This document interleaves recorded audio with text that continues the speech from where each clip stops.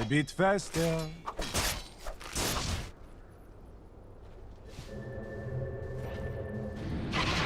Dire's top tower is under attack. Radiant are scanning.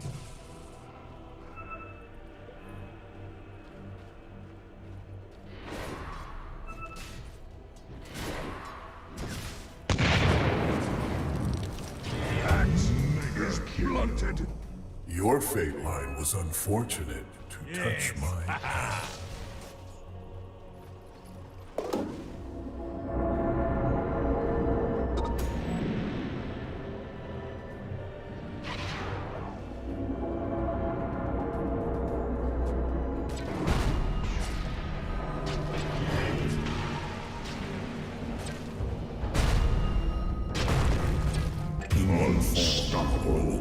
I could have been powerful friend to you, Earthshaker.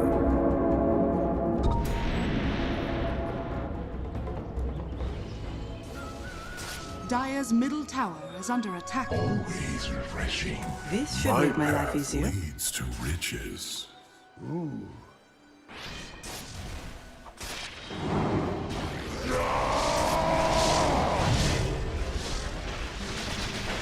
You won't feel a thing. Wicked sick.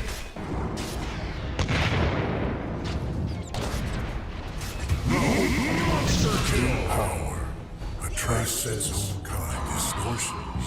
You'll be gone forever. Alone.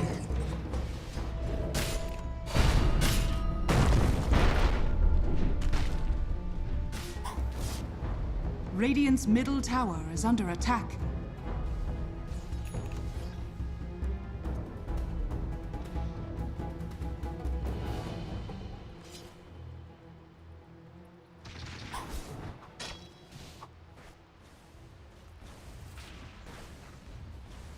Dire's structures are fortified. Mine! To die. Dire's top tower is under Why not attack. you? Radiant's middle tower is under attack. Radiant structures are fortified. Dire's top tower is under attack. Radiant's middle tower is under attack. Dire's top tower has fallen. Radiant's middle tower has fallen.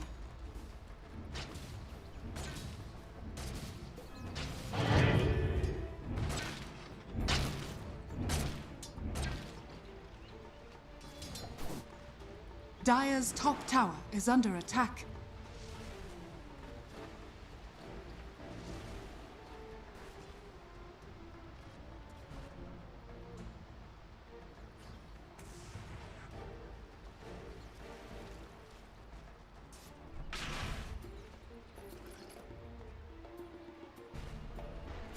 Dire's top tower is under attack.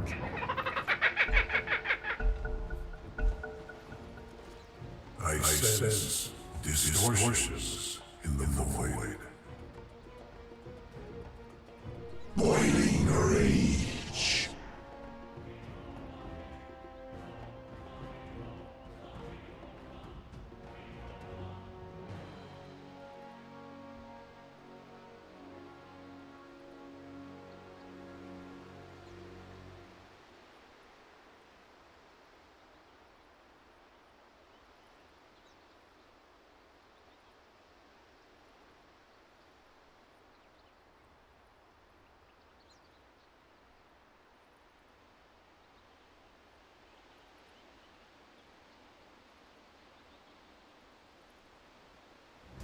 This pleases me to no end.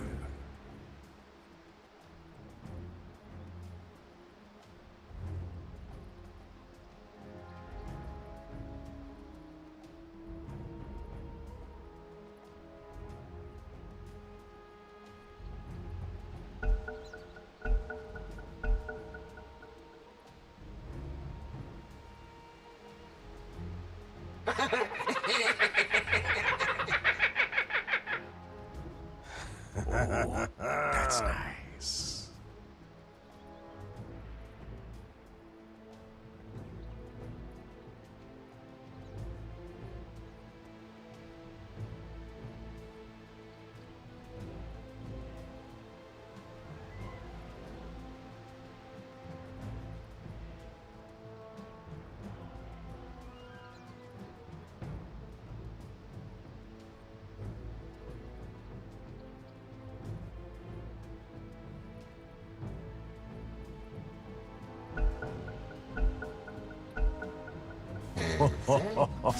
This will hasten my footfalls.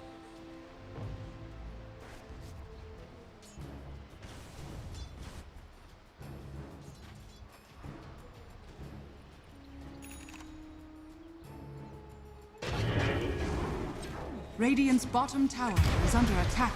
Your anger is useless here. Your anger is useless here.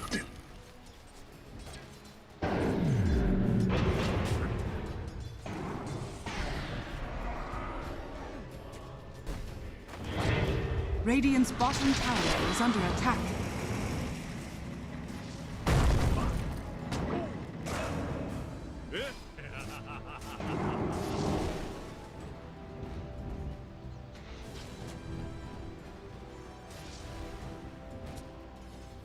Radiant's bottom tower is under attack.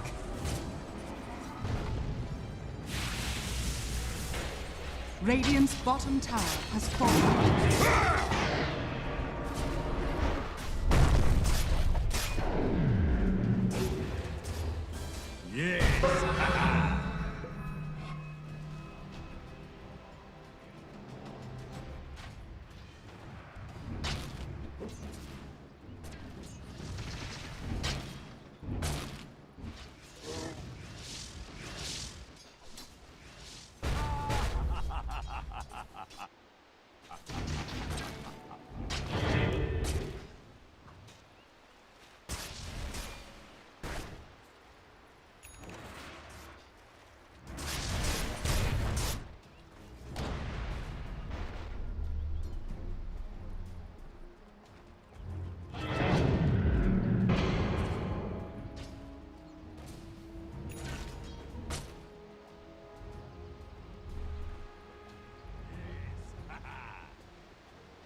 Radiant's courier has been killed.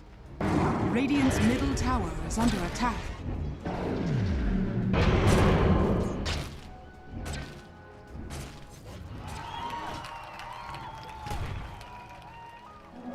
It fills me with nothingness.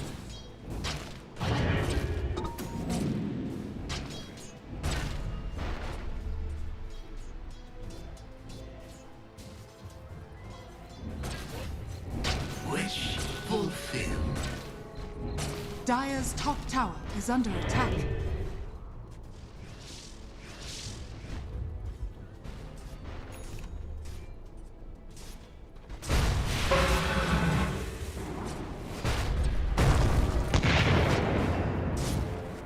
This makes sense. Distortion. You cannot escape that which is all around you.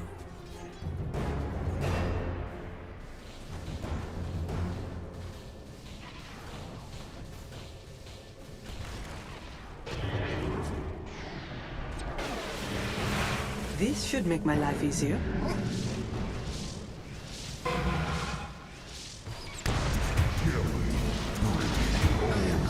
Radiant structures are fortified. In the void life.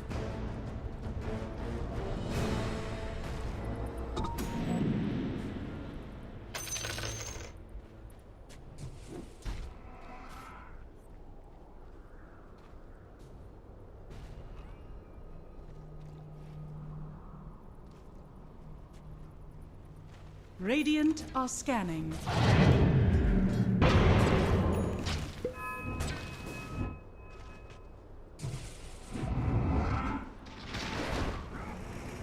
Come to axe!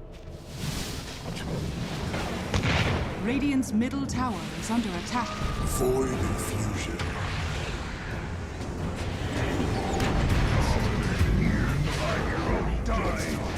Your trail of victims means nothing to me. You mean nothing to me. Spirit bringer.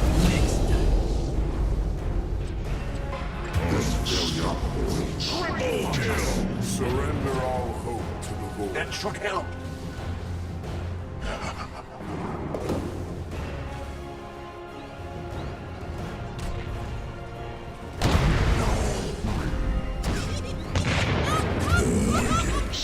I push the future ever further Radiant's top towards tower is under attack.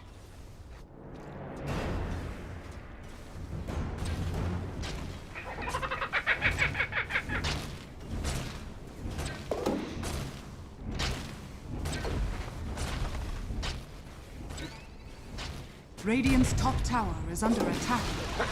Radiant's top tower has fallen.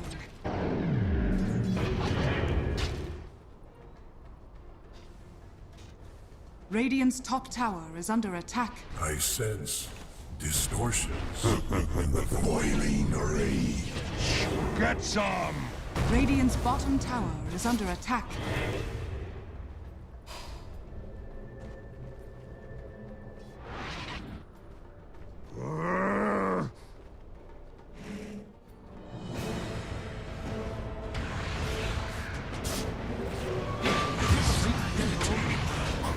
Let's die!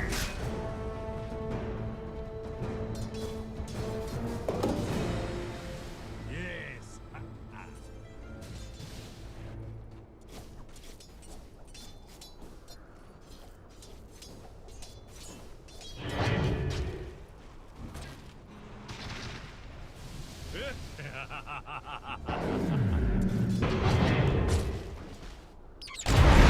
sense Radiant's bottom tower is under attack.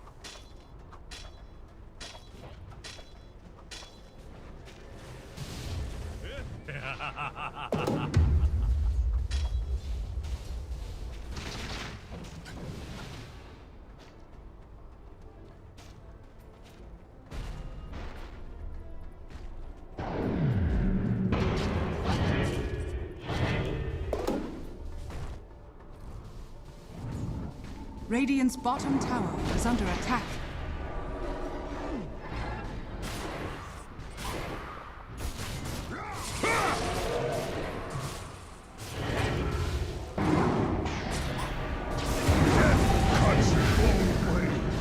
Something in your eye. Radiant's top tower is under attack.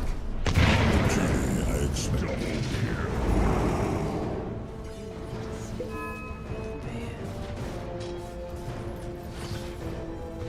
Dire's turret has been killed. Triple kill!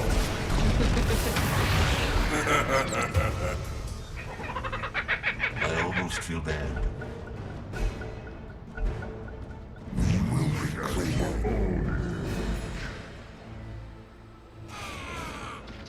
Radiant's middle tower is under attack.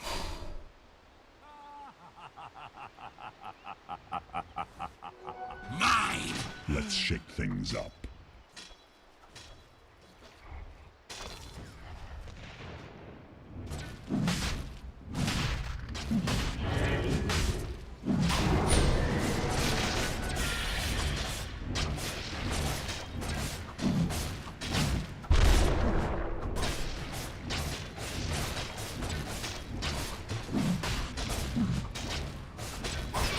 Roshan has fallen to the Dire.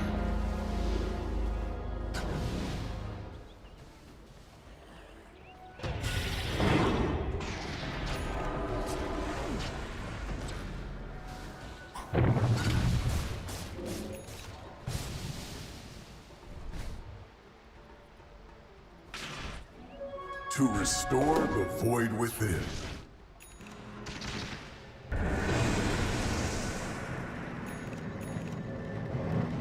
Dire's turret has been killed.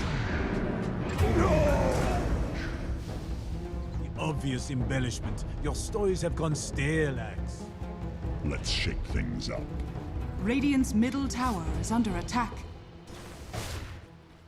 Radiant structures are fortified.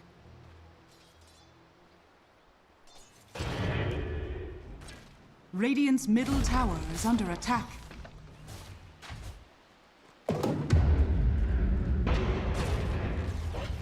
Radiant's middle tower has fallen.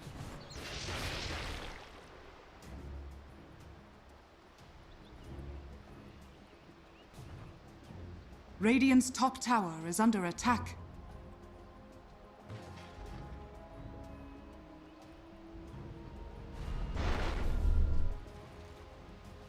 Radiant's top Agents tower of the is under void. attack. Unstoppable Own.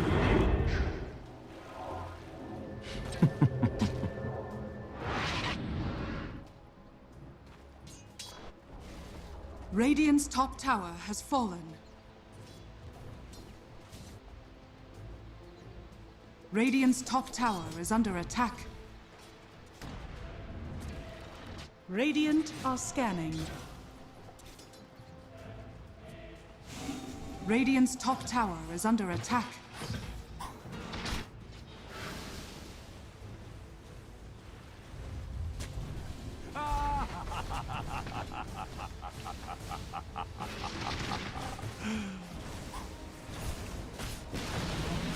Radiant's top tower has fallen.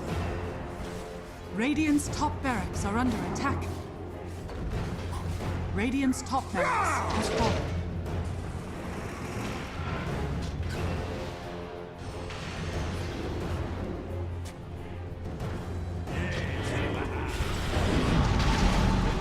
Radiant's bottom tower is under attack.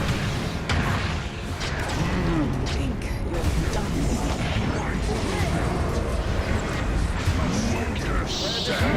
Monster kill! Daddy. I almost feel bad. Radiant's top barracks are under Radiant's attack. Top barracks has fallen. Radiant's middle tower is under attack.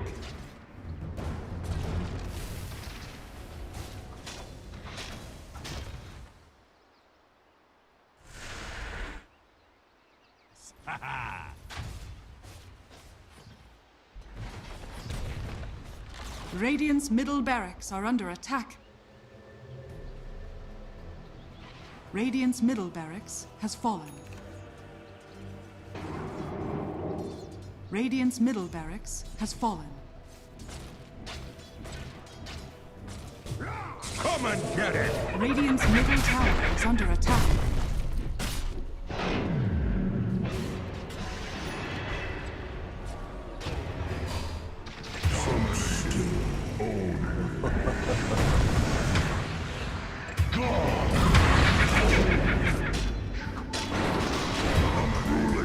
Cut! You lack discipline.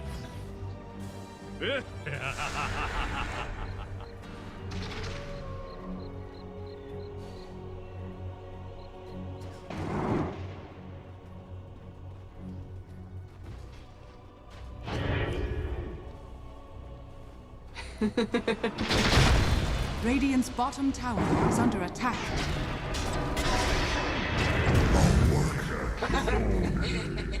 I fall perfectly. Let's shake things up.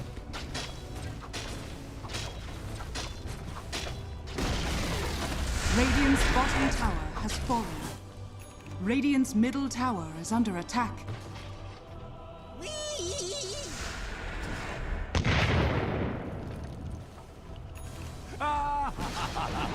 Radiant's middle tower has fallen.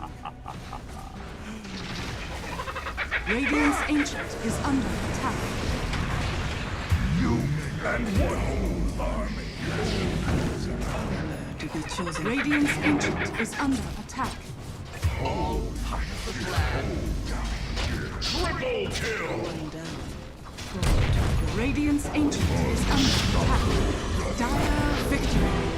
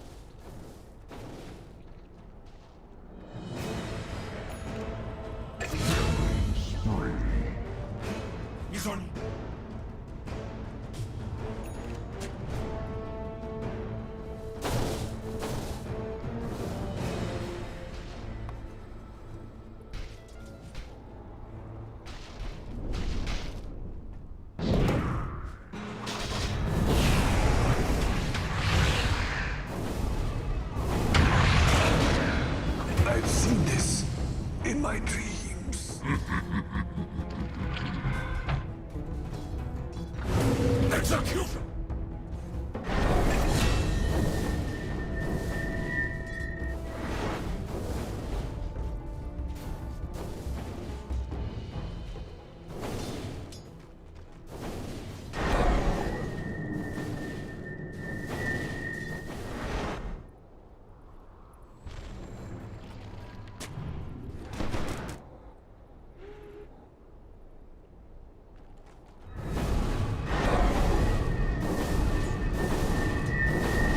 Roshan has fallen Immortality. to the Radiant. Double damage!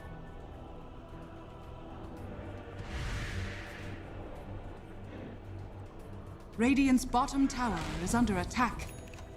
Radiant are scanning.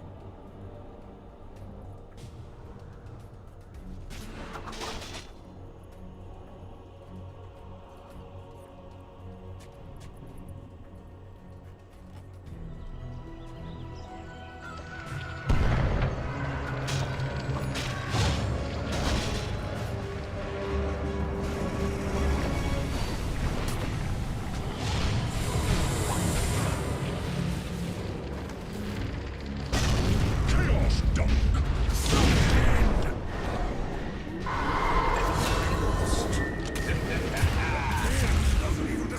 I'm not always oblique. Now you see what you are up against.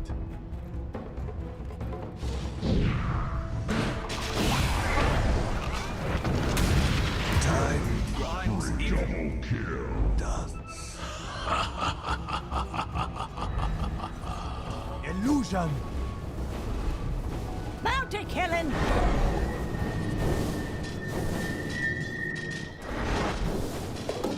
Gold for me.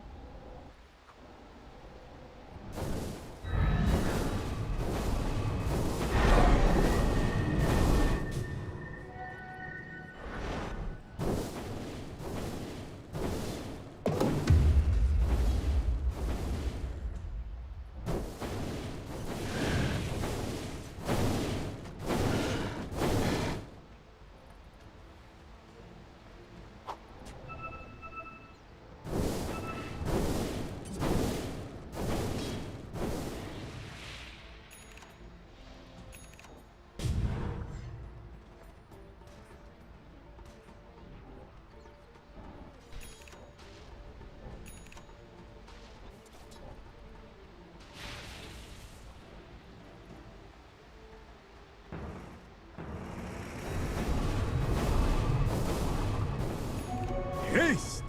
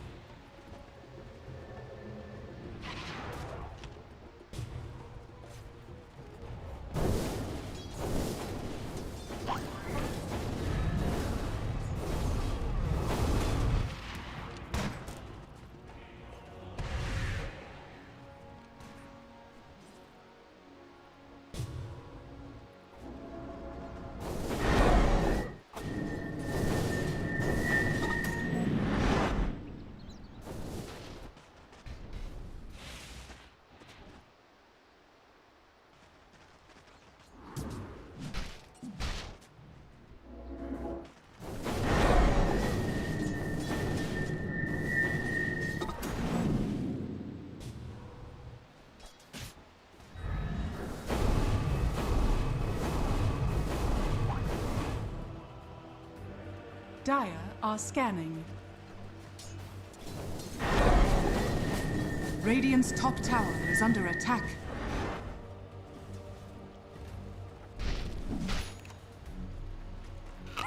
Radiant structures are fortified. Radiant's top tower is under attack.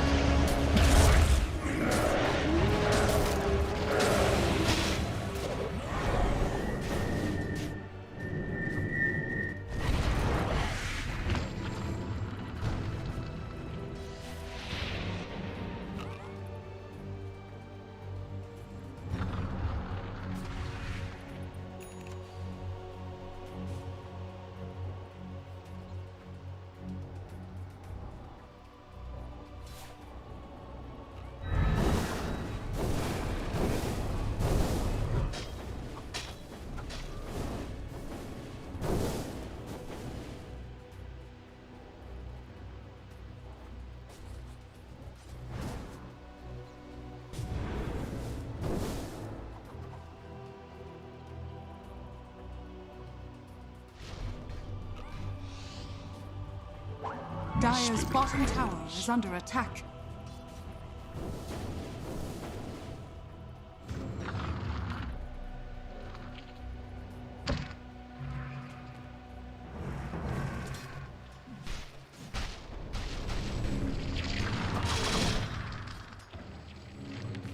Dire's bottom tower is under attack. Radiant are scanning. I must have them all.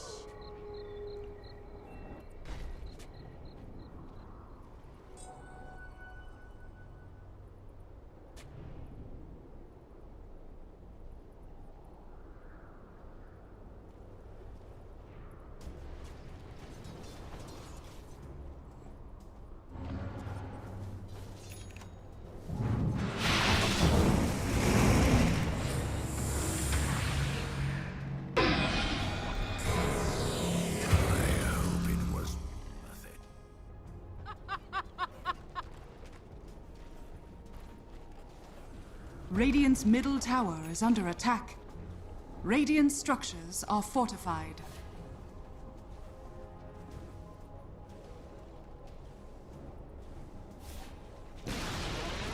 Radiant's middle tower has fallen.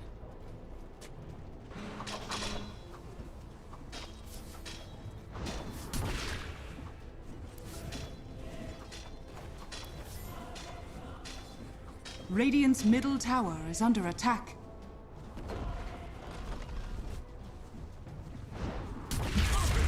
Of course. Radiant structures are fortified.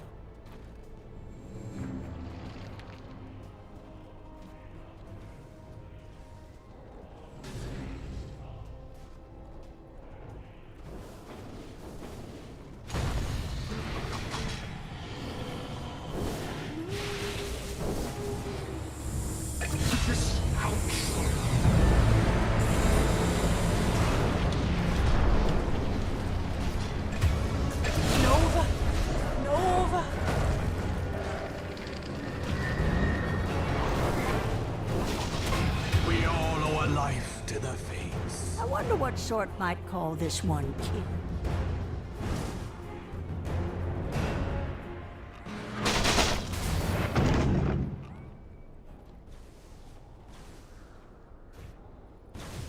Radiant's middle tower is under attack.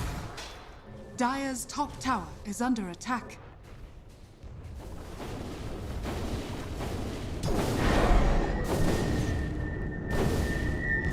Double damage.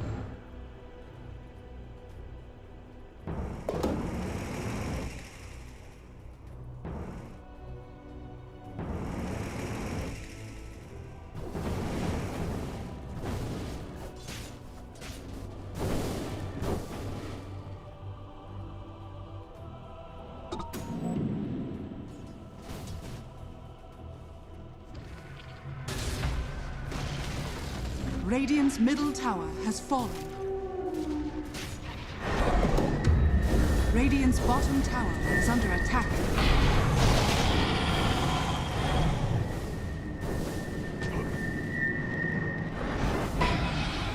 Radiant are scanning. Humbled.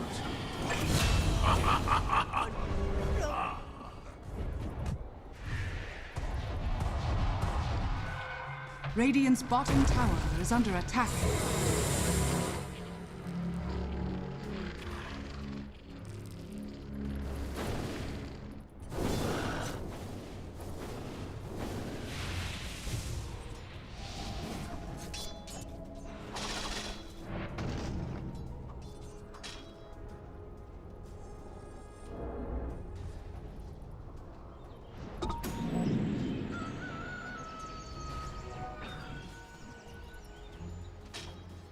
But I'm worth so much more. Precious bounty.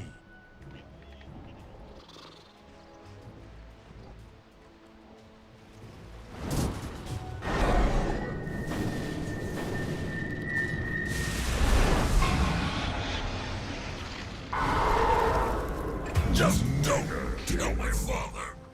I was the harbinger of that.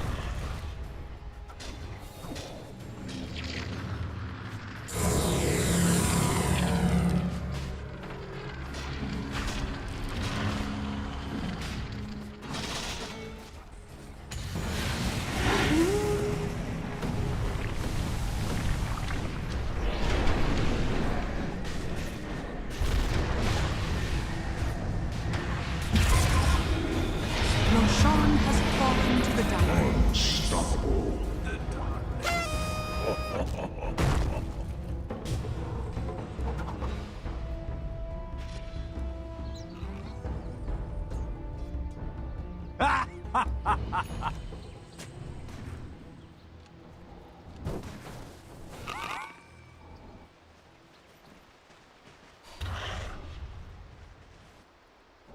Radiant's middle tower is under attack. Let my work continue.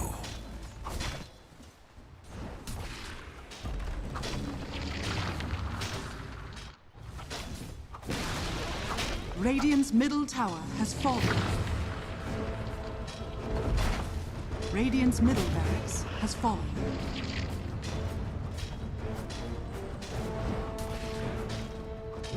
Radiant's middle barracks are under attack. Radiant's middle barracks has fallen.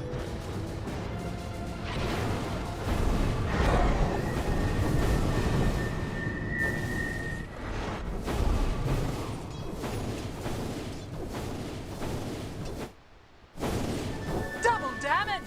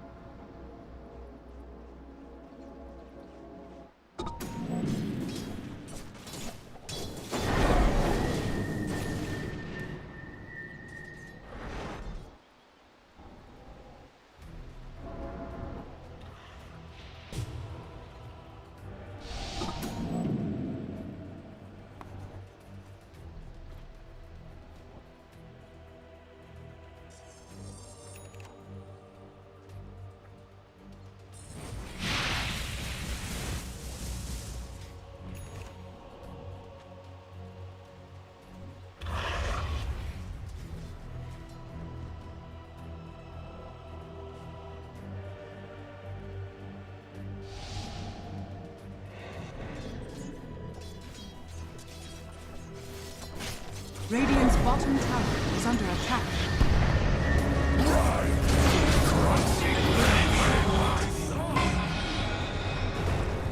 Radiant's bottom tower has fallen.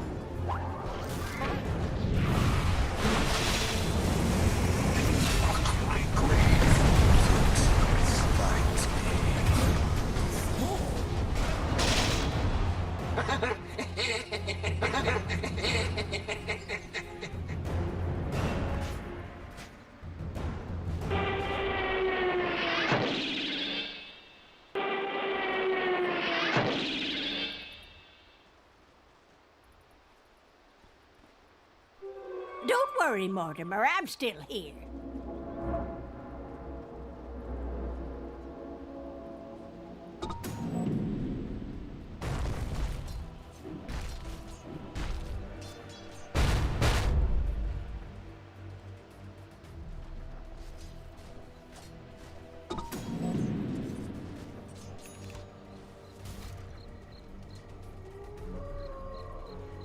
Amazing what you found lying Radiant's around. top tower is under attack.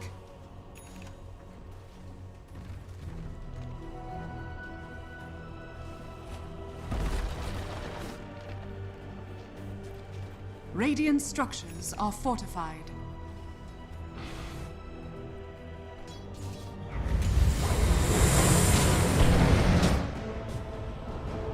Radiant's top tower is falling.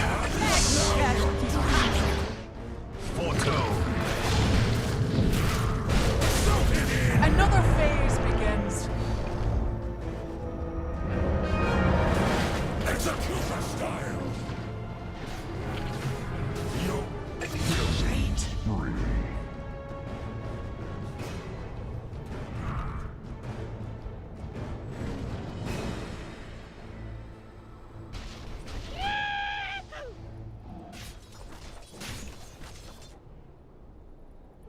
Double damage.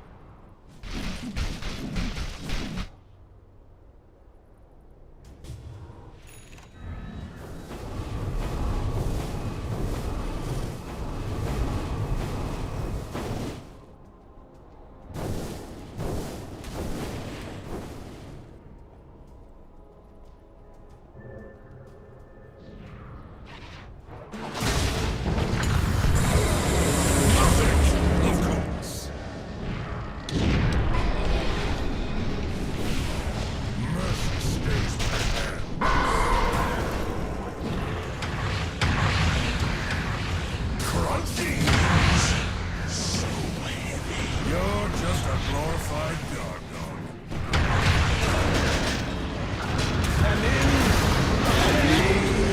Hard case. Well played. You had what it takes.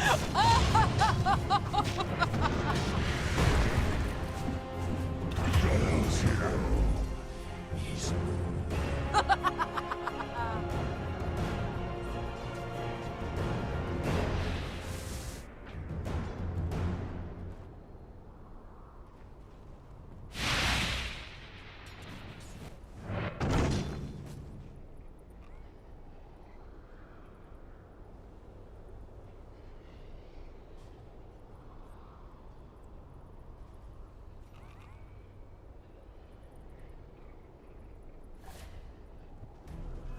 Radiant's top tower is under attack.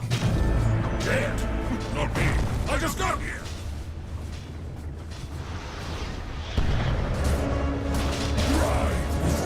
You're welcome.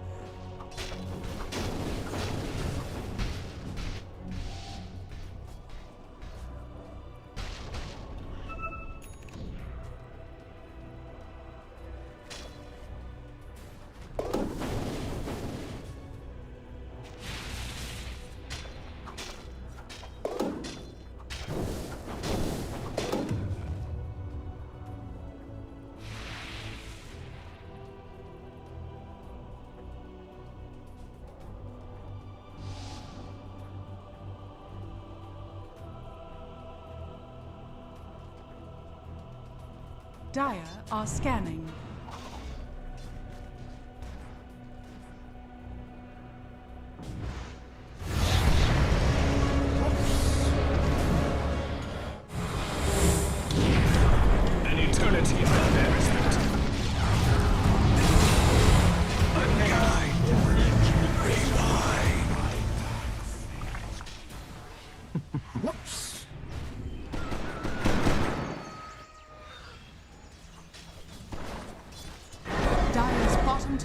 is under attack. Radiant's middle tower is under attack. Radiant's middle tower has fallen.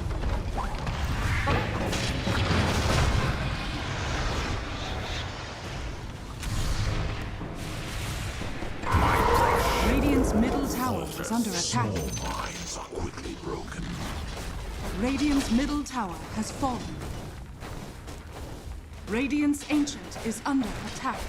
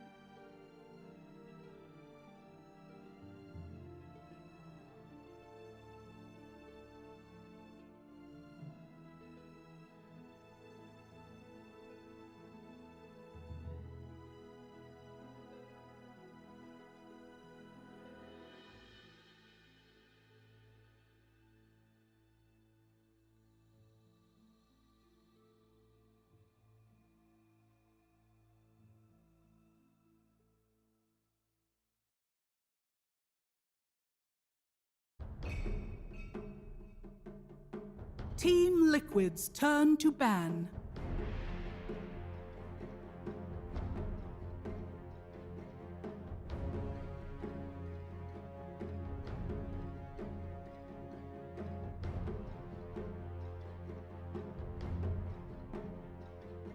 Welcome back to We Played Pushka League's finals day. 10 We have seconds got remaining. Liquid versus Virtus Pro Prodigy, and guess what? Radiant team. We've got a draft. Straight underway, fast ban comes through. I'm getting better at this. You didn't see the earlier days, Carl. It was a quite... pretty weak snap. It was. It was. Snap. I do But- Have some. Okay, so in my defense, I'm still recovering. That's true. Oh, he's still clinging on to that one. Yes. The Radiant guy sprained his Look. arm one time. You know We're the gonna be thing- hearing do you know about that this day, next right? year. He actually said, when he came upstairs, he was like, I'm going to do this, break my arm, so that I can Kyle, use it as a storm. Carl, first it was your misunderstanding of how bricks get used for construction. Now it's your misunderstanding of how you address sprains. If it was a sprain, I wouldn't have a cast, sir. Controversy. Like, We got a done with draft this left. anyway. Let's get to the Thank draft. you. All right, let's get underway because we are going to see a little bit of a switch up as the axe is removed in the first phase by the side of Team Liquid. Something a little bit more diverse from our... 10 seconds remaining. 5 seconds remaining.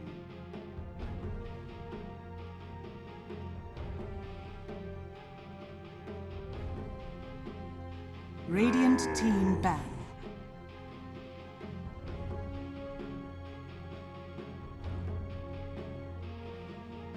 Team Liquid's turn to ban.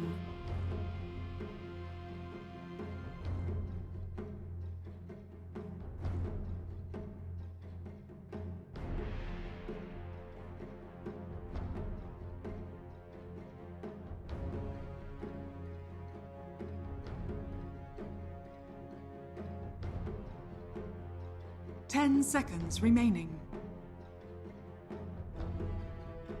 5 seconds remaining.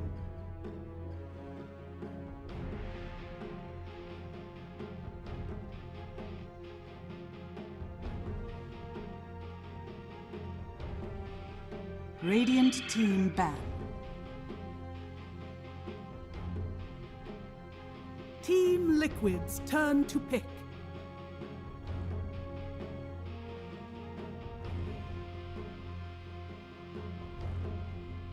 Radiant team pick. I just meant like, we're back like with lights and not literally on stream. So we're Yeah. now talking. Did they tell you in your ear that we were back on stream? Radiant team I'm just really lonely, guys. And I'm Yeah, sorry. this is a serious no, question. they actually, we are live. Oh, okay, cool. Thank you. Just clarification. Well, I don't know what's He's happening. yelling drafts in my ear. Someone, can you please, if anybody's watching a game, just tweet the draft at us.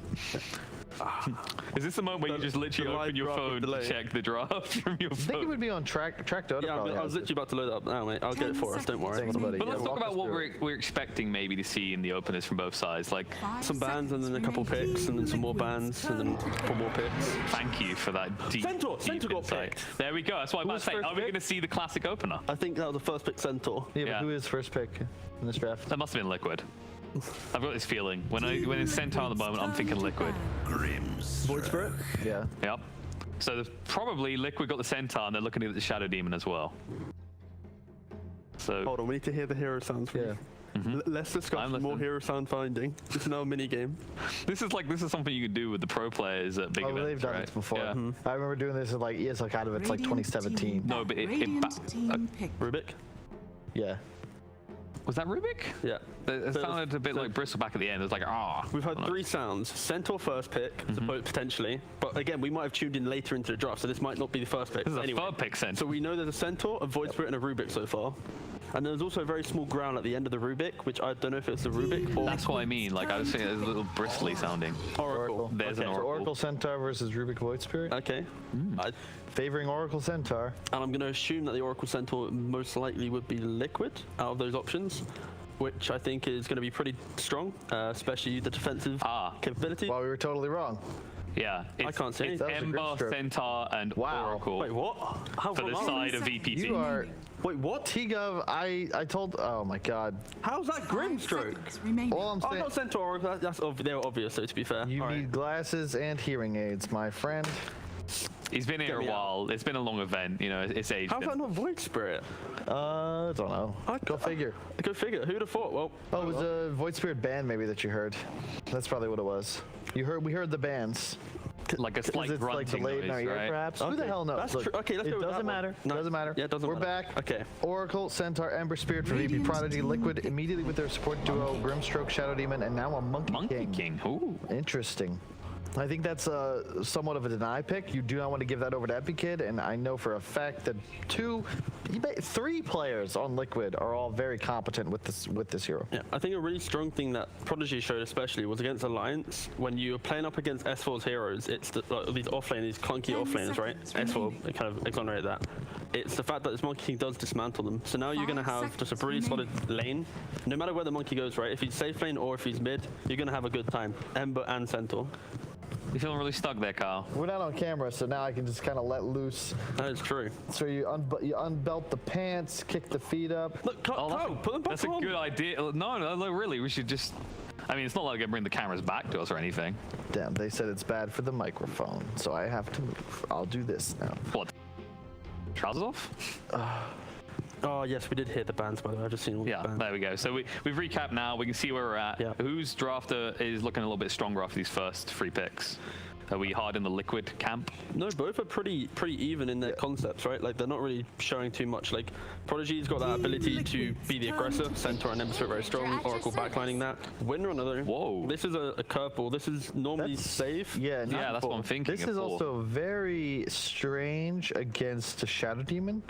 You can purge off the Windrun. Also, keep in mind that they took Ember Centaur into SD first pick. And I really like the SD first pick from Liquid because it is actually just insane in this game already. So even though they first picked it, it's something you could have taken forth and been quite happy about. 5 seconds remaining. Yeah, I mean, we haven't been seeing too much Wind Ranger. Do we like to see it more in the core role if possible, or do you think there's something more to this kind of 4 Wind Ranger? This is where Prodigy actually do like the biggest flex of their lives, where FN just whips out the mid Windrunner. It's a Monkey King mid. It's pretty solid. Yeah, like in that matchup, yeah. I haven't seen anyone except for Weeha make that hero look real, but it's always a possibility, especially against an MK. Figured this would be coming out. Beastmaster for boxes, that kind of natural steroid we were talking about. You have a Grimstroke. So again, this is where Liquid have that edge, I feel, in their drafting style, because suddenly your Monkey King is now just going to have a much easier time at hitting a win condition. You have a Deso buyer that synergizes with what Beastmaster wants to do, and the double BKB piercing roar or Shadow Demon purge. 5 seconds remaining. Oh, fine. I got him. We're Had to reposition. Hang on. The camera's Looks back like on, you guys. get Can't to look at shuffle back something in. less pretty than Beastmaster. In 3, 2, 1. There we go. That was close. That's some pigeon math right there. But we're back. Apologies for that. We've returned, and as you can see, we've almost completed this draft. So Can I just say how amazing it is? It's just straight up Murphy's Law. We do an event, counting the charity event. But let's There's a just lot say of this one. days, yeah. 22 days, no issues. The final day, game 1 draft starts, you lose power. But we had players delayed, power gone. Everything gone wrong. one of the players wasn't home, then we have a power cut. How are we going to Also, end this how in day? the hell are you not home? I don't know. Where would you go? We're all at home. It's that pre-site like workout, you know, the walk, the run. But anyway, Liquid, got to decide right now. This is the issue I think for that they have to. The only issue that they have right now is deciding: is this winner just support? What are they using in this last pick? How are we going to enable the rest of their team? 10 As Kyle seconds really remaining. stares. Yeah, Carl, deeply you're into looking the draft. deep into that. Has the eyesight got worse since we No, got here? it's Seconds remaining. it doesn't matter. Don't focus on the draft, guys. I'm done. That's what's important. It's hard. You We have our last distract me, picks you know? coming up. I like that Prodigy banned Lycan out in the second phase, or Lone Druid rather. They took Lycan out in the first phase. These are the heroes that I'm really spooked by if I'm playing against Liquid. Is this stuff that just naturally translates into objectives. You need a Koifa hero now, I would imagine, because I think this is a Mickey Monkey, especially against a Centaur.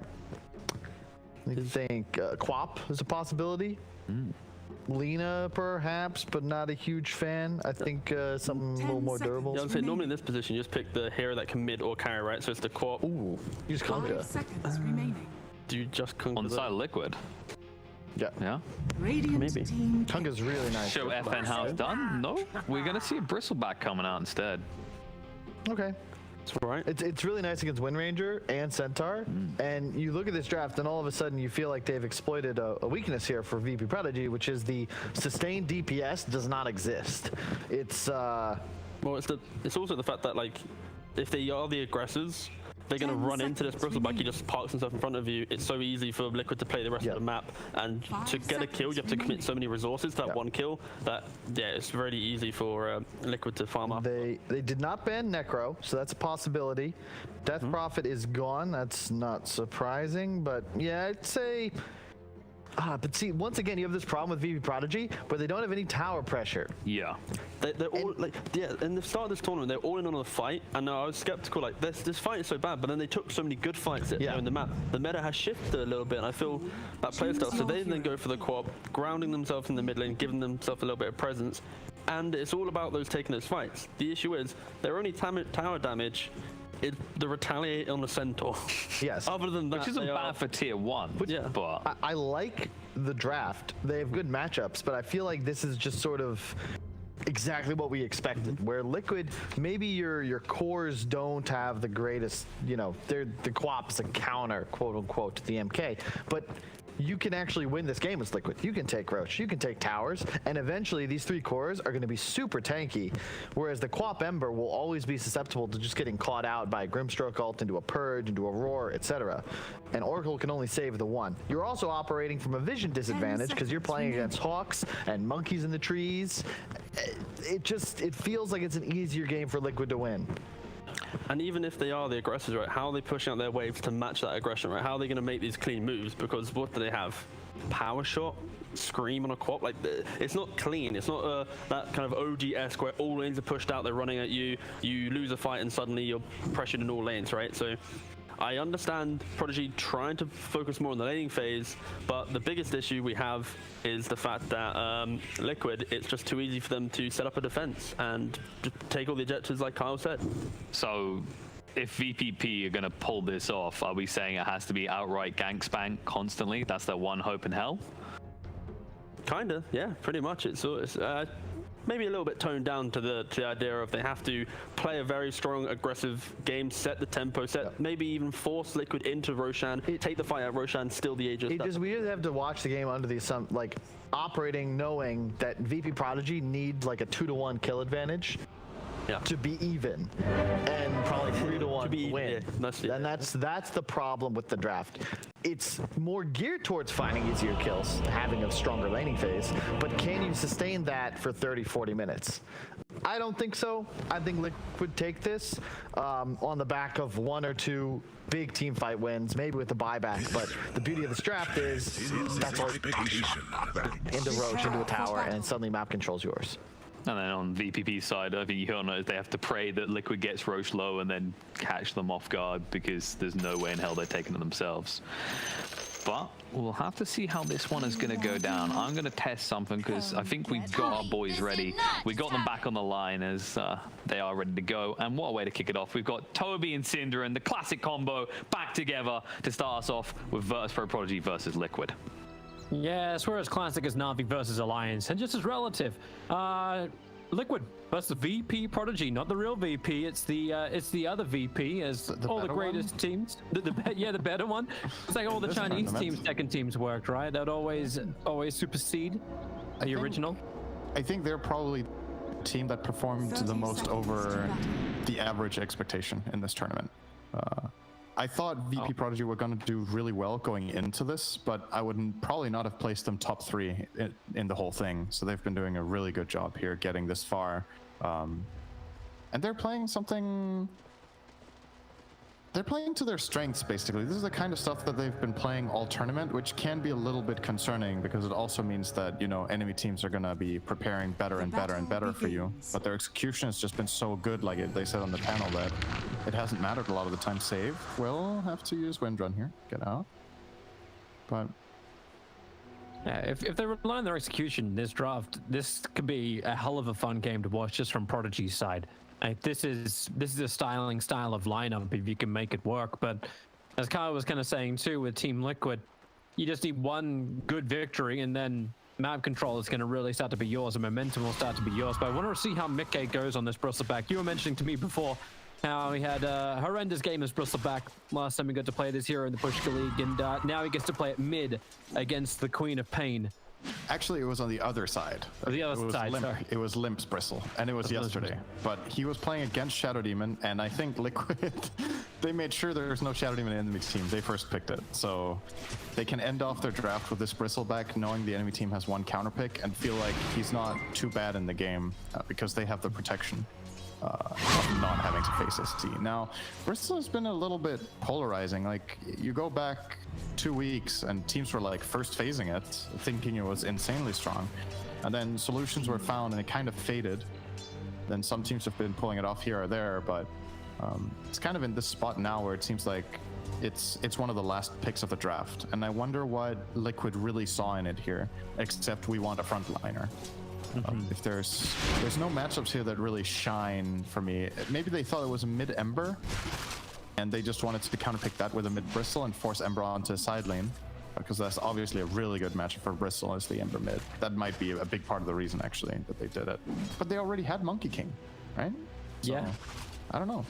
Yeah, there Quoiver's Monkey King as well. He'd be very willing to go there. Yeah. But how does the matchup really work there with a Bristleback? Like, he's going pretty ham against FN underneath the tower, but he's burned all of his consumables available. FN, one Quill Spray is not enough. He has stick charges available and the Fairy Fire ready to go. I want to say this is a Quap favored lane. Like, she should just win on basically efficiency, like how much mana she needs to pay to deal good damage. Bristle needs to pay more and therefore has to buy more regen. Queen of Pain just maxing out Shadow Strike. You probably get 3 points in it, honestly, on level 5, and you just keep spamming it on Bristle nonstop. He has to buy too much regen. For now, it's even though. 12-2 against 12-0. Yeah. But I reckon FN will pull ahead. Really feels like Mickey's too is not backing down from the lane. Like, he wants to play aggressive. Well, how's the offlane working too? You got Boxy and Tiger working together? Well, FN just took 5 quills, so maybe not. He almost died. Need to buy the salve again? Yeah, maybe it's even. I don't know, man. I'm always ready to be surprised. I would have thought that Quap wins. Looks like Mickey's going to be able to afford a bottle as well before the 4-minute bounty runes, if the creep wave continues to go this way. And he just had a set of tangos and a healing salve come out to him. FN? Ooh. With the Shadow Strike, that's level 2. Mickey will be fine.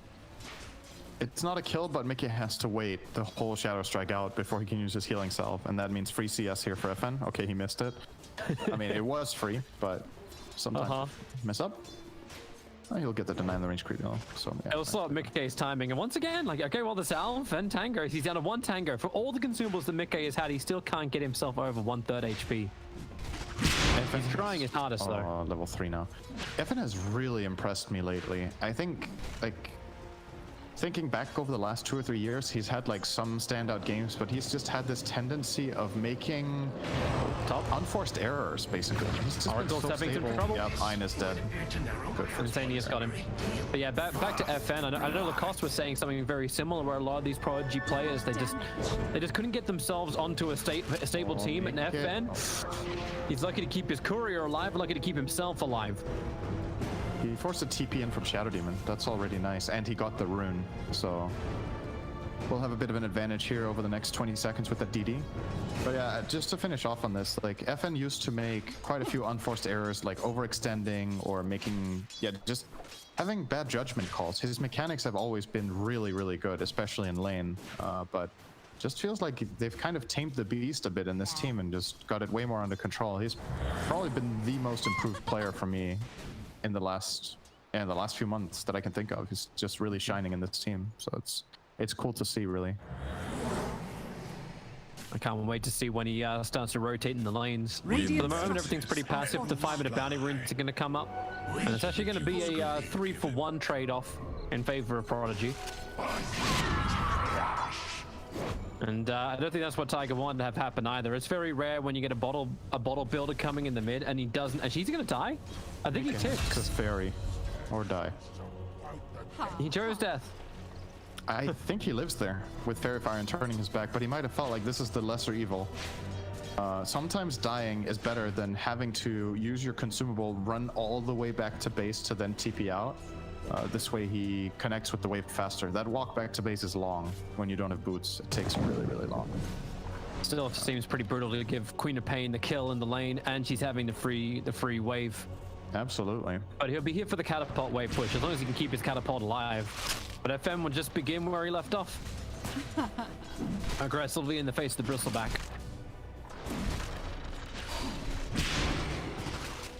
My god, Mickey. How much damage can you take from this? And now the arcane rune. Insania will deny it. Yeah, he didn't want to risk that FN just blinks and snaps it in front of him, so... It's not like Bristleback's a good controller. Yeah, there's no way Bristle gets that rune. He's never going to get it. Like, the way FN is playing this lane so hyper-aggressively, he's preventing the Bristleback from pushing the lane. And the way Bristle gets runes from that mid lane is by just spamming Quill Spray 3 or 4 times in a wave and then going to the rune. But he just doesn't get access in here. We've been talking a lot about the mid lane. I want to look a little bit to the other sides too. Sure. Shackle shot bottom. Good reason That's to a good watch. place to look. Boxy's trying to retreat back out again. He'll get to the tower. The immolation's really burning, and Epi Kid Fighter Fist has off cooldown right now. So goodbye, Boxy. Good thing to watch the side lane, Sin. Prodigy are really off to a good start here. They're basically winning 2 lanes, and their Centaur top is more or less drawing with Monkey King. Getting his level 5 now. Kokva has a clear experience advantage, however, with that level 6.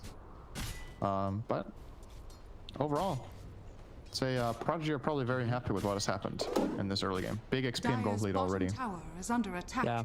Like, I know the panel was talking about Prodigy's problems, like pushing down buildings, but when you go a lineup like this and you're feeling confident you can get momentum, this feels like exactly the type of lineup you could just push your advantage further and further forward. Your split push is going to be so damn strong as well. You know what every lineup has, no matter what heroes you pick? Dire's bottom tower. Siege pushing high ground. You have siege creeps. And if you can protect those by being stronger and play the timing just like Prodigy did here, where they bullied Beastmaster out of the lane and killed him and then had a siege creep, you can still get a tower minute 730. So honestly, super good job so far. Getting this bottom tower is a pretty big deal. And I reckon they're going to try to make a move mid-minute 10. That would probably be a really good decision for their lineup, knowing that Bristle is struggling, Beastmaster is struggling. You should have the upper hand minute 10 with a level 6 Centaur. Both your Ember and Qualm are monsters minute 10. These heroes are so good right then. Oh, opening time. Yeah, Epi Kid's looking to fight. The Shackle is out over on Mickey, and Liquid bring in 3 players. Epi Kid hasn't left here just yet. And with the arrival of FN under the cover of an Invis rune, he just wants to quickly pick off Tiger. No defensive disruption available. The power shot helping with the extra tick. Ember Spirit, he didn't have to do that, but he did it anyway. And then jumps down towards the bottom and away from the Beastmaster as quick as he can. But while all this is going on, DM has just taken the 2 triple stacks that Team Liquid set up. Oh god. Radiant are scanning. Yeah, the bleed is real. Liquid love stacking. I talked about this yesterday. I think they're the team in this tournament with clearly the most average stacks per game. I don't have a stat for it. It's just a gut feeling from watching their games. Insania stat, by the way. Sonic Wave. Yeah, they make so many stacks, and it's very predictable too, because they do it the same way every game. So it's just a matter of time before a team drafts aggressive early on and manages to invade, just like Prodigy did here. And it pays off big time. Dude, Ember's so far ahead, actually. How is he this far ahead? 2 kills to his name. They took the tier 1 tower on bottom lane as well. Monkey King.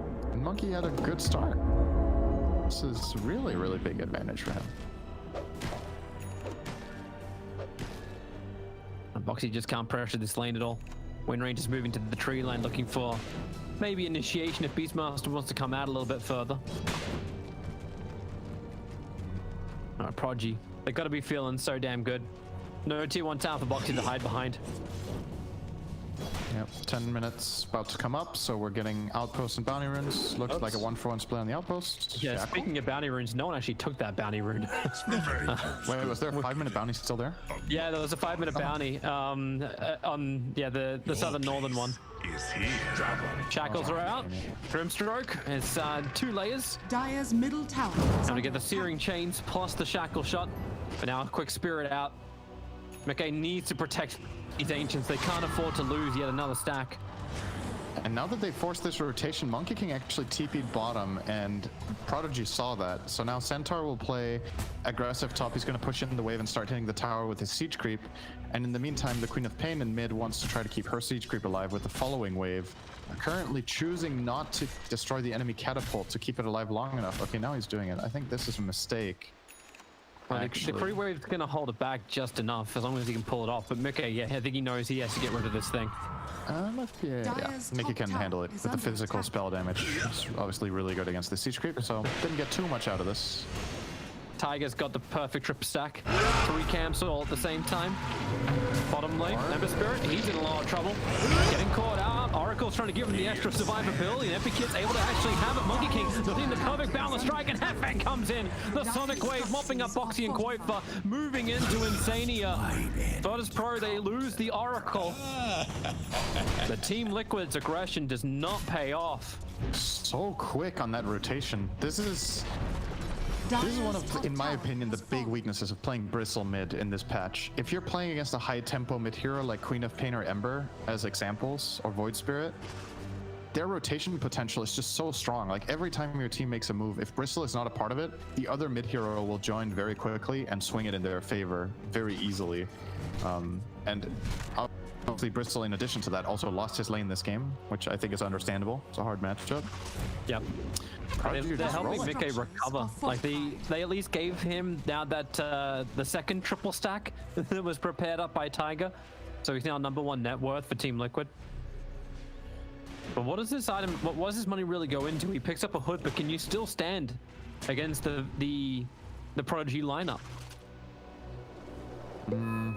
So I'm also seeing I'm seeing a Blink Dagger coming in from a Centaur. So VP, they're going to smoke up maybe a little prematurely, because the Blink Dagger is only now just getting onto the Centaur. I think it's the mid move here. Once again, they want to get... They want Mickey. They don't really want Mickey, they want his tower, I think. But maybe an invasion into the ancient area. The Asian area. I saw Ember Spirit, that's why. You know, it's the lore. Didn't find the kill though. Good read from Boxy to back out, but they do get control of the area and they get a good aggressive ward down, and this could be an opening mid. They're starting to poke. Yeah, now they get Mickey.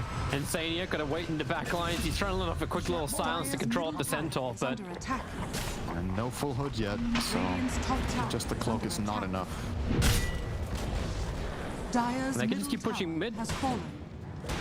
Why not? You built up your Retaliate stacks. Your creep wave's coming in as well. Beastmaster's doing the best he possibly can. Boxy just to force out the bottom lane. But you're seeing the circle being drawn as Epic Kid who's the one doing it. Everywhere on the south. I wish to dominate the south.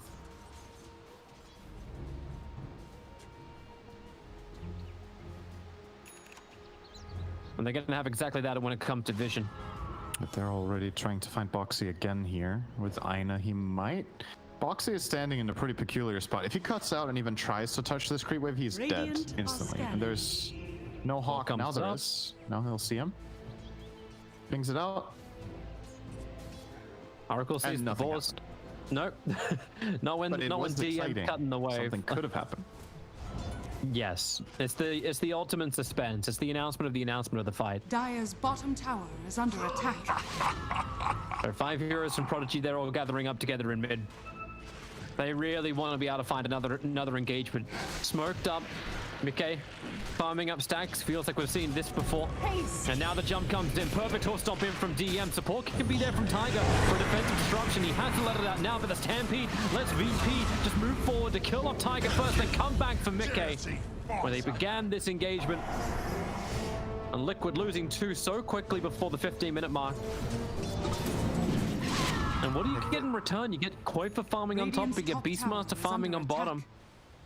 Yeah, that's the question. Like, what is Liquid building up for here? Can they try to find a fight of their own, or are they just kind of at the mercy of VP Prodigy running at them and trying to counterplay with Shadow Demon? Because if that's what they're trying to do, you can't protect Bristle with just one guy right now. Like, your lanes are being pushed, your map is very dangerous. If you want to set up a bait, you need more defense. And if you want to show in like 2 or 3 lanes like this, you're expecting casualties. But I don't think this is the guy you want to have die.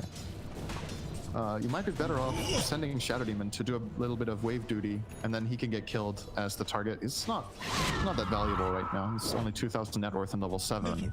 Losing a Bristle that's level 11 is a different story. As he's farming the jungle, you have to expose somebody else, I think. Epic Kid could be open on.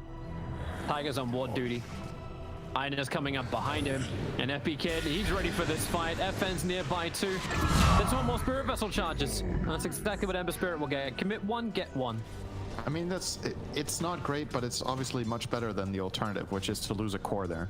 VP are just running around as a squad. The core. Speaking of which, into towards mid, Save looking for a good shackle line, and Sania buying some extra space for Mickey to back up.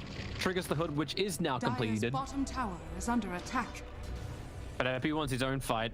He's not going to find it. Top tower is under attack. And Prodigy, they have to keep playing very aggressive like this. In terms of like later on in the game, the Ember has gone for the Vessel first, so physical damage will fall off. It's going to hit a wall at some point here, where both Quap and Ember are not that strong against armor and BKBs. So if they can keep kind of squeezing as much out of the map as possible and stay ahead by this amount, they should be fine. But obviously, Liquid should have their minds on some sort of protection against this kind of high-tempo Magic lineup. Yeah. In their organization. You got like Lotus Orb built in from Bristleback, so it's obviously not full auras coming in. I think Koik will go Deso into BKB, but that's still a ways away. Okay, they're actually going to finally try to make their own move here, Liquid.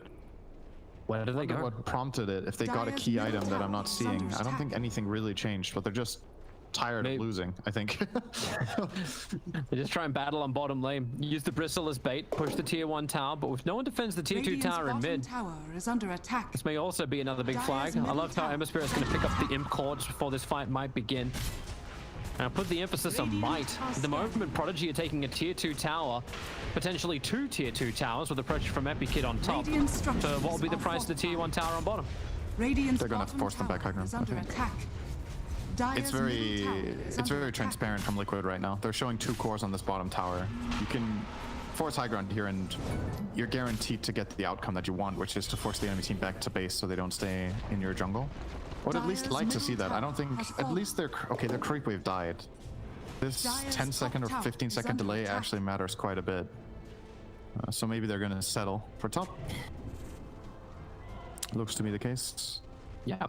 I think they did want to force them back, but they lost their wave. And then the timing doesn't really favor them anymore. So they're gonna spill out into the map once again. Radiant's bottom tower in this rune again.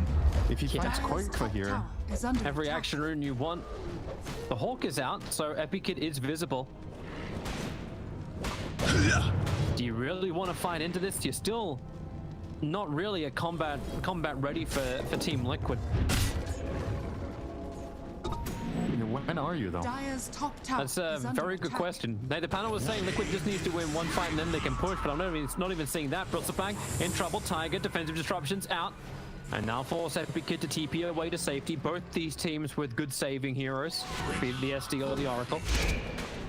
Yeah, they bait out a Soulbind, but obviously it's a lot harder to go in Bristle now than it was before. He got a plate mail and a hood since last they killed him, and if they have protection behind him, I think the math is just different now. That now you can probably protect him with one hero instead of the 2 or 3 I would have liked earlier to keep him alive. But at the same time, like, it's always such a difficult puzzle where if you overprotect the Bristle, yeah, he's farming, but you're losing on farm then. Like, then you're not farming enough on the map.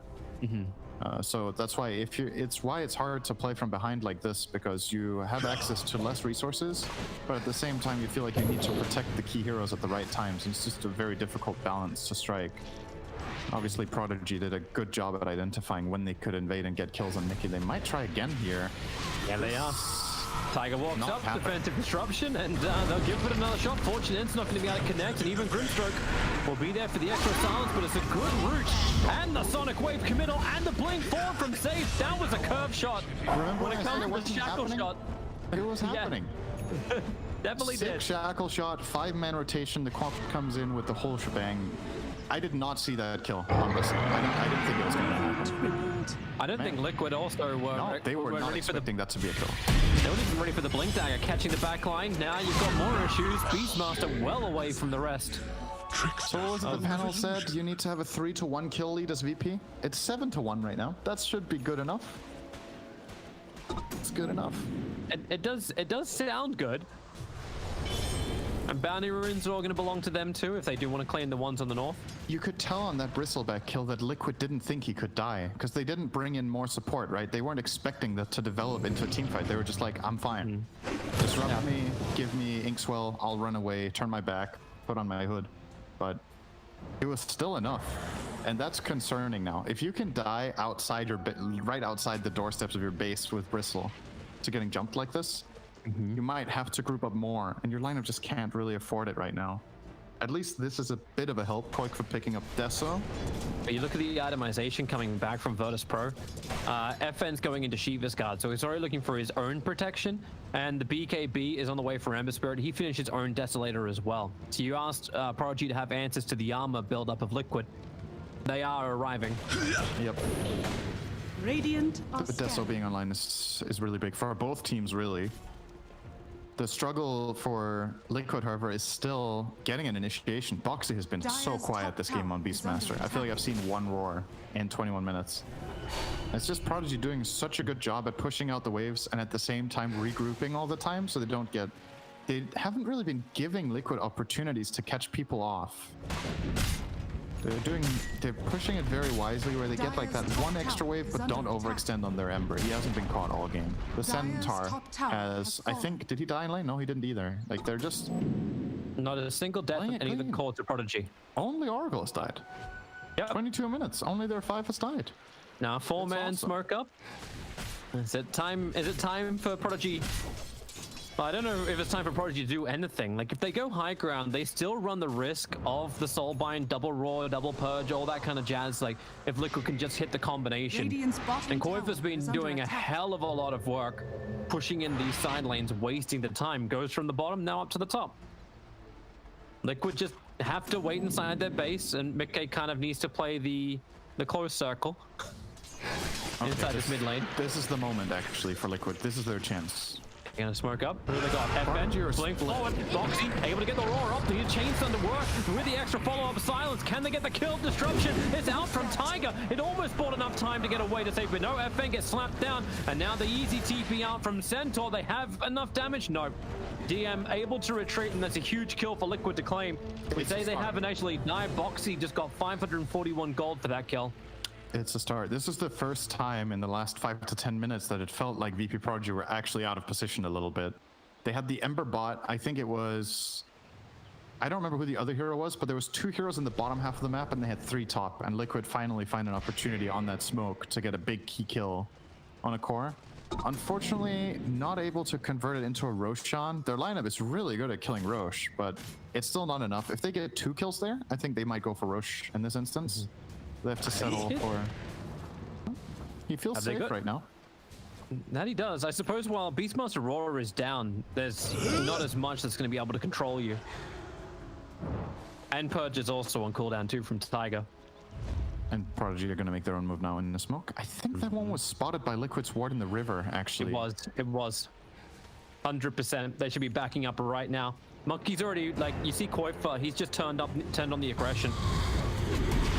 Slam down bottom lane, get back. Okay, it wasn't called out by everybody. Well, if they saw it, they didn't react to it. Let me tell you. Did they really? It was. Because I know they smoked there was 2 heroes on the high ground. There was 2 heroes, I think, that were there. The Hawk was not there yet when they smoked, and I think the ward that Liquid have in the river just barely didn't see it. They smoked right outside the range of it, but I don't think all of their heroes were actually on the high ground when they smoked. By the way, it looked like they had no idea. And this is obviously super good for Prodigy. They get to put their Deso to use to kill Roche. They avoid that the Dire lineup that really wants this and is kind of tailored to have the ability to take this won't get it. And now you have this really big line of safety for your Queen of Pain. Such a great Aegis hero. In a game like this, the only real way you die is Roar, and now you're safe from it for 5 minutes. If they can stay protected. I like how SD, okay, yeah, get the hell out of there, Tiger. He's been adding some pressure on the top lane, but Quap just pushes it back. But Boxy can send his army to do the same type of thing.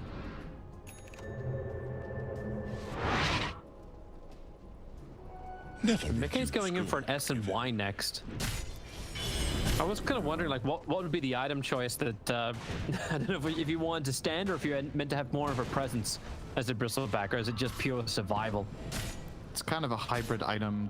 The status resistance is really good on Bristol. He's very mobility dependent as a carry. You get some health, you obviously get move speed. He needs that because he's mobility based as a carry. I don't know what alternatives are really good here. Like sometimes you buy Abyssal, but I don't think you buy it in this slot. You could finish the pipe, but that doesn't feel too good either. It's too late for that. So yeah, Tiger seems like solid. Oh, see you, Tiger. Now, there's a quick little stampede to also help out bottom lane. FN chasing down Koifa. Lets the Sonic Wave go. Monkey King able to get off the tree in time. As FN blinks forward, the now Save will arrive. The Shackle flies forward, and Monkey King, who normally loves playing around the trees, becomes his own worst enemy. So Boxy needs to push. Catapult wave. Necro 3 on him. Should help get a bit more map control, dewarding. Is there anything really good to purge here? Wind Run? Dire's bottom tower is Fate under Edict. attack. Purge the Ember as much Flame as Guard. Dire's bottom tower Yeah. Yeah, it's okay. Radiant's It's not top like tower is under attack. insanely good. The Wind Run purge is pretty damn good. But that's also on your support. Yeah. And Save's getting like the only items he requires to help win the fight. Tranquil's to sustain, Blink for positioning. He's going to get a 4-star later on. Blink hops on forward. Goes back, put to work. Lotus Orb. Able to protect Mickey for the moment as DM. Not a healthy man. The calls are starting to really stack up for him. That's why he's trying to purge him free. Is something there. Save able to connect on the Shackle Shot. Mickey, can somebody get this man out to safety? He needs more help. Disruption from Tiger. Just close enough from the edge. And now Soulbind out. Where is this Roar? It's too far away. Boxy really hesitant to jump forward. He had the blink. He was ready to go. He has to play around Oracle the whole time. He knows there's a save, so he kind of needs this double roar to at least get one target, because Oracle can only save one, not two. But yeah, the opportunity just wasn't there. It was still nicely done from Liquid to protect the Bristle the way they did. They didn't like overextend and force a fight that could have cost them the whole game. But at the same time, they don't really gain anything. They didn't find a kill or force a key cooldown of any sort. Aegis is still intact. No ultis used on Radiant. So Aegis is intact, but you haven't done as much damage to the mid tower as you probably would have liked. And Team Liquid, thanks to the level 3 book being up from Boxy, he's at least able to send out and look to remove some of this vision. This is the most outside the base that I think I've seen Liquid come. And then back in. we're back to the standard roll. Boxy on one lane, Koifer on the other. Radiant Two supports sitting behind the Bristleback. It really is a game of cat and mouse. Liquid are trying to avoid fighting as much as possible while pushing out side lanes, but they will suffer casualties once in a while, like the Monkey King dying bottom earlier, or Boxy getting caught in the top half not too long ago as well. It's almost impossible to do this perfectly because the amount of information you have access to is really limited with the current wards you have. The fact that they even have these wards is really good with the limited map control they've had. But these two wards will fade soon, and then you're completely in the dark as Liquid, and then moving out on lanes becomes even worse. So, tough times, really, you gotta say. It does feel that way. But they've come out far enough, you can at least pick up a couple of neutral items. So they got the best one in the world to keep the defense up. Actually, that's the other way. That's on for VP. They've got the repair kit. You got quickening charm and spider legs for the tier 3 items in for Liquid. Spider legs are not bad on Bristle, or Monkey, for that matter, or even Beastmaster, so he can find a roar. Over Cliff's a bit easier. They will put it on Beast for now, at least. Aegis is now timed out. It's just before the 30-minute mark, and you look for your outposts. It's what Liquid were waiting for this whole time. They didn't want to fight the Aegis. It has now expired, so they want to try to make their move with the smoke. They actually won't get to the outpost in time, so both outposts will belong to Prodigy at the 30-minute mark. Not exactly what you would have liked. And Prodigy have really good position here. The only heroes that Liquid are likely to run into are Centaur and Windrunner, and they can save both of them with the Oracle and Windrunner herself. That's a very nice deal for Koiva. A double damage rune that'd love to take a fight here. Off the back of the smoke, but who's your target? FM blinks away to safety. And while DM has copped a decent chunk of damage, he just walks it off. Dire's courier has been killed. Oops. That's not something you want to lose.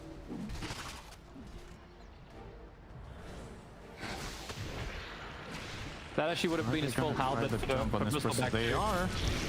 of some forward. Coifer still wondering if he needs to go forward. Tiger lets the purge out over on the centaur. Lotus Orb comes a little bit too late, and DM just really doesn't have a life to survive. Proxy goes straight for the roar on the Oracle. Play around him or pop, pick him up. That's what they've got. Centaur still not dead yet, while both the supports of Liquid, they will fall. Oracle has himself a buyback. Can't say the same from the Liquid supports, and now surrounded on all sides. Mickey wants a little cover the shackle. Save Murray. Oh, he wasn't hoping for that one. Now he'll come down to the Wukong's commander's doing good work. Hemisphere's losing a lot of life, but he hasn't ended up being shackled to the range creep that was still surviving. Save doing such great work with the Spirit Vessel down. Coifer's got no extra life steal. And many cores dead from Liquid means they cannot defend this mid lane. Dire's structures are fortified. I've cast Saves Windrunner once before, and I've said, because he plays this hero a lot in pubs, and I've said he tends to be like, the hero itself is just hit or miss, but so is he in his games. The earlier game in this tournament with Windrunner, nothing spectacular. This game, man, he's been hitting so many good shackles this game. Like, really, showcasing that the hero can work as a support. It's so much harder than it looks, though. Prodigy are just playing a really good game of Dota here. Well, obviously, he was studying the guide over on Reddit. How to play Wind Ranger, how Shackle works. Damn. It wasn't that deep. Just know the angles. What is it, 46-degree search angle or whatever? Yeah. Just smashed his head against the keyboard? Okay, guess that's the angle. I don't know. It's just some random number. It can be really, really ridiculous. And now, like, you've got your Wind Ranger going in for an MKB as item of choice. Little over the top. Queen of Pain's going in for a Mjolnir? Sure. And I think what you do as Prodigy now is you were really happy with what you just got. You forced a buyback out on the Beastmaster, you took a big fight, you know you're far ahead, get the bounty runes, wait for the next Roshan. It's actually a really early spawn. Just 15 seconds to go. Taiga just pinged it saying, we need to pay attention to this, and you do. Giving Prodigy another Rosh here is probably just the end of the game. Like, yeah. You're getting just overwhelmed with problems at this point. I need that fight to work. But if you don't get your double roars, if you don't get your combination together, like, how is this meant to go the way of Team Liquid? They're falling behind in everything they need.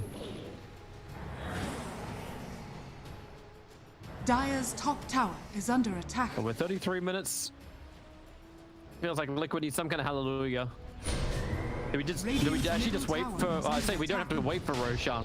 Roshan's up. Prodigy couldn't have asked for it to be at a better time.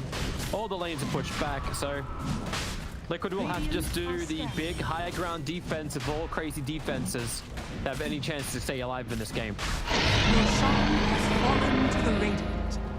At least Mickey's got his courier back now, so his halberd is at least completed. I'm looking for upsides here.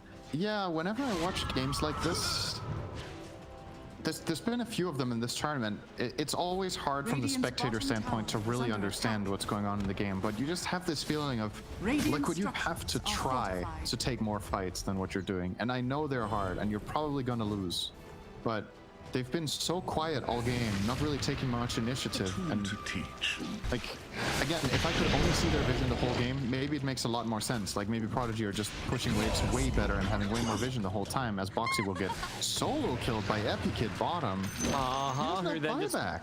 No, he does not. The only ones who have buyback are Bristle and the two supports of Liquid. And Epikid just gives him the extra tip, and now Bristle's back. Also in a little bit of trouble. Goodbye, Tiger, but that's why they have your money. Insania needs to try and clean up the creep wave, which is still also inside the base. Purges around, but Centaur doesn't care. In fact, most of Prodigy don't care. They run forward. Mickey's trying to build up some cool stacks. He has something going here, but now he's shackled to the Hemisphere and Fake. They got created by Tiger, who FM will now finally get rid of Tiger in the back line. There's no buyback for him. They're all gone. And Monkey King's doing everything he can inside the Wukong's command, and he is able to do something. Okay, maybe he's not. The Sleight of Fist dodges out, and Shackle's now out from Save. And all the stun control is there. This game's over. It's done. It's dusted. Mickey might be alive, but Liquid's hopes are dead in game one. Prodigy have just controlled this game from the very get-go. Dire's middle barracks are under attack. But Liquid want to keep fighting. Shackle, actually? Oh, he has. Oh, no, he's GG Why shackling not? too. Style points. Get it in I've seen that with Mars putting down the Ironwood tree and then spearing into it. That one's a little harder to claim. Dire's top Oh, that's McKay's plan now. This is McKay's plan. Wait until all the mana is gone. And then again, he just gets one charges, and they fight again. There's so many trees to work with. And now, Raw. Maybe Ember Spirit. No, not maybe Ember Spirit. The Shackle just connects too easily. GG. That is the best Windrunner support performance I've ever seen in a pro game. I am pretty confident in saying that. And I've seen quite a few. It's not the first time that this hero gets played as a support, obviously. Especially in China, it's had its phases, but today was just really, really impressive to me this game. Just all of VPP. Awesome movements, really good.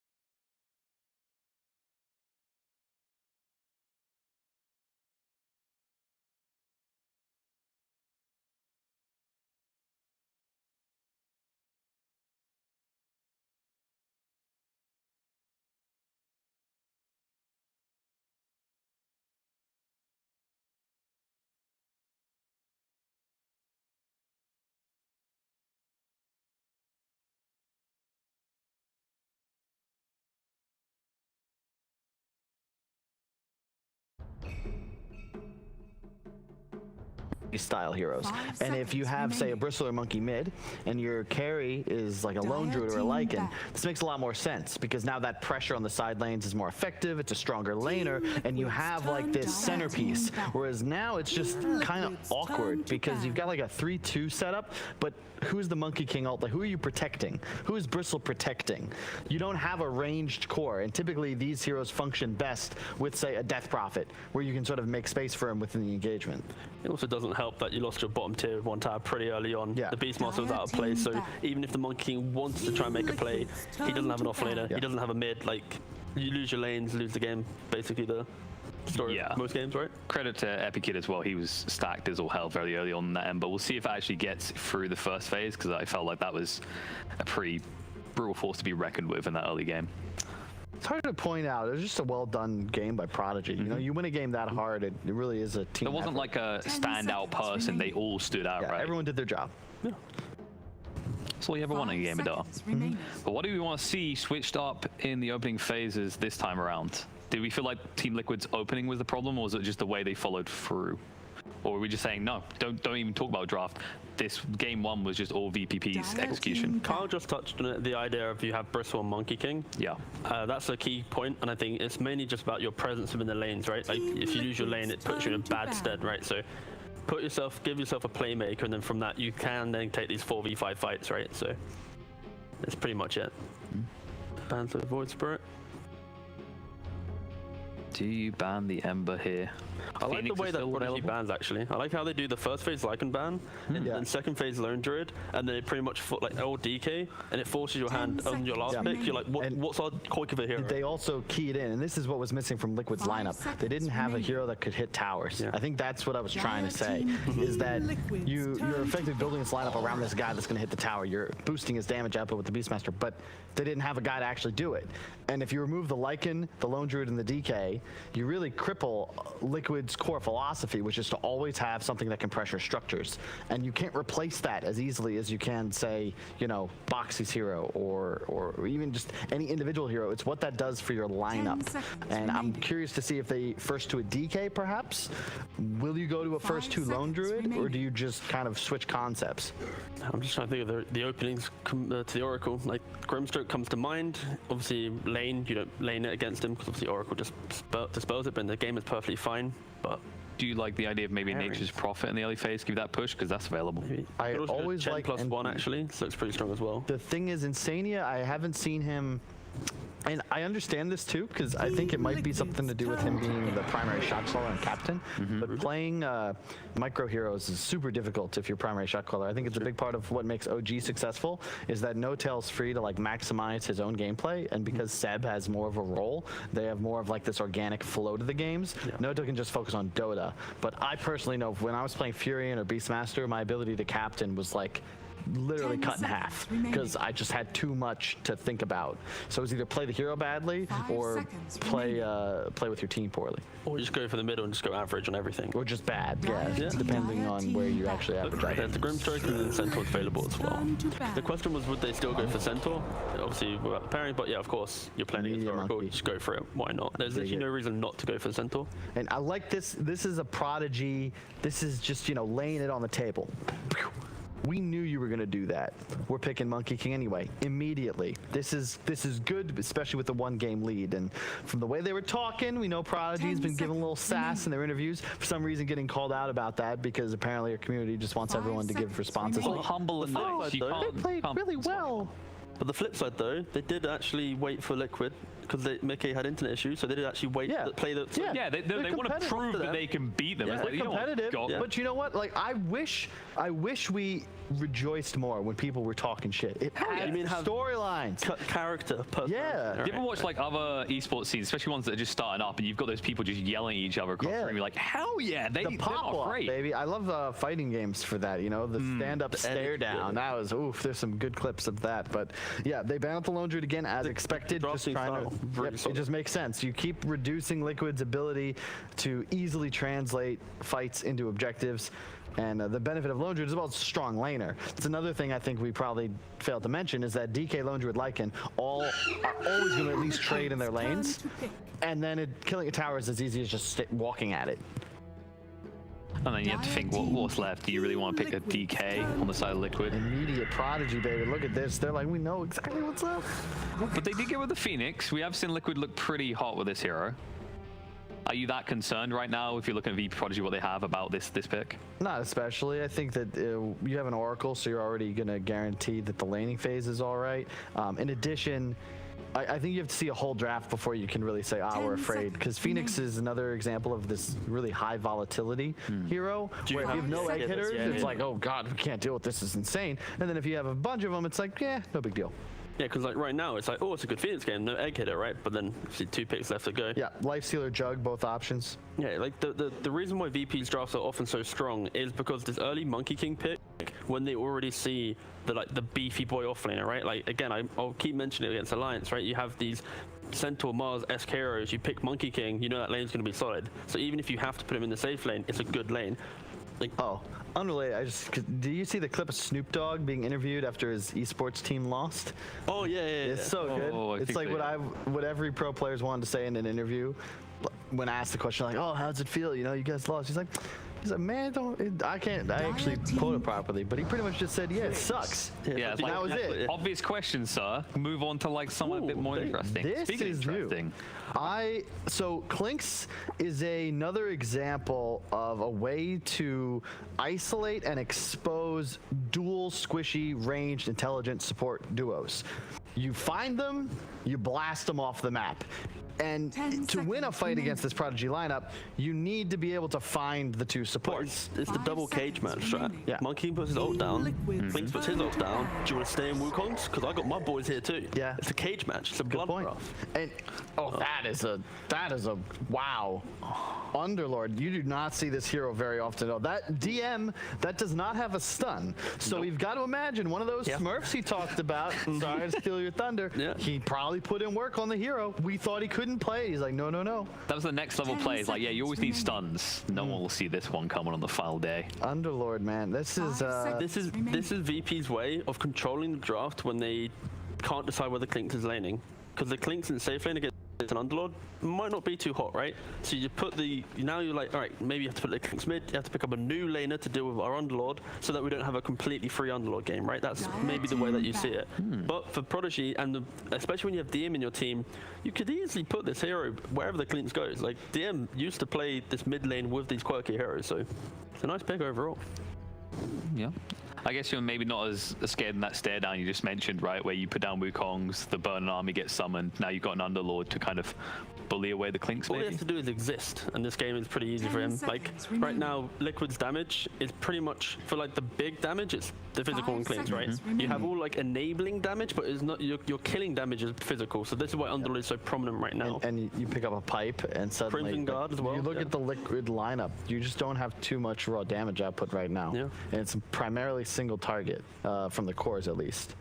Is the reason we don't see this hero too much because when he falls behind, he just feels like a big creep sort of thing? It doesn't feel like he survives the initial battle if you're not ahead, right?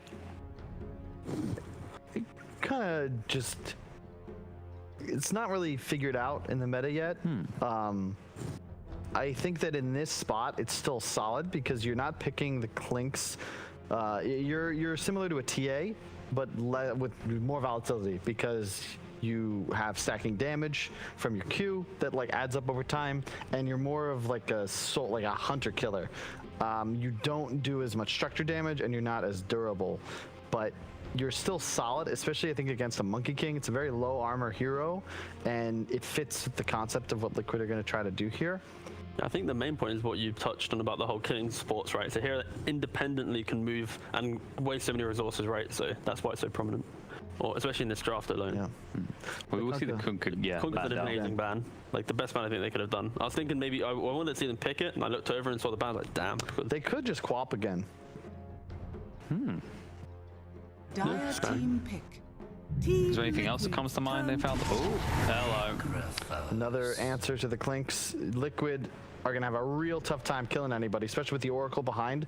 This is a really nice pick from Prodigy, and they expose the weakness so far in the 4 heroes Liquid selected, which is a lack of sustained DPS, or specifically damage in general, physical. right? Damage in general. Yeah, pretty much all in one hero. Yeah, and this is where when you're playing against a team that has shown flex, but with like one hero in 2 lanes, as long as you pick 2 heroes that counter that flexibility, you pretty much are in a good spot right now. So Underlord and Necro both happily lane up against Clinks, and there's a lot of pressure of this last pick being able to actually do the damage needed.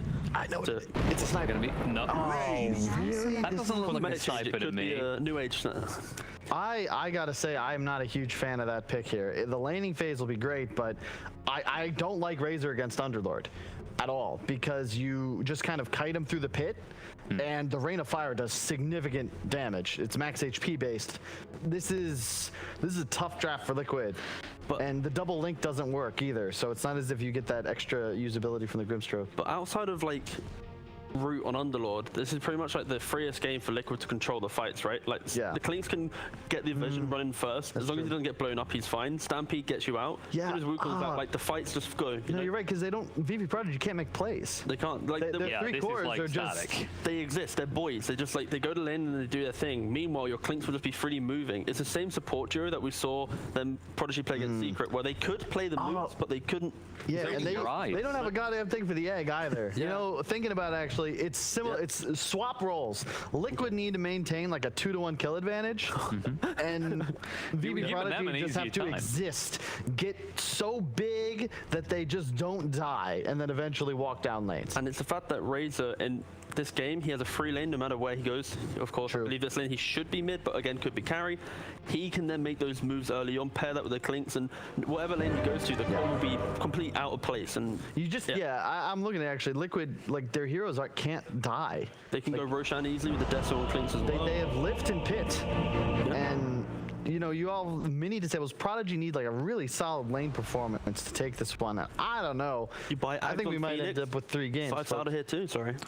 Sorry, I was about to say Phoenix by Zags. Scythe isn't dead.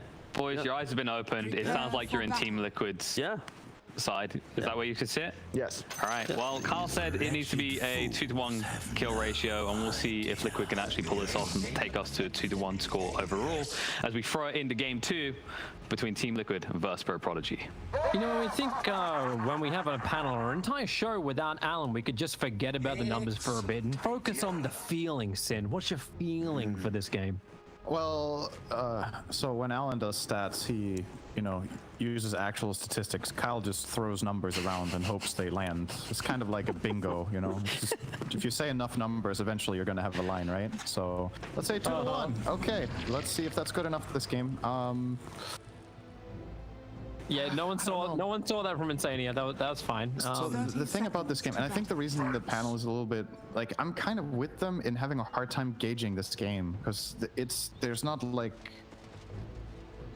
it's hard to find something firm to just hold on to and be like, this is what is going to matter the most. Like the Dire lineup is really tanky but doesn't have the best catch.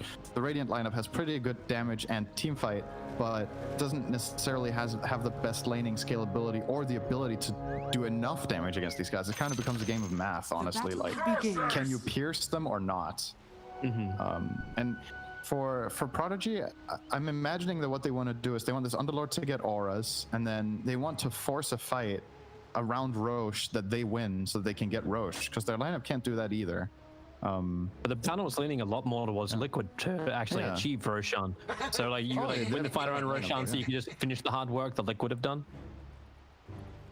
The thing that I'm mainly looking at in this game compared to the last one is that the initiative to get a lot done is a lot less in Prodigy's court, and the way they won the last game was just overwhelmingly aggressive plays. And now the game might be a bit more Liquid's tempo, the way they like to play. So I think at the very least in the draft they've accomplished that they've set themselves up for their play style. I suppose we could also look towards just FN then. Like, he was such a superstar of Game 1 and now he's on this Necrophos. Like I think long of the days gone where you get like blink daggers on these heroes and you get them really aggressive. Like, and what is that tempo you even look to have set by who? Is it Epi Kid's movement? Is it DM's movement? Is it just the supports playing really well from Prodigy that let them set any kind of tempo? Because once they're ready to go, like, who is the one actually going? I think thinking of the game in that way is probably not the way this is going to go down anyway. Prodigy are going to reach some sort of critical mass, and then they're going to ball down towers. Okay. And it's up to Liquid to choose, can we win these fights? And if we can't, they need to just split as fast as the enemy team is pushing, which they're able to. Clinks and Centaur are no pushovers when it comes to taking towers, so they can both defend and play aggressively. So the options are definitely there. Feels like curious to see how it plays out. This is a very interesting game. Like, yeah, a bit what's the word? Not at home in this game. You're unsettled. You can go with unsettled, maybe. Or ready to learn. But laning phase, I kind of also want to see like Mickey's progression. Like how fast does this Clinks actually get some damage up and running, especially up against like an Underlord. Underlord's pretty damn tanky with his 5 armor. Insania wants to try and do something against him, able to hit the Ink Swell, and Mickey just keeps punching through. The DM's got all the life to survive. It's still how you play against Underlord, though. I think with this kind of lane, you want to bully him as much as possible in the low levels, because once he gets more points up in Firestorm, he doesn't even need to look at you anymore. You just place the Firestorm and go and pull or cut waves, whatever he wants. It is actually even an option now for Prodigy if they want to. They could just start going between the towers now and casting Firestorm on every wave. But they're electing to stay in lane so that they can hopefully get some pulse off from save. He will complete this one. Unless... Yeah, I don't even know if Liquid mind this too much. They're kind of just gonna farm it. Mickey has Death Pact now, so he can eat the big Ursa as he will. I don't know if I'm ever gonna stop calling these Ursas. That's one of the few things from Dota 1 that has never, like, it's never stopped for me. You don't want to call them Hellbears? I know for a while you used to call them like tomatoes. Yeah, some people call them tomato potato. That even shows even more like the unwillingness to learn the new names. It's like, oh, whatever. Well, the unwillingness to know that like tomatoes actually come in multiple colors as well, so you can still call them tomatoes. Oh yeah, both of them. Well, then it's really bad descriptive. And you don't know which one you're talking about. Top lane, Epikid? Yes. Yeah. Some good damage, but not enough damage. It's just harassment back. They know he doesn't have any consumables left. He bought the Orb of Venom. In fact, this safe lane of Prodigy has nothing now that salve has been burnt left. Everything is gone, but Epikid's got that innate ability to hit 4 stacks up, slap on down, and Tiger's doing everything he can to just dissuade them from fighting. Mid lane's pretty even, 21-7 versus 8. Okay, maybe not that even. 21-8 versus the 19-3. I think that's pretty good for Necropus, as far as I'm concerned. This is a Razor lane. Even when Koifa then gets the regeneration rune as well. I mean, that'll add that'll hurt salt to the wound, but the wound isn't that. They want to go on top. I mean, he just did a 0 damage. Flying forward. Ina's in a lot of trouble. And Tiger's got the tick damage. Even Epikid, all that regeneration that was never used because it wasn't there, means that the Tiger actually gets a double kill in this off lane of Team Liquid. And then Mickey goes for bottom lane. Over towards DM, as much harassment as they possibly can, but it won't work when the Stroke of Fate is unable to connect. Fire Spirits are so good in lane against Monkey King. I think if there's one thing you really don't want to face as Monkey in the safe lane, it's a support that has attack speed slow. The two worst matchups are this Phoenix and the Jakiro. It's just so hard if you can't get your stacks off. And we're seeing it there that Tiger can easily pressure him. As soon as the Fortune's End has been used, you can just lay Fire Spirit after Fire Spirit into this Monkey King. He can't fight back. Like, there's just nothing there. Might even see Epikid just maxing out Tree Dance because of that and just start semi-jungling, just push out waves and stop playing the lane because it's too complicated. That's a pretty sad day when that has to happen though. Yeah, you really don't like that as Monkey King. I think it's part of the reason this Razor pick is actually very good is that it doesn't allow Monkey to go mid. Like, you don't want to face the Razor either. And you could have put the lanes differently from the start with Monkey mid and Necro top, then Necro gets to face Centaur, which is really good.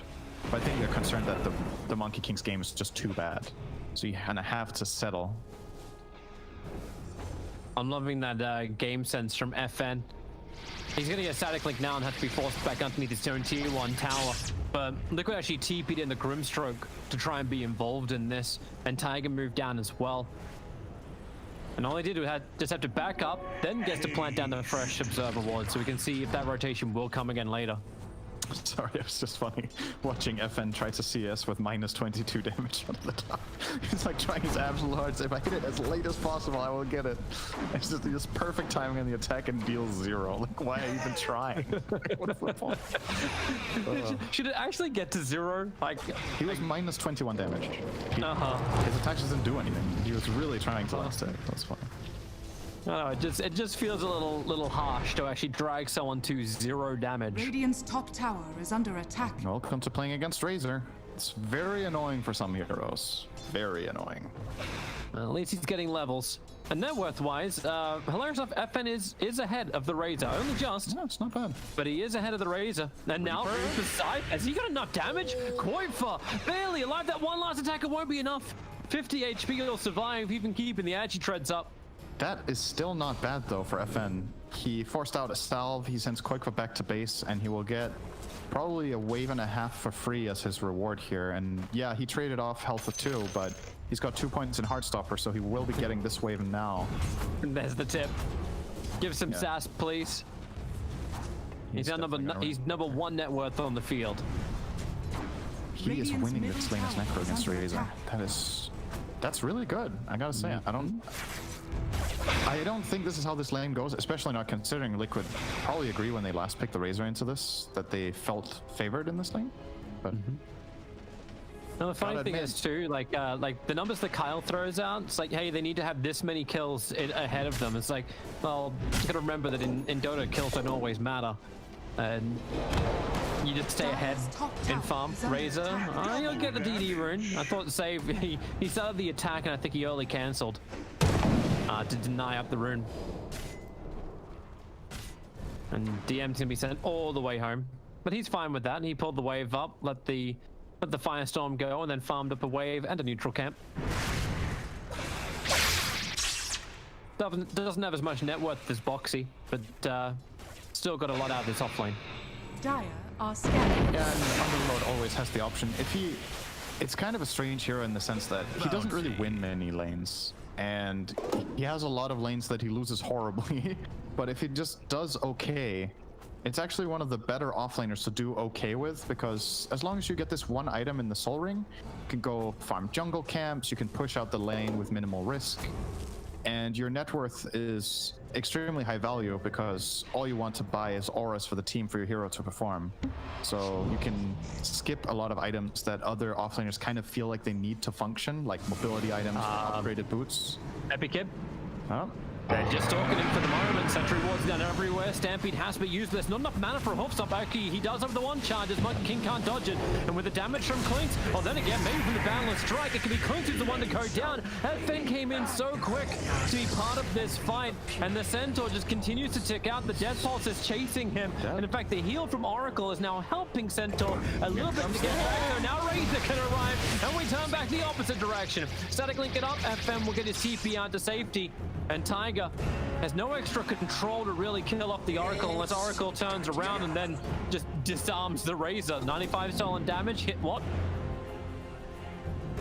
This is really smart from Koifa. He'll need Tiger here as well if they're going to actually claim the outpost. And Tiger, Icarus dies forward, but Monkey King's going to be there. Same with Save for the pickup, but they do get the outpost, but a little too late.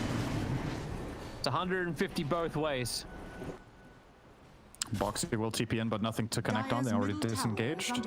Unseen energy. And also, nice response from Prodigy there. Not really what you expect to happen in this game, that a Necrophos is quick to rotate, but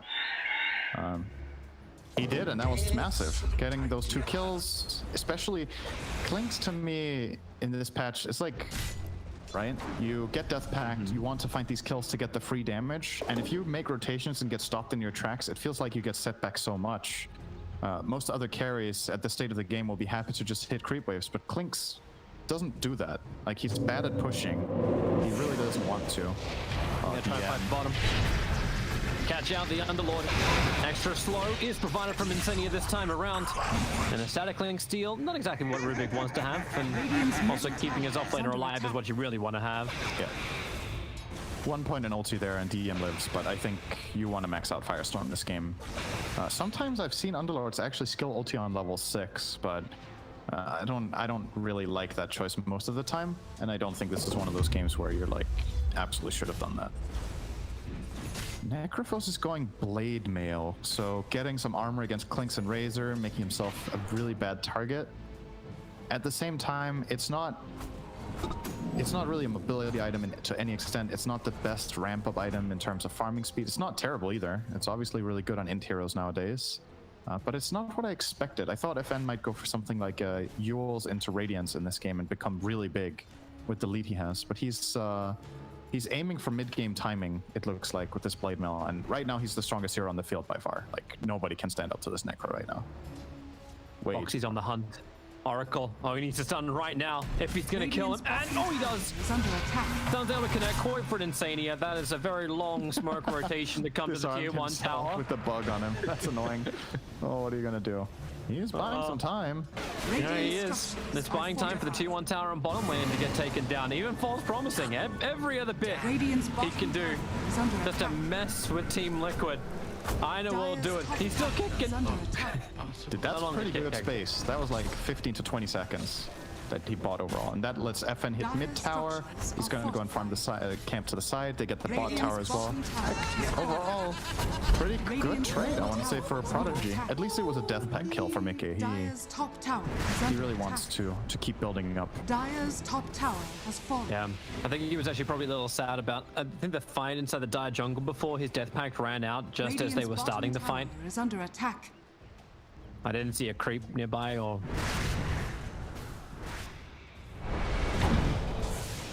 Are they just gonna try to overwhelm mid already? I feel like this is a bit too early. Like, you don't have the tankiness items yet, except the Blade Mail on Necro. Yeah, they're not gonna try for it. They're splitting out again. Underlord, by the way, going ATOS. This is the usual offensive build on this hero. Obviously, the combo is you put down Pit of Malice, then you ATOS the guy, and then Pit of Malice snaps again, because the interval will overlap pretty much perfectly. So a very long route, but obviously makes him susceptible to dying, because it's not the best tankiness item, and that build kind of loses its effectiveness against BKBs when they start coming out. So you're playing, again, to this mid-game timing with Necro, and I think when these two items are up, VP really want to take fights. I thought it was going to go Horus this game, actually, and not go for the catch, but they feel like they need it. It's like just no auras at all. Not yet. They will definitely get them. Don't you worry. They will get auras. There is no way you play this strategy without getting auras. Is Epic Kid looking for his own fight down here on bottom lane? I don't think against the Clinks he decides out. Maybe not the best thing for him. But now Team Liquid, like, you've had this early game phase. Like, they obviously don't know what we know about, like, Necro having so much net worth than everybody else, but you've got to feel good if you're Clinks or if you're Razor. That's your two cores with really good farm, item progression moving nicely. So do you try and force fights? Do you look to pressure? Like, you've only taken one tier 1 tower so far, and it came with the trade of a lot of damage to your mid tier 1 as well as the tier 1 tower on bottom. Like, can you push? Can you force the issue before a Prodigy are ready with auras or ready with combination items? I think if you do anything, you look for a rotation when you get the Centaur Blink Dagger. I think that's the best timing your lineup has right now, where you get to take the initiative, because they're kind of suffering from the same weakness as Prodigy right now, right? There's a reason there's 7 kills in this game. Both teams aren't really very good at finding opportunities. They both need to itemize for it, the dagger on Centaur versus the ATOS on the Underlord. So when these two items come out, you're going to see more fights. And I think Liquid will make the first move. I'm pretty sure. Straight after this dagger is up, you see Boxy's just kind of scrambling to get it. He's digging through his entire health pool, farming jungle camps, and then he's going to retreat to base. The timing's pretty much perfect here. He'll get just the amount of gold he needs from these wild rings. And Tiger's made sure the top lanes continue to be pressured out as well. DM's trying to play the same battle as well. This way, like, Prodigy can't just shove in the bottom lane and have, well, no more space up on the top. They always have to be looking behind themselves. Echo Saber's done for Epic Kid. So new items all arriving. Yules and Blade Mail for Necro. Radiance next in his quick buy. They're just going the Radiance, but after a couple of... It shows quite a bit about, I would say, VP Prodigy's philosophy about how to play the game right now. That they don't want their mid hero to be this liability that you need to wait for. who wants to build up a really greedy item. They want FN to do stuff now, but they also want him to scale. So now that this timing has been hit, where they have the Yule's Blade Mail as well as the Echo Saber and Monkey King, they want to fight. But going so mid. it's the dagger. Counter Strike begins it all up. Oracle's got the extra control. Reaper side, Koi Flip just deleted. 70 seconds he is down. Buyback is available. And the rest of Team Liquid are now coming to the mid lane. The Blink Dagger from Boxy. Dire are The buyback scanning. from Raze will be worthwhile if you can find yourself a kill. The double hooks on Boxy into the backline, and the Soul Bind Silence, and Mickey going to work. Combining that with the Wukong's command, maybe Prodigy can start turning this one around, but Monkey King just stands in the middle and dies in the middle of the Wukong's command. Turn on the Sun Ray, turn on the Blade Mail burn too. Quick prod of Atos, Tiger, secured by save. But they're going in deeper. Boxy blinked in, couldn't get the stun out. But Mickey getting back-to-back kills. It's all right for Liquid, but it doesn't feel good to buy back your Razor minute 17. Dire's structures What are Necrophos really fortified. likes in this kind of game is to have a designated target, and now he has one, right? Next Reaper has Koikle written all over it. He'll be dead for like 80 to 90 seconds, and that opens up for Radiant's towers. middle tower And has been speaking of it, destroyed. they even got a tower. It got denied by Insania, very nicely done, of course, but it's still, the space on the map is more important than the gold. And despite losing, or winning that fight rather, for Liquid overall, I don't really feel like they won in terms of the macro of the game. That wasn't really favoring them overall. But does this still work for Mickey, considering he gets that permanent damage? It's true. Still building him up. It's better than the 2 damage that DM's currently got permanent. That is very true. Should not disregard that fact. Definitely helps out. Pit, Atos, Boxy thinks about helping, gets a hoof stop, but only onto the Rubik, who ends up stealing Stroke of Fate. Not a bad steal to have, but the Sunray's burning save down. But back into the pit, Tiger just kept moving forward. Necrophos does not have the Reaper side available, but they just keep the dust going, and now another great hit from DM. Both McKay as well as Insania on the retreat, but couldn't get back. Not in time to get out of range to the pit. Liquid didn't seem ready there. Their Razor just never connected to this play. It was like they didn't think it was going to happen, or that they weren't going to be in time. But this Dire lineup, it takes time to get these kills when you don't have Scythe. It was actually a really long fight. Don't know if Koikle had TP on cooldown, stuck on the other side of the map, or what was the matter there, but it feels like a potential play for Liquid they just didn't take. This Necro is getting really big now. Like, it's starting to be concerning for Liquid how farmed this Necro is. Well, now Team Liquid bring the numbers, Tower is under attack. but they don't bring the Razor. But He's now not they're there Scythe. just yet. And now hoof stomp forward. Boxy gets the initial jump over on the Oracle. Tiger wants to help out too. Disarm. Oracle is trying to get himself further out of here. But the pit, the control, Centaur, he needs some extra help. But the Reaper Scythe will take him out for a minute. Tiger also on the retreat. It looks like, yep, Prodigy will have to move outside the Wukongs. But still, Kuiper not there. What? He's farming the top lane. He's trying to get to his BKB, but Liquid were the ones who started this. What's happening to Liquid in this? I Dire's want to say top tower today, is under but attack. they've obviously had some good moves earlier this game. It's just this jump, Centaur jumping the Oracle in the middle of the forest with nobody around him to help get the kill. And now you may lose Kuiper anyway. He's got a Yule Scepter available. Starts with the static link of the Monkey King, forcing him away, but it's the Rod of Atos into the pit. He'll hit the deck. Rudy wants the game. Mickey can at least pick off Ina. But is Liquid that are getting really... outnumbered in these plays. They're getting punished for Razor being on the other side of the map and getting. Remember, this was their choice, right? It was Boxy jumping in on the Centaur. He jumps the Oracle with no allies around himself. Oracle will not die to a solo Centaur at this state of the game. Saves himself easily. Rotation comes in. Prodigy are the ones who have the outpost, so Koikle can't connect on that. And they kind of just overwhelmed them. That looked so easy for them. I think when Centaur jumps, there needs to be a Clinks on the Radiant's money middle right tower away is to under follow up so they attack. get these kills done. Like, execute the kill straight away and snowball from there. They're a bit too separated, in my opinion, in their moves right now. I think Tiger might also be work dead. more as a unit. Once he's got the couriers bringing in the extra tome, welcome to level 11 and welcome to Mickey. Actually going over towards the Rubik, turn on the Sun Ray, and they're going to work with the Burning Army to kill off Safe. Oh, Epic hit is... Oh, first dive. Wait, they see him? Middle tower Mickey, is where are under you attack. going? Oh, he just wants out.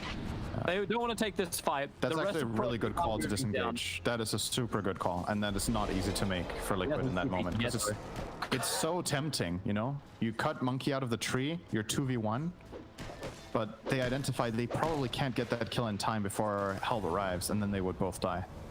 That was actually really impressive, because honestly, making calls like that in that moment is very difficult. So, nicely done. Dire's top tower Mickey is under courier attack. hunting, but he's just right underneath the sentry ward. There's another sentry ward too. He's in between two of them. The trigger, the dust, and now Mickey. They burn off the Wukongs and drop the Reaper's Scythe, getting the kill before the Scythe is able to arrive. Excellent. So 70 seconds, such long death timers. This is just a game versus Necro.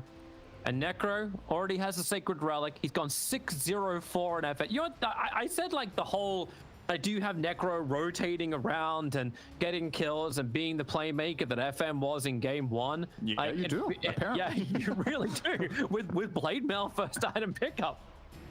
He hasn't even pressed the button, I think. I actually don't think he's used his Blade Mail yet. That does not make it a bad purchase, because it obviously does disincentivize Liquid from targeting him and fighting, so fights will look different. It's just, overall in the landscape of this game, I've been lacking that feeling of decisiveness similar to game one from Liquid, where now it's go time, we go together, and we get the jump that we want. They got one mid where their tower was being pushed and they bought back Koikva, right? That was their best team fight so far. Right? Everyone was together, everyone combined their spells. They isolated the correct target by killing Oracle first. They have the tools. I definitely feel like they have the tools to take fights. But VP Prodigy are just one step ahead every step of the way. They have more people, they get the jump, they have the map control. And a lot of it comes down to towers, right? It's the fact that they've only lost one tier 1 top, which generally happens, but they've taken both the mid tier 1 and the bottom tier 1. And this mid tower is constantly a pain in the butt for Liquid to handle. Just pushing this wave back all the time. It's very annoying. Radiant But the scanning. The funny thing is though, like I think Liquid are getting better at pushing out the side lanes. Like Box has been very elusive with the center on the off lane. Tiger, he knows he's a sacrificial Phoenix. Yeah, like he knows he doesn't survive this. You put down the spirits. Monkey's just waiting for an extra little bit of help. Underlord will get the perfect control, or will he? Icarus dying, Phoenix gets the TP, and that's pretty huge. Waste of time. Oh. They definitely misplayed that. Epicid actually stuck close to him, and as soon as the Pit of Malice came down, he got cut out of his tree, so he couldn't stun. That was heads up from Taiga, but also it probably shouldn't have happened there. There you go. You'll take that. Both teams are smoked up. Yeah, hey, it's fine. It's no lost rapier. True. Oh my god, he has Radiance. He is so farmed. It's a big boy. This is the ball of Prodigy being online with that Radiance done. Like, if we care about the other auras. Oh, and they are gone. They found Foxy. Start with the Boundless Strike, follow up with absolutely everybody else. Atos, Control, Foxy, triggers up the hood, triggers the Stampede. They'll send him up and towards the air as only retaliate the goal stolen from the Rubik. He wanted more than that. They actually didn't have Reaper already. I'm sure they did. So yep, they had to just delay that. But yeah, Boxy caught out again. I don't know how quickly Razor just moves to the opposite side of the map. It's like, just get away from me. I haven't finished my BKB yet. And Razor is the #1 net worth hero over on Team Liquid, and he's got Yules and an incomplete BKB. BKB. I was hoping you would have a field day with that one. Come on, I haven't slept in 3 months. Same for Bulldog. He hasn't thought in a year, Radiant's so it's fine. bottom tower is under attack. Let's Bottom tower let's not bring him into this. I know this is former alliance. It's his meme, I think. Oh, is it? Oh God. Oh, I'm sorry, Trent. Radiant's bottom tower is under attack. See if this bottom tower gets defended at all by Liquid. They don't seem interested, and I think it's completely fine to give up this one. I think the positional disadvantage is way too severe right now. Prodigy have placed good wards. They have a super fat Necro in front that they can protect with Oracle. So just shove into this tower. And Liquid will try to push out mid and top as fast as they can, but Radiant's they don't seem bottom tower confident is under attack. with getting this mid wave out of the way. This should already be in the enemy tower, ideally. Monkey King is setting up though. Yeah, they're chasing in Boxy, but Boxy, okay, he wants to go in. There's no one else there with him. It's the same again. Yep, Boxy just has one thing on his mind, and that's fight. Razor, the pit, again DM, controlling him up, and Koifa does not have to burn the BKB just yet. Same BKB also just flew in for Epikid. He is very much ready to fight. A lucky find. But what was really burned from that? Like, you lost Eye of the Storm on Koifa. Right. That's kind of it, but now Prodigy push the mid lane, Necro. A pretty big target underneath the tower. They're focusing him down, but the false promise. Oracle didn't get stunned in time, so he gets it out on the Necro, who will also be yanked into the air. Does anyone else want to follow up on this? Necro is just saying, I don't care. FK, now the Reaper's side Razor. Dead for 90 seconds. No buyback is available to clean up the burning army. Oh, and Prodigy will keep the push going. He didn't account for the boundless. No BKB. Gets thrown out of anywhere, and then Reaper there. There's no save in his lineup this time around. Liquid have got so accustomed to playing with saves, but they don't have that Shadow Demon. They don't have that Oracle this game. People exposing themselves to getting killed can die. Oh boy. Radiant's bottom tower it's looking rough. It's tough, man. I think this mid-tier 2 tower and bottom tower will both be claimed by Prodigy here. They have so much time, 50 seconds still, and they know Razor doesn't have buyback. If they saw his inventory and saw that BKB, there's no way he has that plus buyback right now in the state of the game.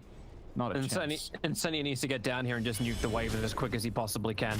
Protect the high ground. It's a catapult wave.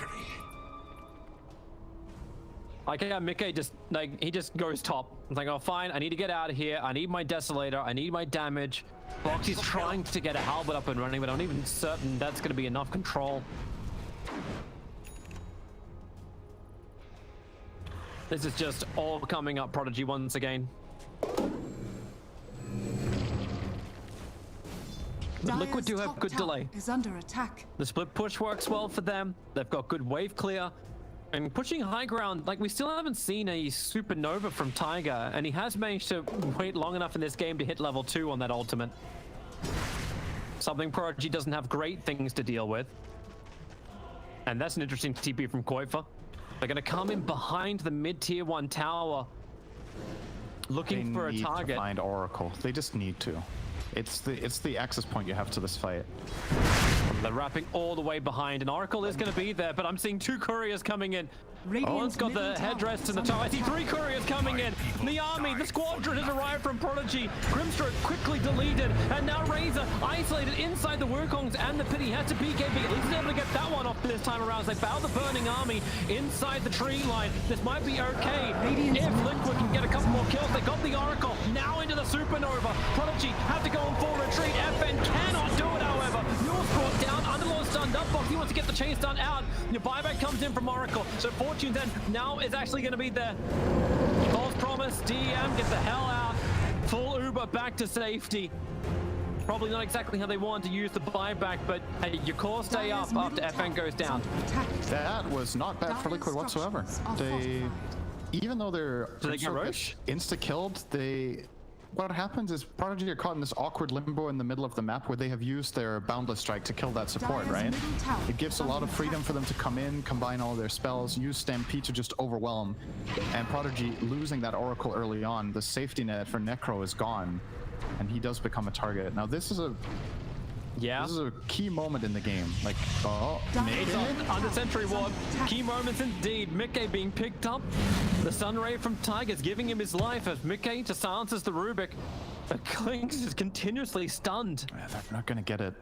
It's not enough so to angry kill that their Sentry Ward is just out of range of the Dire Sentry Ward too. Can't catch a break, huh? You really can't. And a Dire Sentry Ward got planted in range of the Radiant Observer Ward in mid lane. All breaks are off. It feels like you do need a little bit more than this Necro kill to confidently go Roche. There's still too many potential issues with this mid-tier 1 tower up. I think part of the reason Liquid hesitated so much is that they know if Necro buys back and there's a fight going here, he connects within 5 seconds. He ports aggressively on his tier 1 and walks over and he's there. So the fight it doesn't feel like a 5v4 for them. in their minds, and they were right to think that. I think if they do brute force this Roche, it could have lost in the game. There's a good chance you just get overwhelmed there. So, problem is, you might have softened it up a little bit. I don't know if it's enough though. They left it at high enough health that Prodigy aren't. No, this ward bottom just paid. I think it paid dividends. I think it saw 2 or 3 heroes in that bottom aggressive ward from Aina that almost expired. So maybe Prodigy can get a read on what to do here. The hated Rubik. That's one quick flyer. 4-man smoke out from Liquid. They're coming over with the Boundless Night Monkey. He's coming in very, very close. Gotta be careful. Box needs that jump forward to get the double stun. Throws with the Ainswell, then the double stuns, but they're battling for the Wukong's command. Koifa instantly wants out. 66 HP, and he cuts the tree. Epic Kid, he doesn't be out. He can't hit the ground in time. That is the only saving grace for, yep, there's spider legs. End of spider legs. Oh. Radiant's middle tower is under attack. That is the only reason Koifa is alive right now. And they're going back to Roshan Prodigy. They believe they can do this now that Deso's on the monkey. Yeah, this is not guaranteed, I think. Liquid's gonna smoke again. But the creep wave, it's pushing up mid. I don't think do they get there in time? Can't do it in time. No, they can't. And they don't have Monkey King ulti this time, so this fight is... Prodigy smoke. That's where it's gonna break over from the Rubik. Hooks up! He is the target! Boxy catching out too! TM as well as Rubik. They're going down so damn fast. He's being saved by his own Ghost Scepter. Now Icarus dive into the Supernova, but you've lost Clinks. Your damage isn't there. Epic Kids trying to take care of the Supernova. Everyone coming in together. It doesn't get off in time. Tiger needed a fraction of a second longer. Box doing everything he can, but he's losing his heroes. The Reaper side putting down the Razor, and now Grimstroke, the last one to die.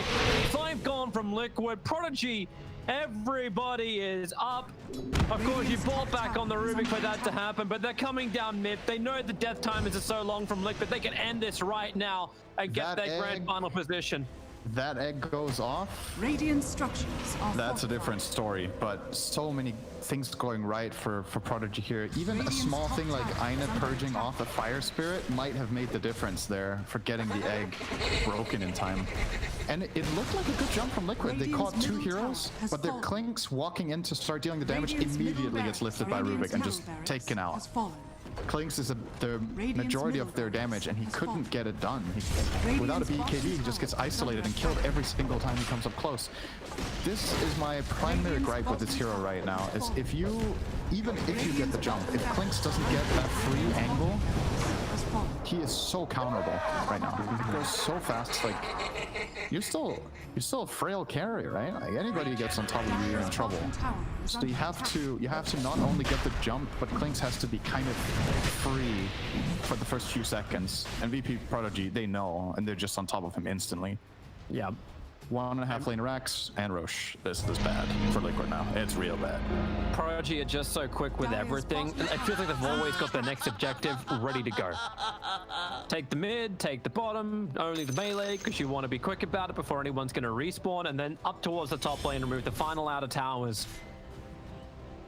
And just end this game. In fact, they're only pushing with the Monkey King. They smoke up with 4. Looking for anyone from Liquid who may think about venturing out for a moment. They have a base ward that didn't get dewarded. They see Koifa right now. Oh boy, oh boy, oh, Koifa. Has to be KB. It has to be KB, but now he's got that on cooldown for 70 seconds. You may as well be dead. Oh, that's a bit harsh. Well, yeah, I suppose so, but Prodigy are going to push into you, and you got no high ground defense with it. Nothing but a BKB. Yeah, the only reason they don't kill him there is that both FP Kid and FN were pushing top tower together. If either of those cores is there, Koifa dies, but it's probably the reason he ventures outside of the base to begin with, is that he sees these 2 cores top, so he feels safe. Edging to up in. Yep, they're just using the bait of the beginning. Aegis, the Immortal from the Necroforest, battling inside the Wukong's commander. Quick stampede, can't get him away. Centaur's already gone down. And now you really start to see Razor and all of Team Liquid just fall apart. They got the relic on the Clinks trying to get that little bit of bonus damage to find a kill, but Prodigy just sustain. You didn't even get through the Necro's Aegis of the Immortal. Radiant structures. And now the jump forward, a perfect hit onto McKay. He's got a couple of one charges to bring him back up again as FN dives in pretty damn deep. The Ghost Round's giving him protection. Tiger wants that same level of protection, but he doesn't have it. McKay moving back to the fountain. He's so low on life, 100 HP, barely surviving. Radiant's top tower is But this under game is attack. so deep in the bag for Prodigy. Buybacks in from Razor, buybacks in from Phoenix. This is going to be the last hurrah. Radiant's top barracks are under Who do you attack. go on? DM sees him.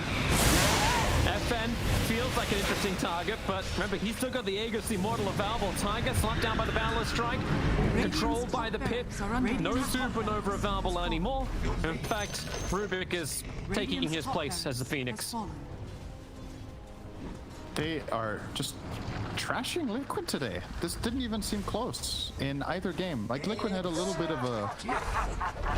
They showed some signs of life for the first, I want to say, 15 minutes, and then they just consecutively lost every fight, every move. The map, the Roche, The game. it's just over. Radiant's middle tower is under attack. It really is. They're trying to battle at the last points here, but it feels like Liquid are just in it for the thrills. That's GG. Prodigy. You know what the best thing about this lower bracket final is that the grand final should be a hell of a lot better. Team Secret may actually have a team coming in there with big confidence to battle them. And Prodigy definitely want to get revenge. They did get beat.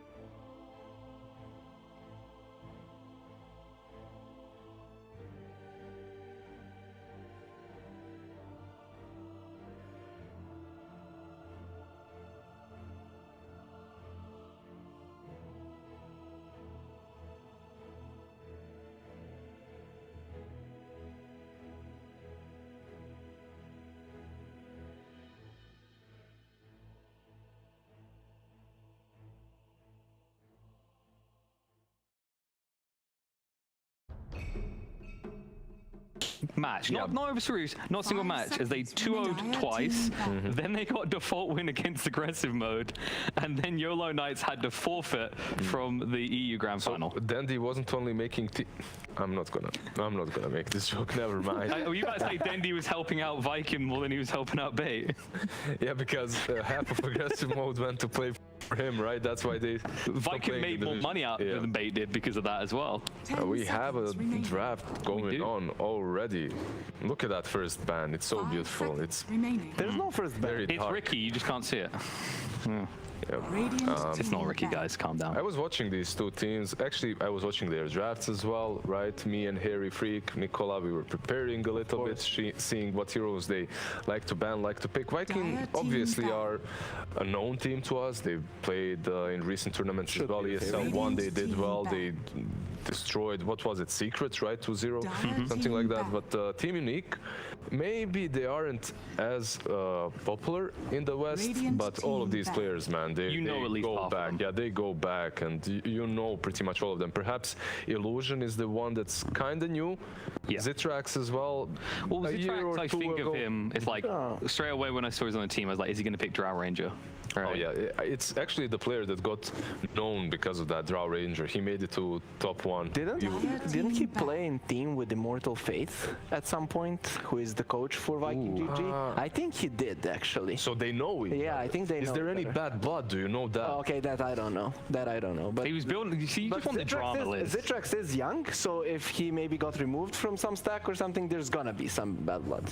So the other part, by the way, when I looked on the other side, is Unique by comparison on their way to get here had a hard time. They lost 2 series, only won 1 in the group stage, and then they had to 2-1 both Empire Hope and Cyber Legacy. Yeah, they were in the tiebreakers, right? They did their homework though, banning out the Chen, Ember and Dragonite, something that Viking GG plays quite often. Viking GG at the same time going the higher road, banning all the supports like pretty much everyone in Division 1 is doing right now. Yes. One hero that did go through for Viking GG that they love to pick is that Earth Spirit. They kind of draft it almost every single game. They love all the spirits, actually. I think it was 28 spirits. Yeah. They done the 5 spirit strategy. Sadly, we won't get to see it today, though. Yeah, all of the core spirits that you play on core, Boom plays them really well. He likes the mobile heroes a lot. On the other hand, they play Nerd Spirit as well, so we might see even like a spirit lineup from them. And one more thing that we haven't seen have much success in Division 1 is Jakiro. Has been played a few times in Division 2, so that's a cool hero against the Tusk as well, though I guess Phoenix is also fine because he can slow the attack speed. Tusk really not a hero that we've been seeing too much in the Division 1 since. Especially not in the first opening Weaver, right? I mean, Tusk Weaver, obvious, especially versus the Phoenix. Such an obvious pick.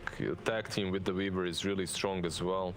You can see that Viking GG, they're opening with a more solid kind of a lineup. Like they have this combo Phoenix plus Axe, something that we see more often in the tier 1 scene.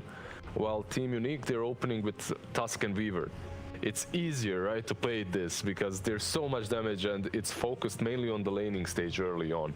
This most likely will be your position for Tusk and offlane Weaver. Yeah, that's also what I would like to see because I don't want to see a position 1 Weaver, and this Weaver is good against the Egg in the beginning, and later on you have a save for the Axe call, so you can basically pick any carry you want. Well, we've seen the Weaver works quite well, even the support role, right? I think it's Virtus Pro, they were making it work against Phoenix lineups where all Zayt's had to do is chase after the Egg and just blow it up every time. Yeah. But whose opening style do you like more, right? Where you've got this kind of bully the lanes versus solid We just combo. told you that, KP. Listen to us. No, you compared to tier 1, right? You compared to the tier 1 We're team. saying both of these drafts have their weaknesses and strengths, right? On the side of Viking GG, the teamfight potential afterwards and how people play this Axe plus Phoenix is definitely stronger than the Tusk and Weaver, but Tusk and Weaver early on should be very difficult to deal with. But I guess my point, sorry, I should have expanded, is that within the tier 2, tier 3 scene, right? Because it's a different style of play, right? Tier 1, we usually talk about you make one mistake, a team like Secret capitalizes it and puts you out of the game. What sort of drafting style or opener do you think has more room for forgiving if you make mistakes in games? 5 seconds remaining. As an opening, yes, the right one, because they have the Phoenix one because they have better team fight. I guess that's the only way. Grimstroke, one other hero that has a really good interaction with Tusk. If you ulti the Tusk, he's connected to someone, he cannot snowball. On the other hand, if you're out of the Grimstroke ult and you snowball, you can pick up both of the heroes. So that can work quite well. Tusk is a really good save hero in this game. In the laning stage later on, I'm not sure, like in the laning stage, it's gonna be really hard for this Grim to do a lot. Nigma, for now, there is nothing to cancel the black hole if he casts it on himself. If he doesn't, then Axe can, I guess, get the call. So a solid Enigma game for now. But what does this make the Weaver position? Still kind of flexible, right? You could have 4 or 3 on either. Yeah, or maybe we have a Tusk 5 as well. That could be true, yeah. Tusk 5 to follow that Axe, hit him with a tag team right early on, and then Weaver with the Enigma on the offlane, something like that, perhaps. Are you a little bit worried about the black holes with the Phoenix though? Because you can egg. I guess it's kind of a case of if you black hole and then your opponent eggs, by the time it finishes, you should be done. It's good that you egg beforehand. So you try to egg immediately, then the Enigma can black hole if you're scared of that. Now this is their comfort zone completely. If you look at their drafts, the cores that they're picking on that position 1 from Viking GG, it's usually your Slarks, your Rickies, and an Ember here and there, so this one is definitely solid with the Grimstroke. High armor is going to make him quite difficult to deal with for Enigma with those Eidolons as well. 10 seconds remaining. Overall, you have the smoke screen versus the Enigma versus the Weaver. But yeah, this is a very difficult draft to read from Unique right now with the Timber as well coming into play. I guess it's like Timber off lane, Enigma 4 in the woods, and we have these two on the safe lane. Then Tusk is chasing the Axe, and then anytime Axe comes close to the tier 1 tower, the Weaver just comes and he dies. Yeah, that makes most sense. Yeah. So this Enigma most likely will be just constantly eating creeps and farming the jungle. 5 seconds you get that first, I guess, Dominator perhaps in this kind of a game. You could go for a Blink as well, straight Blink BKB, because they have no BKB piercing abilities.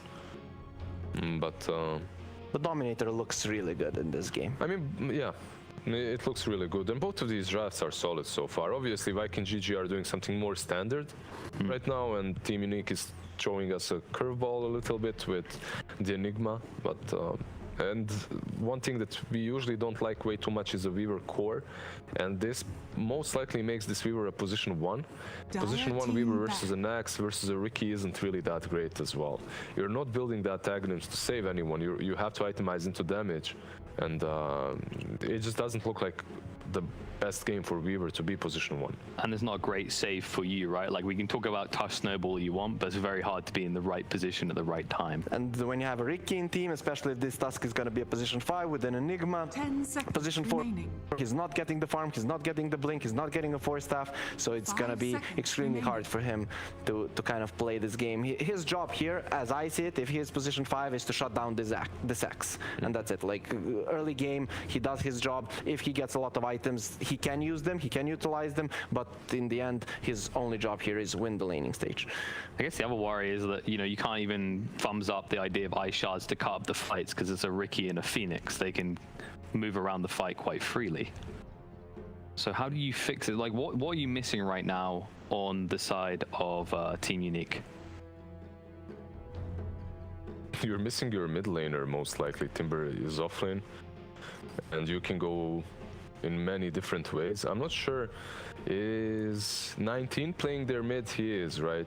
It should be, yes, 19 team. Yeah, so Zitrax is going to be most likely the Weaver with 19 playing mid.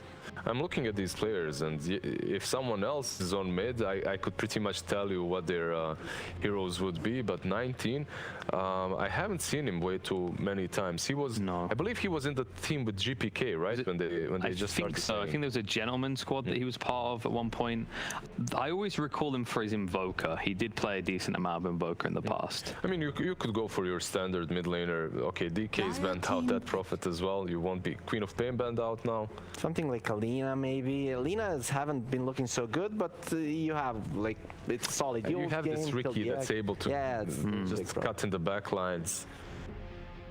You already have a hero that can deal with the egg more or less in that Weaver, right? It's not perfect, but it's something now Your objective taking capabilities that might come from Enigma and all the utility that he brings to the table is also pretty good. So you can pretty much end up this draft any way you wanted to. Alina, like Nicola just said, is pretty good versus the egg, right? But they go with something more standard, something more comfortable. It's an SF.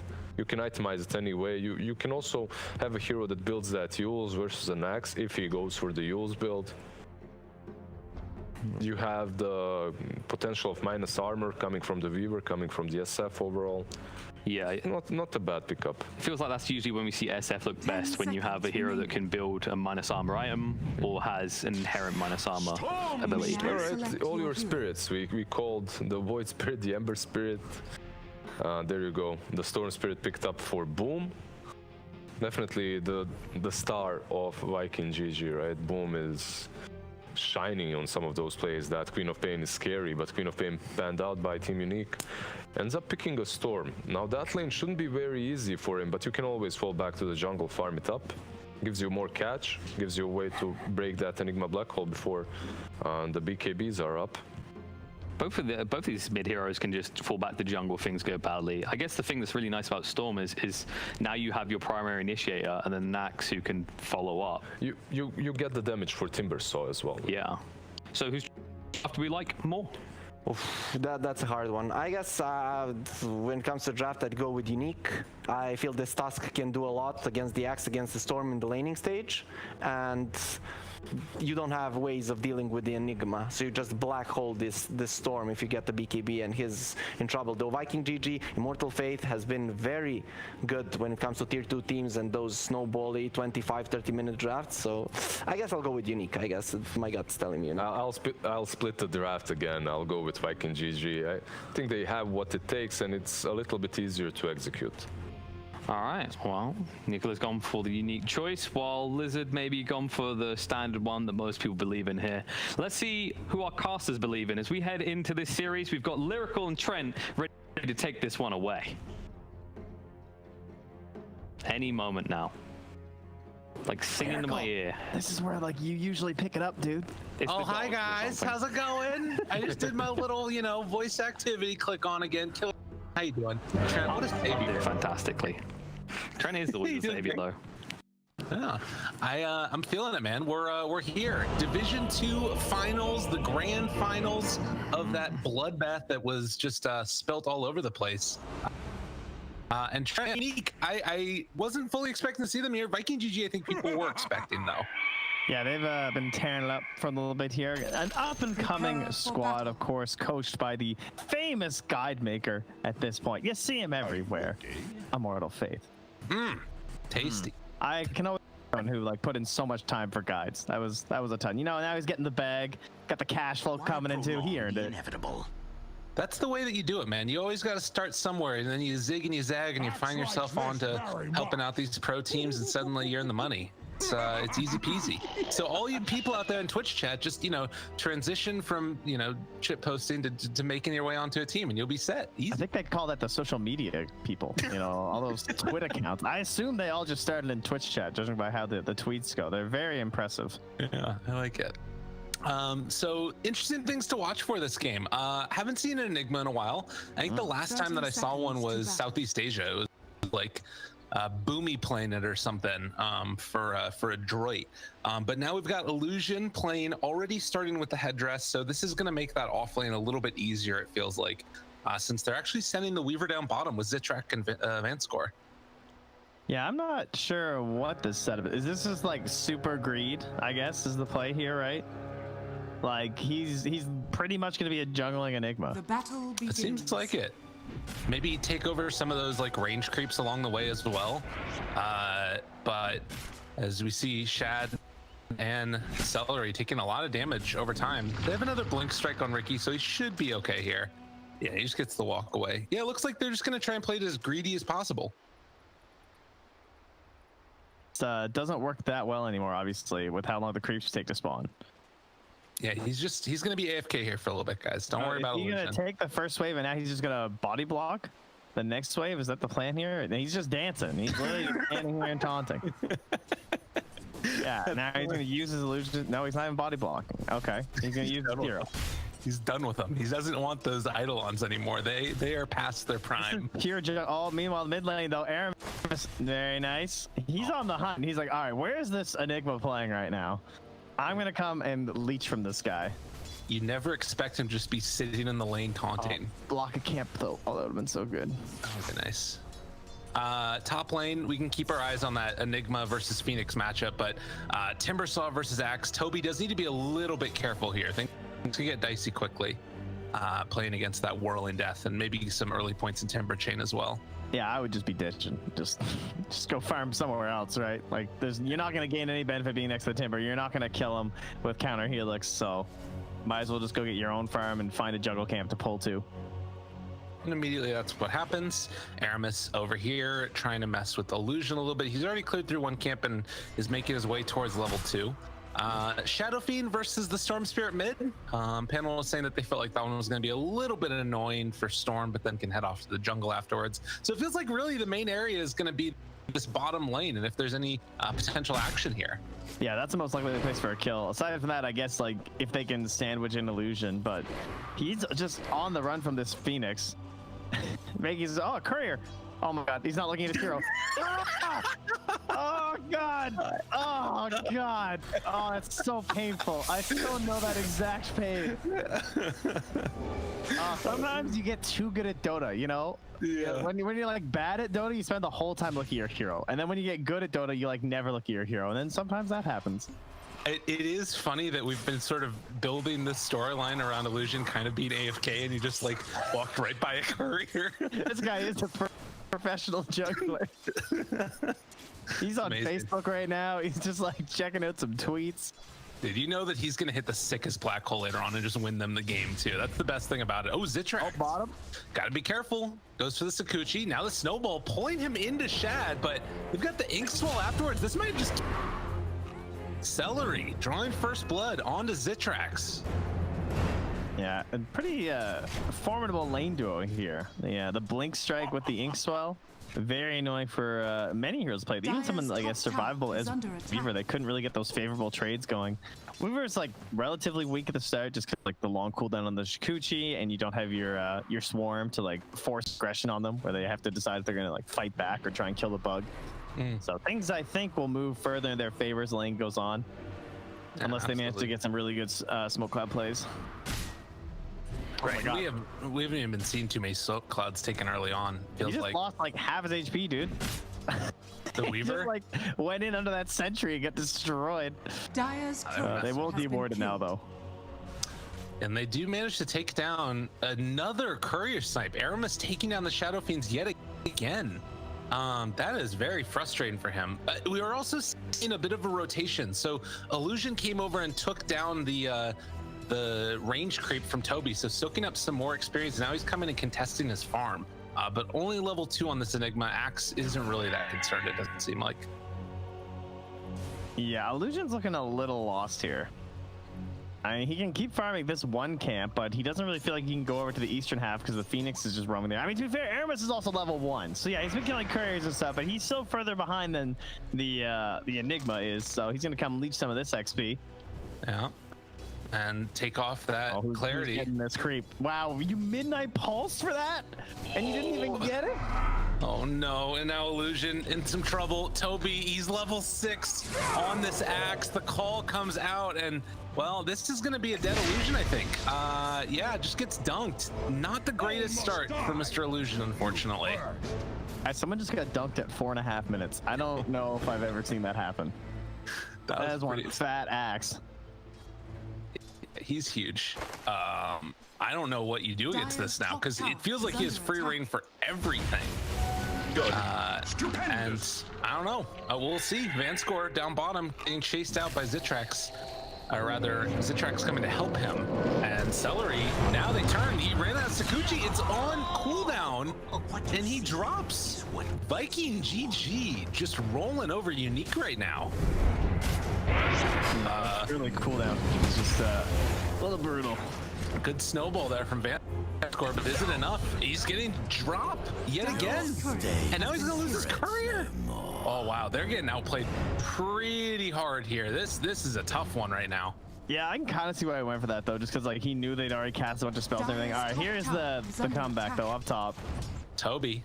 No. Oh, Malefice. He just got it in time, and it looks like Toby is going to drop. Should have stuck with casting, my man. Just gonna drop. There he is. Yeah, I knew it was gonna happen. Come on now. There's no question. Never a question. Dire's top tower is under attack.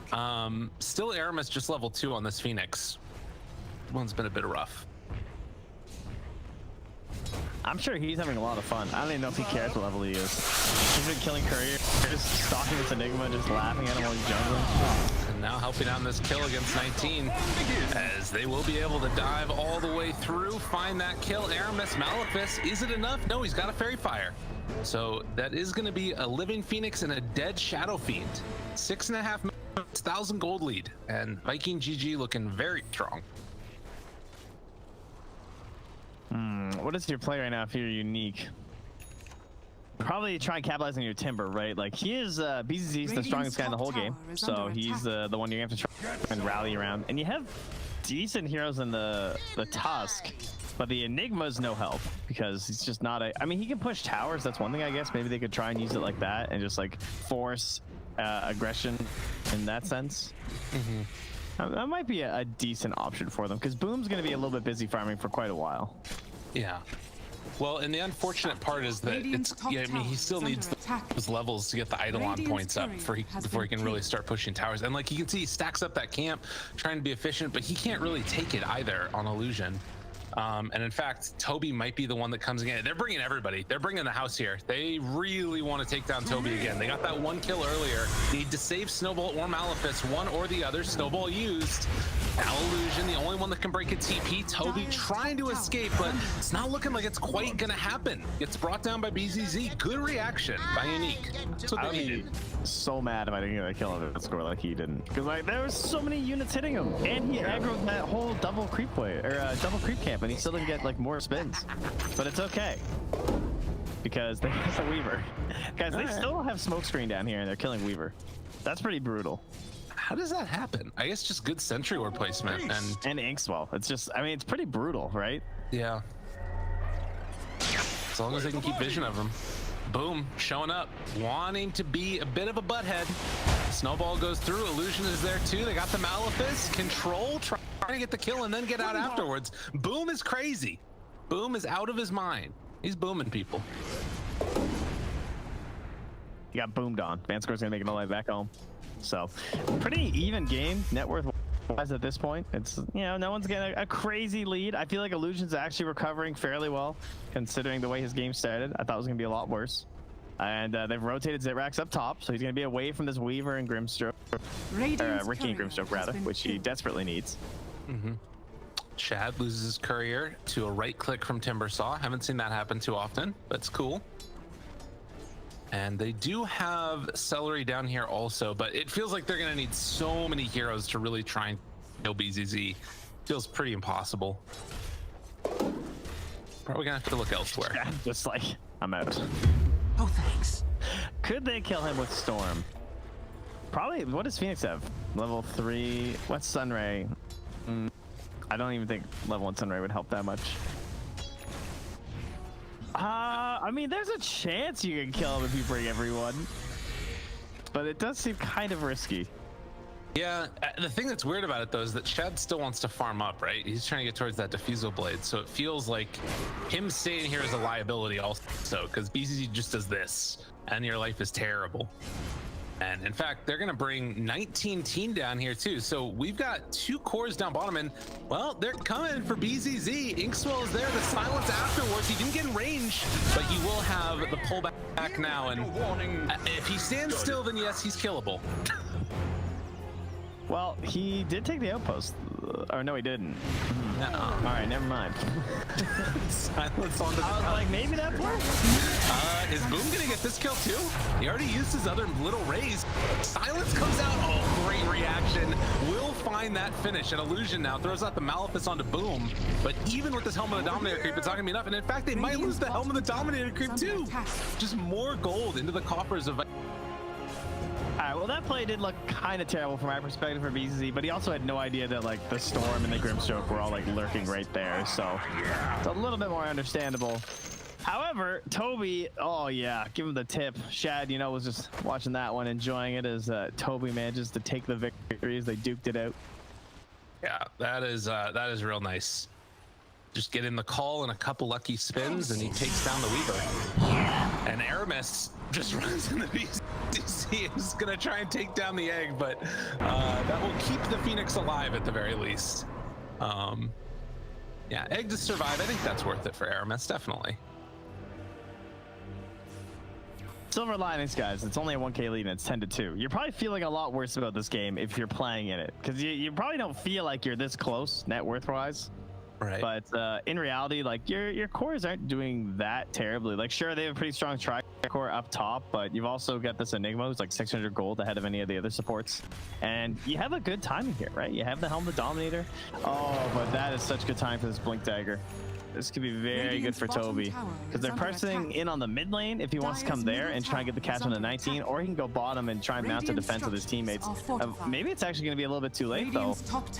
Yeah, I think he's going to have to let that one go, it feels like. And yeah, he would need his whole team there, so better just go mid and try and find a good fight.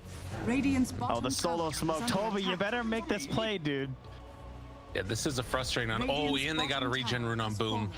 Oh, this could be some magic coming up pretty soon here from Viking GG, or it could all blow up in their face. Seen it both ways. Everyone's back in the tower like, all right, we got smoke now. Toby's like, oh yeah, about that. Oh no, I'm ready, guys. Yeah, that is really frustrating now, because now smoke's gonna wear off pretty soon. Like, if they want to go, they need to go like now. Oh, BCZ. Oh, now he's going top. Toby already left. He wants to go kill the Weaver.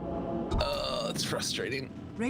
So a little bit of a mistime there. It's still not the end of the world. It's just a smoke that's lost. They're still hitting a very strong timing. Yeah, but they're missing like pressing their advantage. You know, yes. like that was such a good moment to miss out on. Yeah, agreed.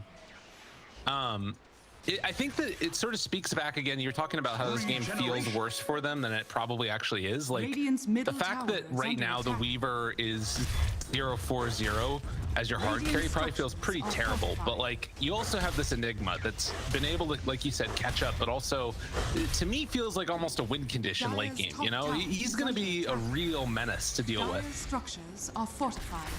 Yeah, there's a reason Enigma just like stays forever in the pro scene. As that Phoenix, oh nice, catches a mid dive. That's gonna force an egg. Fire Spirits. Easily does. There's no way. No. If Toby was there, maybe, but he's farming. Yeah, Toby was there. That's the gargantuan play, but he has no TP at the moment. Celery instead is gonna be the one that gets jumped on, hook stomped, punched, killed off. Toby's actually showing on the creep waves. He was dragging creep waves and he has no TP, so they knew that the axe couldn't get there in time. Yeah, so they lose that mid-tier 1 tower for basically nothing. Sort of dubious moves over the last couple of minutes here, but nonetheless, Unique taking advantage of this moment, and they're gonna try and farm up and maybe pressure that next top tier 1 tower if they want. They already have a ward set up there. Radiant's bottom tower is under attack. Interesting. Great yeah, start. kind of like maybe playing bottom down here too, because like right now Zirax isn't leaving. I think they're trying to bait a little bit. You can see Vanscore is just worried that they might be coming in for a play. Oddroom, so he's just lurking in the tree line there. Dire's top tower is under attack. I think going for this on the earlier end might be better, because you don't want to be pressuring this bottom tower at like 25 minutes when the Radiant team could potentially Roche and get an Aegis on the Storm. Like, you have a really good Roche lineup on the side of Unique, so I'd be thinking that I want to like kind of get this bottom tower out of the way if I could, so there's a lot of pressure on that tier 3, and then start then go for those top towers to start opening up Roche. Okay.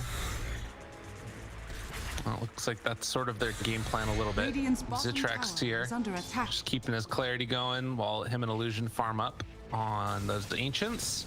And likewise, sort of a counter move being made by Viking GG, pressuring top with Toby, who did get a TP brought out to him now, still trying to get towards that Blade Mail, but he's a little ways away. Neither team committing onto the towers right now, both just hoping the other is going to commit to a defense so they get like the surprise initiation, and instead they just run into each other in the middle of the map. Push up top, not very worrisome from an axe, right? Basically the creeps hit the tower, At least the Weaver adds a little bit of damage. And the catapult is coming for both of them at the moment, though, so someone's gonna have to make up their mind here. Yeah, who wants to fully go for it? This is so far looking pretty good, I'd say, for Unique, though, the past couple of minutes. Yeah, I think they should just start like going crazy on the tower, because don't let the catapult get any value up top, right? Like, they need the catapult. You don't need the catapult. Radiant's bottom tower is under attack. That's a fair point. And it looks like it is going to get a couple hits in there. Bringing over Kobe. He found the one spot. He jumps in and gets the Weaver. Isn't enough, though. Time lapse is not enough. Does not happen quickly enough. And now turning onto this Enigma. Has Black Hole, but he also is going to get dunked. So 3 dead so quickly, and they don't even lose the tower. The Tusk was so far away from everyone, and then that one tree that was left there, he just TPs behind and finds the play out of the Weaver. That's a bit of a disaster. We'll see if they just keep the tower. I'm wondering about that, like, because it feels like it could be worth just denying it at this point. 19 wants it. Oh, he's thinking about it.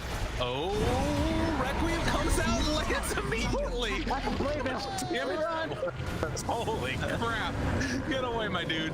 And now in some trouble, this Timber Saw, the Fire Spirits, the Phantom's Embrace, and then the Ricky Cloud near Black Hole going to be dropped down to both. Then pull back in onto all of them. Oh my God, they destroyed all of Unique so quickly. Oh, that Black Hole, it was a little bit sadder than it wanted to be. Yeah, that was pretty bold.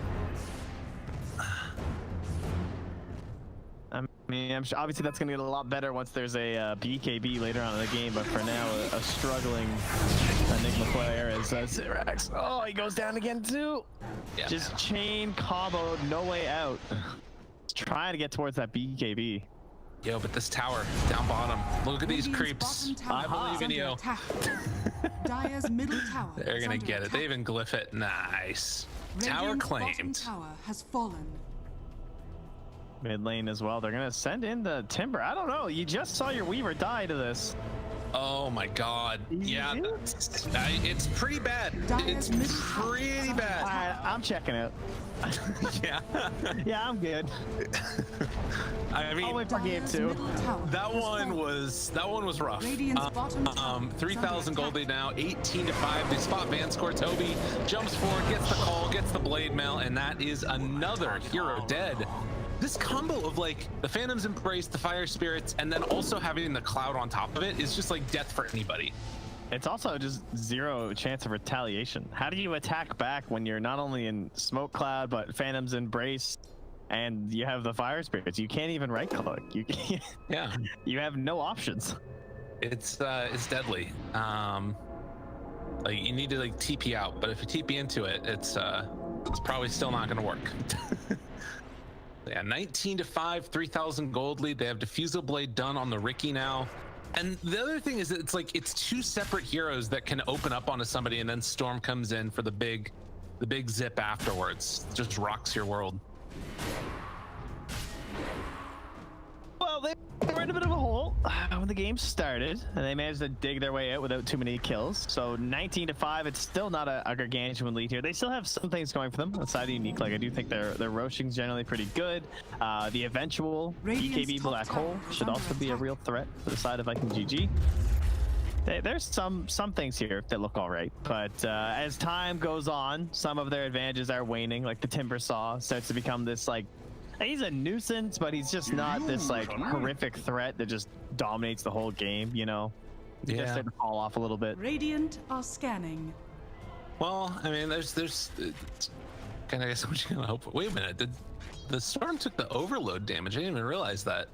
I think you normally see the mana regen, but I guess that's the boom style. She likes to drop the boom, you know? Yeah. God, what's that song? There's a terrible song that was like that. I don't remember what it is. I'll have to find it later. I'll let everybody know. Don't worry. Yeah. I know everybody's waiting on bated breath right now. I'm over here. There's not a whole else to wait for here, so. True enough. Game is hard. Phoenix takes back over that outpost, while bottom side Unique were able to hold on to theirs. And it feels like you were saying, just wait for that BKB on Illusion. Hope that you can get the big Wombo combo coming out. because they have it in spades. And they've got some save there as well with the Tusk and all. See if Vanscore can make some highlight reel plays. But I'm not even convincing myself right now, Trent.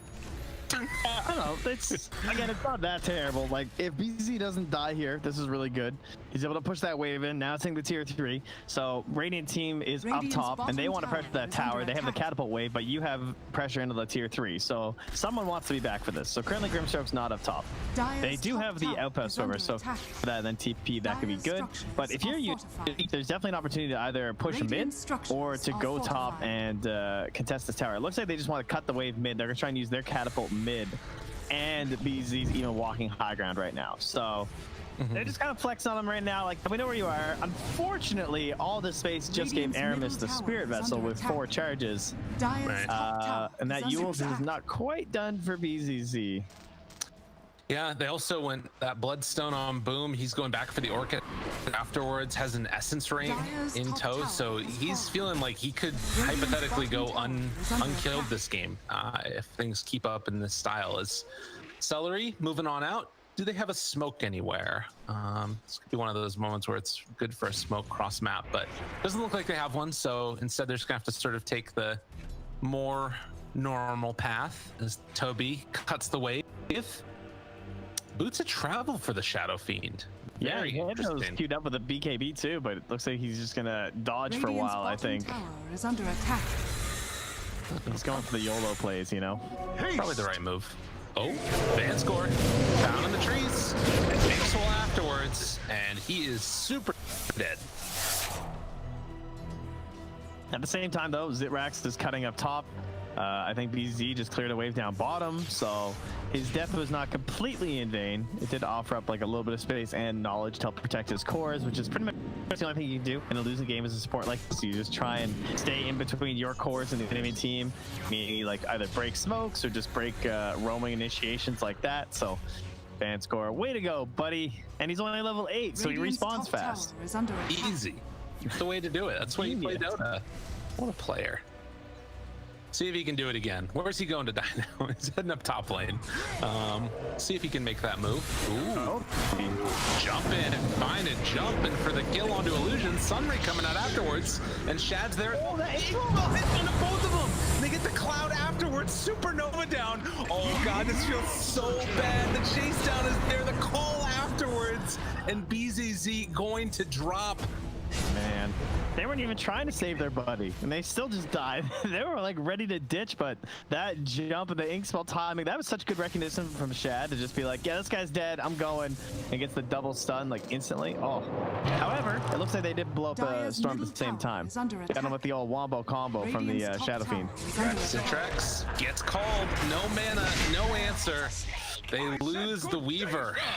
And heads up play by Viking GG. It feels like they're constantly just that one step ahead of Unique right now. One step and 18 kills. Ain't wrong. Toby just back to his lane again. He's like, this is small camp. I've done this before. Time to take it out and get more farmed as the rest of his team heading on in towards the pit. Shad, after going Diffusal Blade BKB. Yo, if Ricky started doing this, screw that Battle Fury stuff. This is the play right here. Just Yeah, I get think in Battle there. Fury's out. I think that one's, thankfully. You know how much I got blamed for saying that Battle Fury was terrible on Ricky? In my pubs. I'm guessing a lot. It was a lot. Hate me. It's fine though. Because we're going to see Diffusal Blade BKB Shad just run a train. Because what do you even do against him?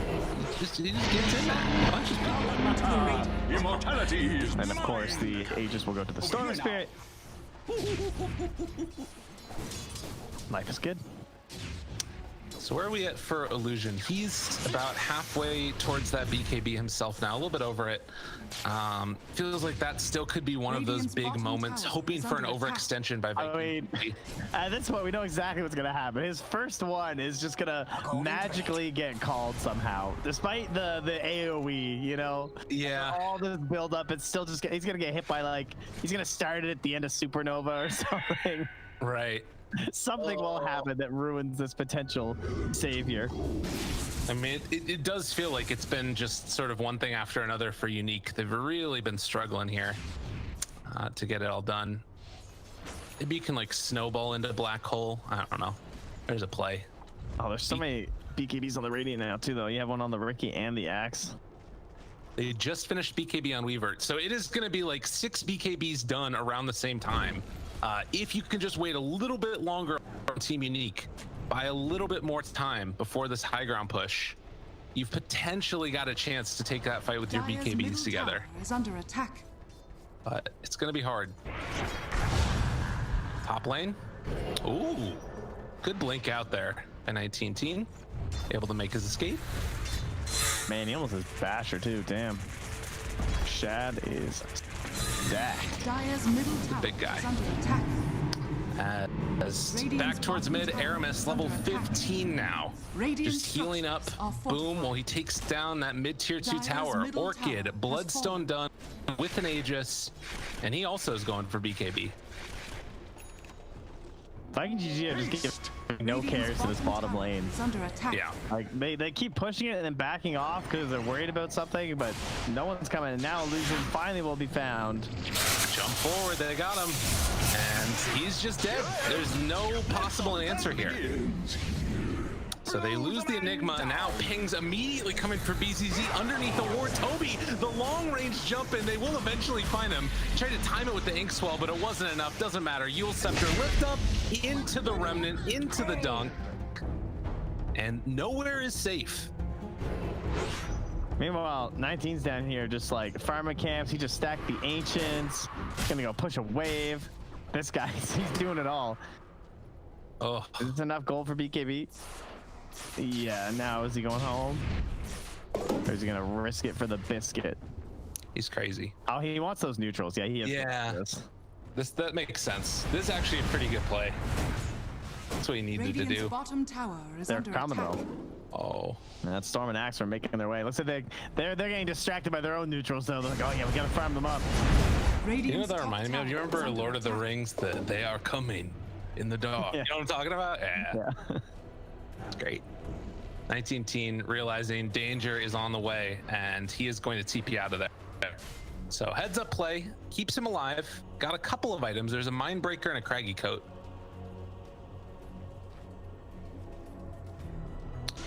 So anything at all to sort of extend this game out. I don't even know who you try and give the Mindbreaker to. Invisibility. Man, your best hope is that you manage to just like get a kill onto the Storm, right? Oh, nice, they get the orb. Okay, that's pretty huge. And the telescope, not that great this game, unfortunately. Nothing too amazing. Yeah. Scan, I guess, is the best thing, really. I mean, I guess you can give the better cast range. Helping out Illusion is nice too. Anything to help him once he's got this BKB to actually get a good black hole off. Yeah, just like small things that are pretty decent. It's true. Are fortified. Well, Radiant's Unique 26-6 and a 7,000 gold lead. On the bottom lane, Viking GG are looking to try and put an exclamation mark on this game, as Toby is just daring anybody to walk up that hill. Radiant are scanning. Who does he find? Jump forward onto 19 teen or Zitrax. He gets the call off with the blade mail afterwards. Dead instantly, and silence onto the Tusk. So there wasn't a chance for a snowball save. Now Boom looking for more. Runs into 19 teen. Is that how you say that name? And back towards mid. They find BZZ trying to TP out of there. The ball comes yet again. Oh, Toby is there. Viking GG are there. They're going to lose BZZ yet again in spite of the massive damage from the Timber. Things are rough. But wait, the BKB, it's done. Illusion, save him. Yeah. I admire the patience of Viking GG not throwing this game by going high ground too early. They've done a very good job of they haven't panicked on a lot of the split push. They've been very disciplined. Because there have been a lot of moments where I know people on my team would have TP'd back. Like this one Enigma pushing the tier 3. Guys, we gotta push out bottom lane. We have to push out the bottom lane. Even though the towers, how much damage did it take in total? Nothing. And they barely attended to it, you know? Yeah. They just did a much better job of holding the rest of the map and then getting meaningful pickoffs on top of that. Well, and I think that it's just like a game plan as a whole, that this is sort of what they knew was always going to happen, you know? It's like the prep for this game, it feels like Viking GG kind of had a plan from the very get-go. They were the ones that, They're doing it. This is it. They think they're in here. They missed the scan completely, but it's okay, because they have the telescope. All right, gotcha. So it'll be back. BKB movement. Or illusion. Look at the stutter stepping from 19. He's so sure they're nearby. He's like inching. Not even close. Poor guy. We're gonna miss on that one, unfortunately. But they have more time. It's a minute 40 before the possible chance of a Roche. They see him also now. are gonna see Toby now. No. And Chad. All right, squad. How many smokes we got left? They got at least one. They brought one out now. The rest of Viking GG, are they gonna smoke up? They are all together over here on the side of the map. So 4-man smoke up with Toby still under a ward. Oh, the courier I think went through a ward to Vanscore. This could be a big moment. Vanscore. Look at Toby. I'm going in. Oh god. It's just like, I'm not afraid of anything. Runs forward, Yule Scepter lift up, and the control now onto BZZ. Comes from the storm, comes from Toby. He is dead, misses the dump, but it doesn't matter. And now Celery also looking for Zitrax. I mean, they've already killed 2 of them, and they can just run in again. God, Unique, nothing is going their way at all.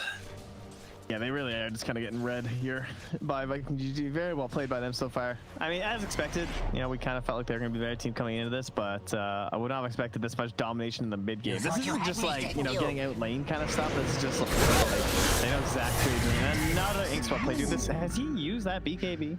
No. Dude, I don't know, but he is 0-9-1. A rough game for this Weaver.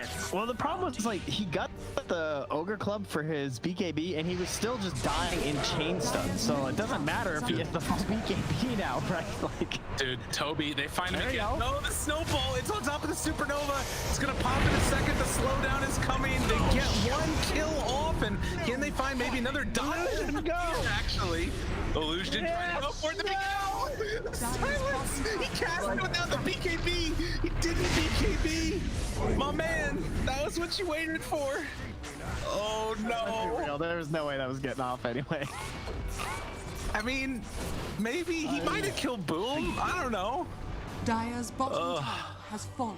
At least catch BKB before a black hole. It's okay. It happens. These things happen. Game will move on. Bloodthorn Boom. Bottom tower is under attack. The spooky hero. Just his little arms going up that black hole. It's just so sad. Poor guy. Well, there's still not been a kill in how long at this point? God, it's been a while. I guess that was at like the 25-minute mark was the last kill for Unique. Jump forward, call connects, pull back onto 1. Is it enough? BZZ lives through an illusion, trying to stop the blood that's coming out. And as they will find yet another kill. Don't even need the dunk from Toby as they buy back on the Tusk to try and get back into this fight. But it is buildings down, and it is a lane of racks for Viking GG. Has fallen. Dire's middle tower is under attack. And it does not appear that they want to stop. No, I don't think so. Boom is just tanking through the tier 3. I mean, I don't even know. I guess you need to wait for the black hole. It's 90 seconds. It's a minute and a half away. Like, they can either smoke back now and just like fake back, or they can also just go Roche. They probably don't know what's up though, because that's a pretty fast Roche. You know what else is tough about this? They have an Abyssal Blade now on Ricky. Yeah. So he can break the black hole with BKB. Yeah, Abyssal Blade is so nuts now. Jump forward, finding the Weaver again. 0-10. The tail keeps on going. They find the Enigma, gonna blow him up.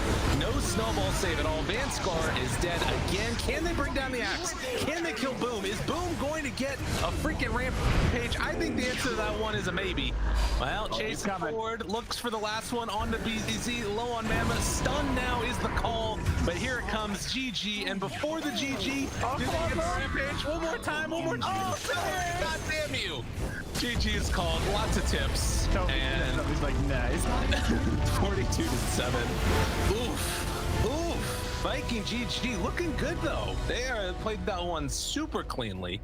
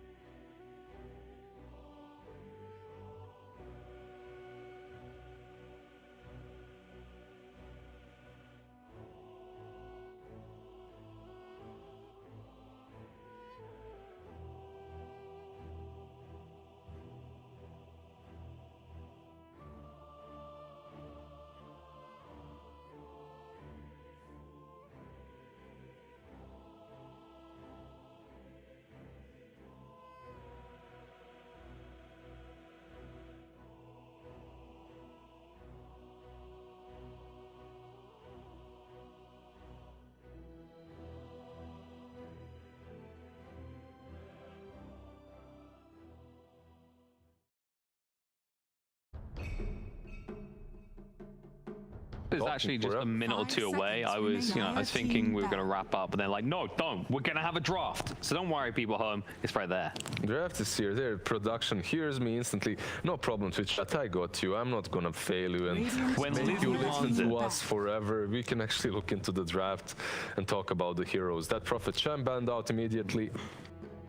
Very solid. Nothing too unexpected here. The Rubik, we see teams do like this, but it's usually not given the highest priority on the ban order. Yeah, we're gonna expect probably your 6 out of 8 supports banned out, right? And Rubik was, I think he's the highest picked hero in Division 2. Yeah, I think he is. Do you think it just makes lanes easily like drawn or one, right? Bolts. Yeah, you always enable your offlaner, almost always. The hero overall has been looking really good. Some the other heroes that are being played in the meta are really cool for you to steal spells. Yeah, Weavers, Grimstrokes, whatever, so something like some interesting heroes like that. So overall, a really solid pick right now. And when you have a solid overall pick, Rubik has always been the one to go for. And it's also when you see a tier 1 team perform so well with it, you feel inspired to play it. And it means a lot. It means a lot when you see how someone plays the hero such as Yapso, right? You get inspired by it and you have an idea how to win with it. When you have an idea what you should be doing in the game at every single point, suddenly the hero that might not even be that great is strong. However, Rubik has been strong for a long time, like now 3-4 months. He has been picked constantly. Speaking of strong for a while, the Ember Spirit opened up. I feel like this is the perfect hero where we just have a nice little helpful tooltip come up on the screen listing for you quickly why everyone loves this hero, because this is still the most picked and banned hero of the tournament next to Grimstroke. Yeah, most picked and banned. There is still the Grimstroke right in the pool that hasn't been picked up. But they go for something more CIS. They go with the 3 and 10 Queen of Pain. December doesn't have to be mid. I mean, now that you pick 3 and 10 Queen of Pain, Ember can be rolled on any given position pretty much. Most likely, if he's safe lane, Treant is pretty strong versus him. He carries a punch, right? And same goes for the mid lane. Queen of Pain does it really well. But Grimstroke not banned out, you get it. This makes you worry less about the Treant now, right? Because if he does jump on you, you can always turn on him with Inkspell. Of course, this lane is scary as hell. You have Inkspell, you have Flame Guard. It's very scary, but on the other hand, what is unique thinking with opening Treant Quap? Is Quap your hero that you open with? Can they flex it on offlane? I'm not sure what the plan is. They just see the Ember and they go for it. So I can see that it might have been planned, though I'm not sure what exactly you are planning. So they banned out the co-op in the last game, right? And Viking, they made their name with this Queen of Pain, like, because of Boom, right? So maybe they're also snatching it early on because of that. But already you see 2 heroes that maybe in the laning stage they can have some problems, but later on are great. You have the Phantom's Embrace versus her, you have Syrian Chains, you have Inkspell, Soulbind as well is problematic. It's difficult to say why you would open up instantly with the Queen of Pain. Maybe they have a quirky support player for Quap. This is the difference between yesterday and today. Like yesterday, or the first series, right? Liquid versus VP Prodigy. Yesterday it was Secret? Never mind. It was a tier 1 game, right? Okay. You're watching it. We called 9 out of 10 picks just as they were happening because you know what these teams. You understand the meta, and you understand that these captains also understand it, and they pick the strongest meta heroes that are left remaining. Here you can see some curveballs every now and then. Some random Treant appears or a random Enigma. Now Treant isn't that bad and neither is Enigma, but in the current meta there are heroes that should take priority over them. And that is the difference, right? I think these guys actually understand the meta, but it's here you don't feel comfortable with all of your heroes. If you make a mistake, your team is gonna go down. We saw yesterday Secret pick Tinker for Nisha. Nisha is not known for his Tinker, and we saw some mistakes from him, but his team doesn't care because it's good for that particular game, and if he plays it well enough and they move well enough, they're going to win the game. Here, we're not going to see that confidence. Yeah, that was the difference. That Tinker game, there wasn't really an answer to the Tinker, so it was just a case of he could die and die and die again. I mean, Viking GG is getting everything here pretty much. Next pick for them could be that Mars, could be a Centaur. Mars looks pretty solid. Beastmaster as well. You can go and pick almost any single offlaner with this Phoenix that's going to do well. Shadow Demon, Treant. We'll see what they decide to put the Treant on. Like, is it going to be your position 4 or position 5? Is it Vanscore or Illusion? Because Shadow Demon as well likes to have items. Like, this hero is picked up quite a lot right now, but almost 100% of the time on position 4.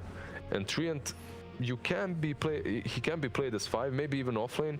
Yeah. But that's not where he shines at. He also likes to have some items, likes to be that 4. Also, the main reason why you put Shadow Demon on 4 as well is because in the safe lane, your enemies can juke your Shadow Poison wherever they want. When they are in their safe lane, they only have a small area to actually juke it, and it's easier for you to hit them with it. So I'd like them to lane it on the off lane, definitely.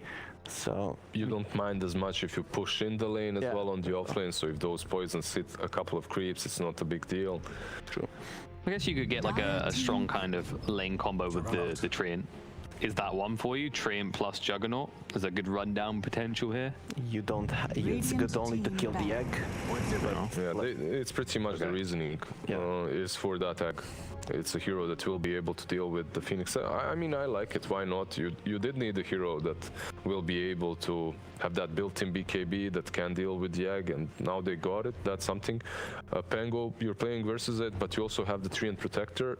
Now, for me, Pango is an alright of a pick, but almost every other idea that we had sounded better. Was Mars banned out? No. Like, you had Mars, you had Centaur option. Perhaps not better, but easier to execute.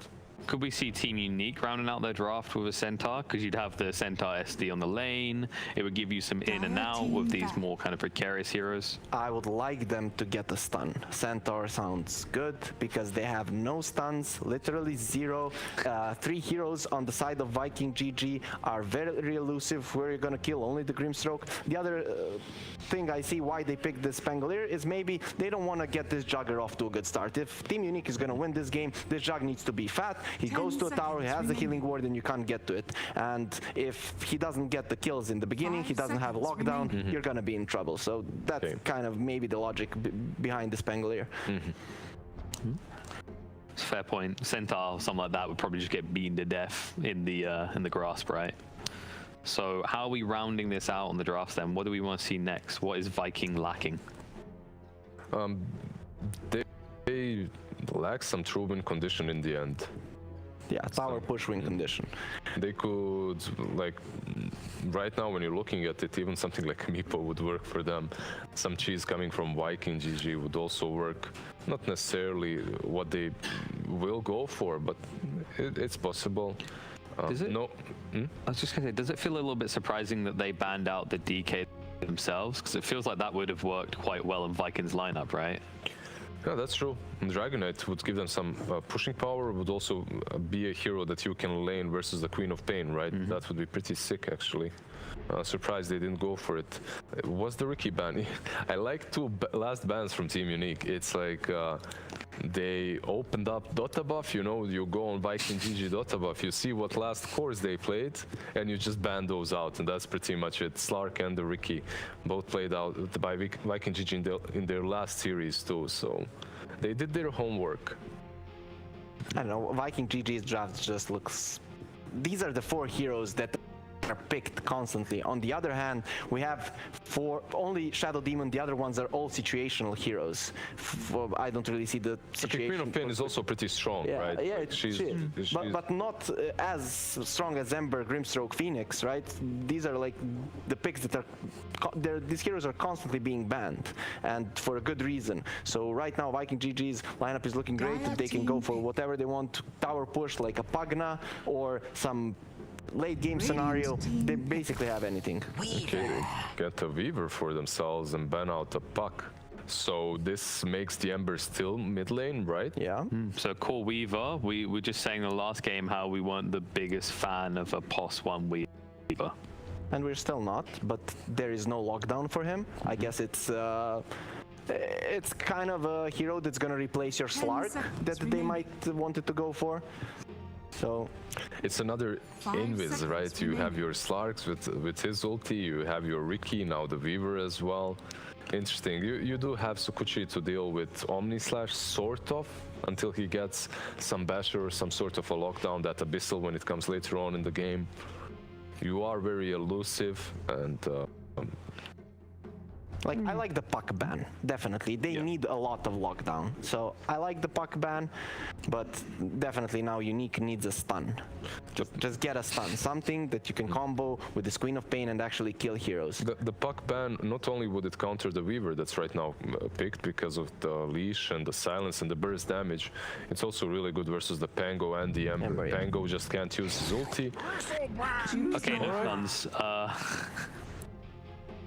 How do we feel about this, boys? Because we already mentioned they don't really have stuns on the side of Unique. They don't, but they do have. Bristle doesn't give them. They do have this living armor plus the Bristleback. They can push in. This Shadow Demon pick makes a little bit more sense now as a snatch pick. So there is no Aghanim's Shadow Demon playing versus you. You have the Healing Ward plus the Bristleback and the Treant. So you will have this very, very strong early game potential. But later on, you are playing versus a Phoenix with that Sunray that can be pretty problematic for you. You have a lot of bugs, Phantom's Embrace, Weaver with minus armor, perhaps the Desolator on Ember, and the Vessel on him. It looks like such a decent Ember game overall. Are you siding with the Ember though? Yeah, I am. These three cores, they're not really bringing any control for Team Unique. You have Quap, Bristle, and Jug. Where are the stuns coming from? Yeah, there are no stuns. They're gonna go with Viking GG, but the way Unique win, they win the lanes, and they just go through a lane. You can't kill us, use the Healing Ward, and if they get jumped, they have the Treant ulti. That's the way they can play this game. Is it gonna work? Most likely not. I like how you at least try to justify a way that Unique could win before you just took the very easy choice of Viking again. I'm proud of you for that. But we're going to have to see if Team Unique can make the CIS fans proud and pull this one out, maybe make it 1-1 the scoreline, or if Viking are just going to cruise on through as we head into game number 2. Thank you so much, KP. Man, I was cracking up on this draft when the panel was talking about, like, just get a stun, Bristleback comes out. Like, what the hell's happening? Holy crap, Trent. Are you on the train right now? Are you feeling it? Viking GG all over it. There's definitely a way that Unique can win. I think Mr. Harry Freak was correct, right? Like, it's a Bristleback game. I always struggle to see a good time for a Bristleback when I worry about like how many stacks he's gonna get. I don't know if he's gonna have to kind of hang back and farm up his jungle for very long this game, which concerns me a little bit. But they have a Shadow Demon, so maybe Vanscore is gonna go all crazy with the stacking, and maybe they'll really snowball 19 to a higher degree than we're expecting, as he's gonna be heading to the mid lane, and BZZ will be playing the safe lane Queen of Pain. Very, very interesting. You know, I was wondering about that because there was a little bit of time that we were starting on the game and like BZZ wasn't coming into the lobby. And I was like, when I saw him pick Queen of Pain, I was like, was his condition for coming back that he had to play mid? But it turns out that's not what it is. It is going to be the safe lane Quap. And yeah, they're running 19-teen in the mid lane on the Bristleback, already taking Quills and planning on going against the Ember. I guess that's maybe a better matchup. It's like a lot harder to slight dodge Quills than a dagger. Yeah, I think in the series earlier today with Liquid, they actually picked the Bristleback trying to force the Ember out of the mid lane, and it didn't work, in fact. And the Ember ended up going safe lane, so we'll see how well it goes. I think Boom is set for this, though. He's already got the magic stick, so he's prepared for this matchup. Yeah, we'll see if he can sort of do some outplay shenanigans. I mean, that is the one thing about the Bristleback. It's not. It's like this sort of force that you just have to be able to play around. As Zitrak, he's feeling himself now. He's doing the rally call for the rest of his team, and Chad's saying, "Nah, that ain't gonna happen." That's what that all chat means, Trent. Yes, I can tell. Wondering. Yeah, this is some good translating that you're doing here. Appreciate it. If only I could speak Russian, it would all be solved, all the problems. So we do have a couple bounty runes traded off here. Illusion and Vanscore are going to pick up 2, as well as Aramis and Shad on the other side. Illusion getting a little more involved this game. Not just going to go jungle and cut creep waves this time. He's going to be playing the Treant Protector with the Orb of Venom. How is Grimstroke going to fare? He's got 3 armor here. Then another bonus 3 whenever he's under the tower. And Vanscore, so they're going for the level 1 kill. And Soleri not quite going to fall for it. Coming up one more step. Oh, yeah. There's no way. There's no way. It would be cool. They can. Well, okay. They throw out the grasp, try to hit Toby there. Toby just sort of shrugs it off and is gonna hide off in the trees. But that's a treant coming for you. It's not. Yeah, this is actually, I think, good for a unique. I don't know. I kind of like this tri-lane on tri-lane for them. Like, Queen doesn't really need the help. Oh, okay. They're going to take the Grimstroke down. Yeah, this is the way to do it, I think, for Viking GG. Instantly remove the situation. Oh, man. Once they commit to the dagger, they just dove. Damn. That's gnarly. Yeah, it's going to be tough. I don't know what BZZ does now. I guess he has 5 tangos. But he might have to ferry himself out some more regen. And the dream of a null tally might need to be put on the back burner as mid lane. 19 teen taking a lot of damage from Boom here. Already has 3 stacks of the quills up on the Ember. But doesn't have a sleight of fist there to break the salve. Yeah, he needs another full volley of like playtime too there, because he doesn't want the magic stick to be a big fat. Like, he wants magic stick to be capped out at 10 and then go for the kill, you know? He doesn't. Right. He doesn't want it to be this like awkward double use of the magic stick situation. Mm-hmm. But Boom's already getting himself back to the full HP. Yep. And there it is. Can pop it again in a second if he wants. Gonna play aggro. Is, like you said, already that 10 stack up, but pops it, and now the count is back up again for Mr. Boom, who does need to be careful. 5 stacks now. But it's too scary. Bristleback doesn't want to go for it. Yeah, he doesn't have quite enough mana to make it work. He needs to get like completely filled, not just like 1 mango at a time if he wants to go for the kill. But at least he's able to secure last hits. It's going better than I would have expected, I feel like, at this point. Just trying to last it off of quills isn't that easy this early on. Well, in the meantime, on these side lanes, Score and Aramis gain into a little bit of a battle. I think it's a slightly more comfortable game for the Phoenix than just running around chasing the Enigma, even though it ended up working out for them later. He has a more clearly defined role for his job, as Toby going to be able to go for this deny here, as well as the last hit. Easy peasy for the Pango. So yeah, just very chill early start to this game. Yeah, trying to figure out who's gonna die first. I feel like it's gonna be BZZ. You're so morbid. Oh, he's gonna die. 3 minutes, no first blood yet. You start to wonder. Yeah, I'm with you. Oh, that's lovely. God, I love this. 19 teen, he's like doing anything he can just to keep the spirits high. He's like doing a little bit of ball chat and stuff. Just like voice lines, even when he's just missing a CS on Boom. BZZ getting pummeled down bottom, took a stroke of fate, as well as some damage coming in from Chad, but Illusion onto the Grimstroke now. Inkswell afterwards, barely able to jump away from that one, and they will bring down Celery. So nice play by Illusion, BZZ. That's what they need in this lane. You definitely do not want to fall behind this, like, from the Grimstroke and the Weaver. We've seen this combo used so much by Liquid. They use it as like a support duo, but in a core role it works just as well. Just constantly ink swelling and diving over and over onto numerous heroes. Now Vanscore has made his way up to the top though, and has caught this Ember at level 4. Interesting. And it looks like Boom just going to TP back to the tower. So doesn't even go that far away. Feeling confident that he can regen back up afterwards and we'll be fine. Yeah, he doesn't have the bottle yet. And like, I didn't even want that room. Illusion, he's gonna go down again. Chad living through the burst. And Quap could not do anything else there. BZZ out of regen at this point in this bottom lane. Yep.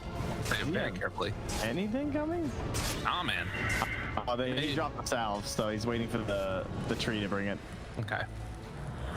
That makes sense. Aramis getting aggro onto Zitrax, trying to force out a spin. They miss though on the swashbuckle, and that's gonna keep him alive. And actually 19 teen making the full rotation up here to fill up his bottle again. 4 stacks up on Aramis, they won't get the 5th. Yeah, 19's gonna get a double bottle for this, but I think it's finished with the Ember too. Yeah, it's just flying in for Boom, so he'll also have the 1 saved for him, as Celery will leave it. Any stacks going though? Yeah, he just pinged them. He's like, listen, I know top is kind of an issue here, but I need some help here, Vanscore. I need some stacks. I need you over here at the 6-minute mark, so we'll see if he He's able to fulfill his carry and position one player's wish. Because, like, let's be real, it's all about the bristle this game. Yeah, it really is. Illusion in some trouble down bottom. He actually dies to some creeps and a bug. So they will lose the tree, and it looks like they're making the move me over. Yeah. Oh, he doesn't know.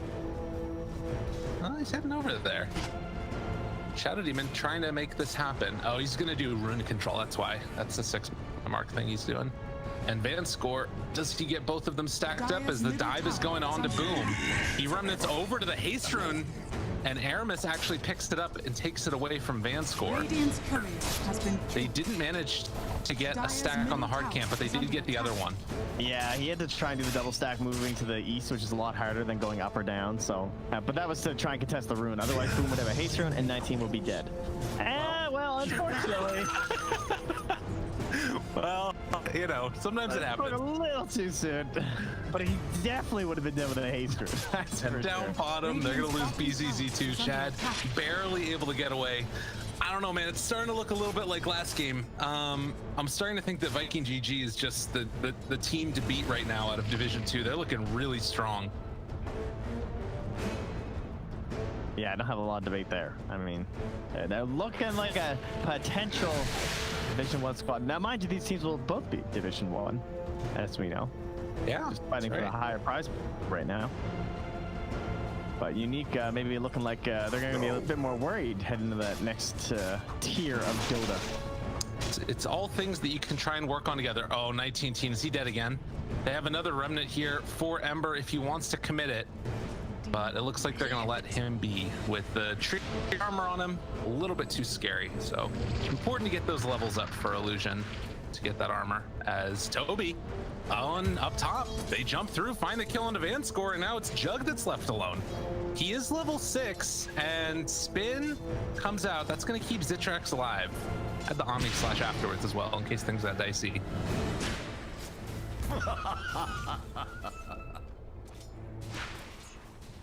Man. Pretty insane. As top lane, Boom jumps away yet again. Illusion, Nature's Grass, control. He doesn't have the remnant, but it's too dangerous apparently to go for that kill. Right now, 19 Teen just trying to clear through the creep camps instead. Yeah, just trying to find something for his hero. I mean, he's doing all right in terms of like the last hits. The net worth isn't so great though, unfortunately, because of his death. And having to constantly ferry out the mangoes. I would be very concerned about Boom's rotations coming up shortly. He's top of the net worth right now, right next to his own Weaver. And he looks like a scary guy to be making these big rotations. Zitrax pretty low. Don't have any vision. Oh, actually, they do have some vision on him up here. And they're going to spot Boom with the Observer Sentry combo, so they know Invis Ember roaming about. Yeah, and those play that much more safe. If they can see him moving over towards mid, Illusion immediately backs out again, does not want to get taken down, but does need to keep on soaking up those levels whenever possible. I don't know, it all has the feeling right now of kind of Viking GG getting a little bit more out of the map. Although the taking of the stacks is definitely nice. It being under wards definitely hurts, as 19 Teen going in, the Inkswell hits, and he just played way too aggressive there. He gets killed. Yeah, I don't know if he thought he was safe into the tree or what, but... Ooh, Toby. It's Omni Slash. Now chased. On the Zitrax, trying to get a cleanup kill. Is Shad still having that time lapse? We'll be able to make this secondary play happen as they're bringing in Aramis onto Van Score as well. Has one stack up. They try and move in, but the time lapse to dodge the Sonic Wave. Oh, it was dirty. They did it to him. He misses the scream afterwards. BZZ, what are you doing, my man? Getting outplayed left, right, and center as they'll take him all down. That was dirty. Radiant's top tower is under attack. He's having a rough one. I'd be feeling pretty gross after that little exchange. The double whiffs for the guy.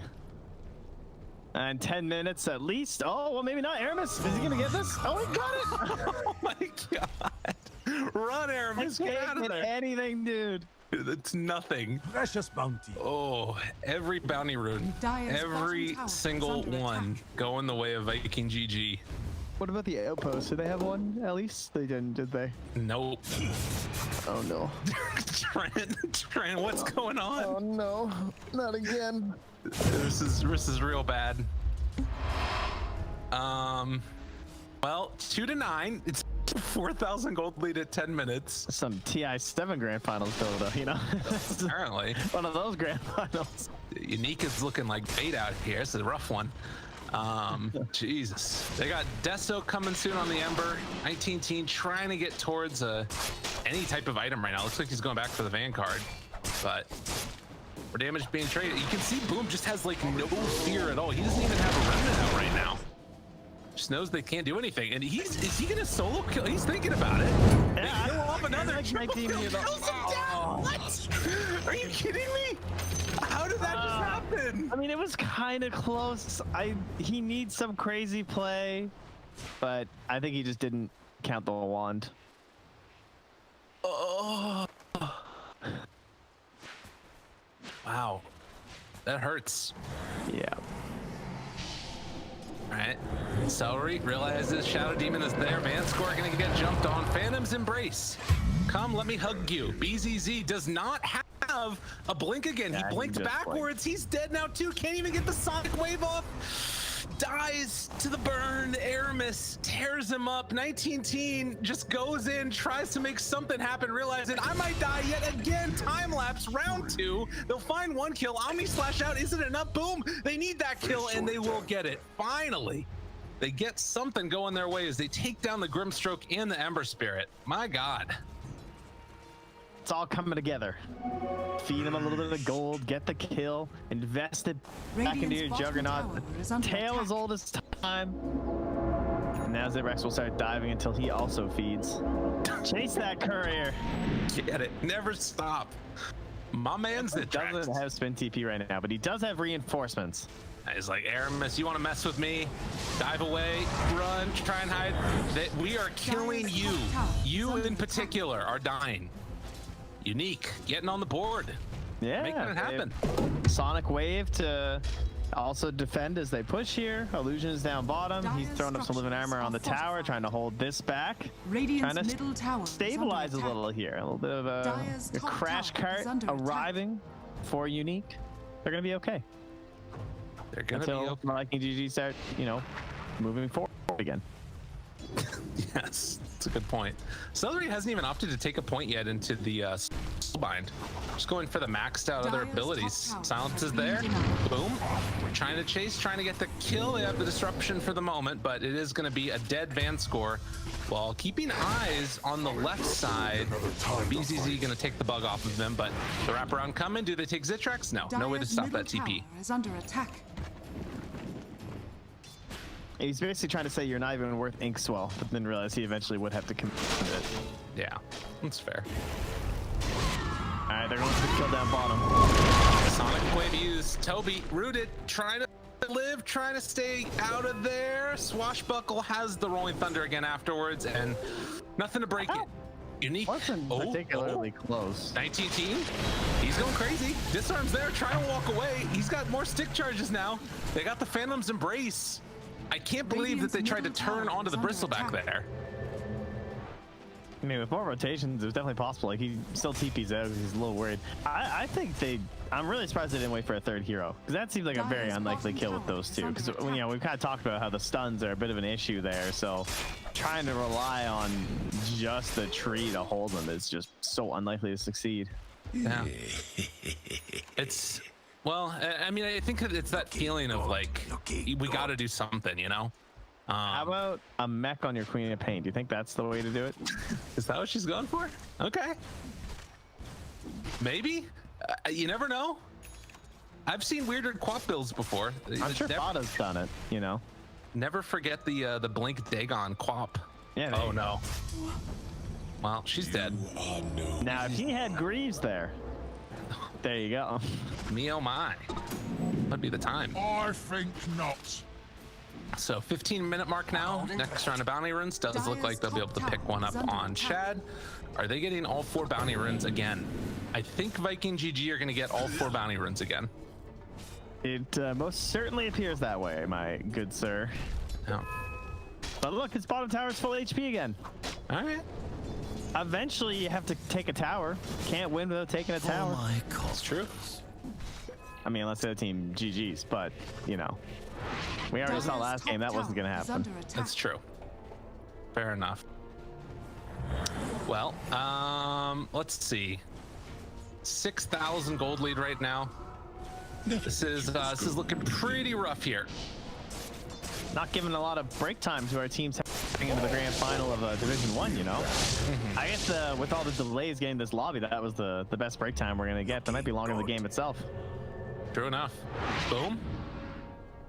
Sonic Wave hits him, trying to bring him down. It is going to be enough. They drop the kitchen sink onto the Ember, and he will get taken down again. One of the downsides of going for this all-out aggro build. No real way to save it. Bottom tower is under attack. Is this it, Lyrical? Is this the comeback that they needed? Is it Dragon Ball Z time? Fighting, flying through the air, smashing into the earth, is under attack. Screaming at each other? Giant comeback? I mean, it's unnecessary fake hype. Is that what we need here? Thank you. Thank you, my man. If there's anything a Dota caster can bring, it's fake hype. The Sunray. Oh my God, 19 run. Dire's middle. Oh, they got the tower. Oh man, play-by-play is easy. It's so easy, so simple. I think that people loved that. Wow, what an epic battle. They got the tower. Can I play analyst now? Actually, you know what? On second thought, I should. Tower. I shouldn't. Just keep saying they could rush now. Yeah, they can rush now, exactly. Shove waves, guys. Oh God. They found Van's score. God, he just wanted to cast Shadow Poison. 1918 is going to try and go for some creep cutting here. He's cutting creeps. It's like, you know what? This is what I got to do, man. Yeah, he was on that courier. I was going to say, I think he wanted... That's a lot of dire heroes, my guy. Yeah, there's a lot of people here. The silence is out, the damage is there, and he is going to die yet again. This was a draft that was built around the pack. What was that? I don't know, man. They were all there. That's a Radiant Lord, dude. I don't know. It's a tough one. You know, game is hard. You feel like you got to go for a big play, and then, you know, all of a sudden you're dead, surrounded by 4 heroes.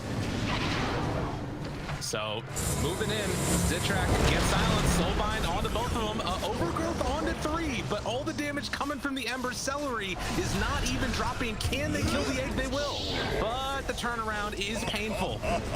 Have the Omni Slash, going to be able to land onto both Shad and Boom. Time lapse, keeping them alive, and the chase down coming. He's already used Spin, he's already used Omni, tries to get the Healing Ward down to keep him alive, but the damage is too much in the end, and now 19 back again from the grave, only to be sent back there again in just a moment, unless things change drastically very rapidly. Bug on him, continuing to chase Inkswell afterwards, and the Bristle has broken his back as Illusion is going to drop as well. 5 men dead throughout the course of that engagement. Feels real good to be Viking GG right now. Yeah, and I think that last one of Shad's also just gonna go out there. BZ chucks a dagger at him. And with the recap there, yeah, all just for the Phoenix. About a 4,500 XP gain. Wow.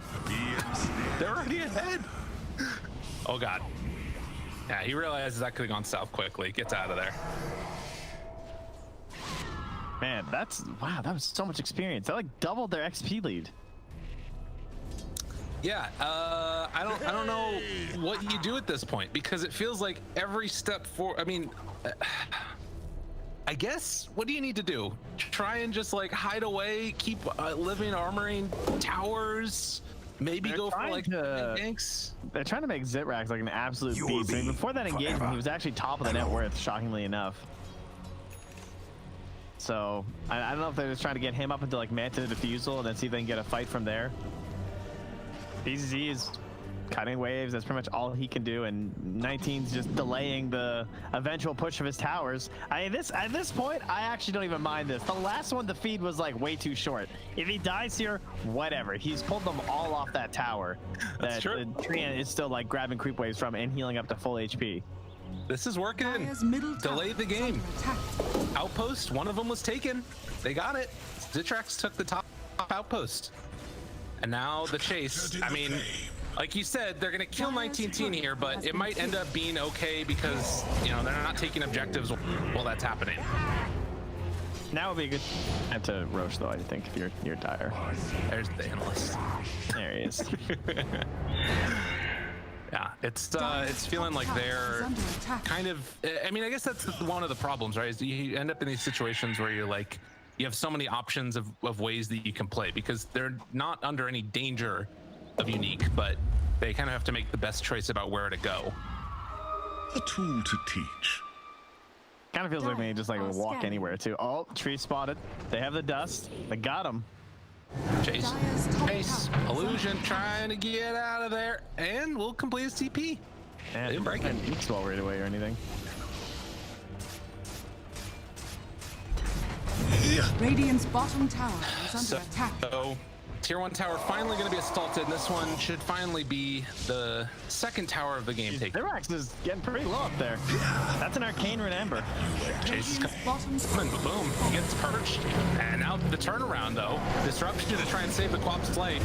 Is she just going to die? Okay, they end up killing off the other two. So Zitrax lives. It comes at the cost of his Quap and the Shadow Demon. And she's smooth, just working on that mech. Even after like one gank down bottom of just forcing the TP out of illusion, they just take the tower. Like, yeah. If they just commit, there's not a lot you can do. Illusion goes for the only item that's really suitable in this case of the meteor hammer. Can't really blame him. As 19 is continuing to try and be a nuisance in the back lines and just accepting his feeding. I noticed he has stopped a lot of the alt chatting. I'd like to see that return right about now, I think. Yeah, it's time. Has he lost his motivation and morale? I think so. It feels like it. I mean, I think both teams have in a way, right? Like Viking GG is sort of in that phase where they're like, all right, we just got to try and clean this up. 11K gold lead, 22 minutes, get everything they want.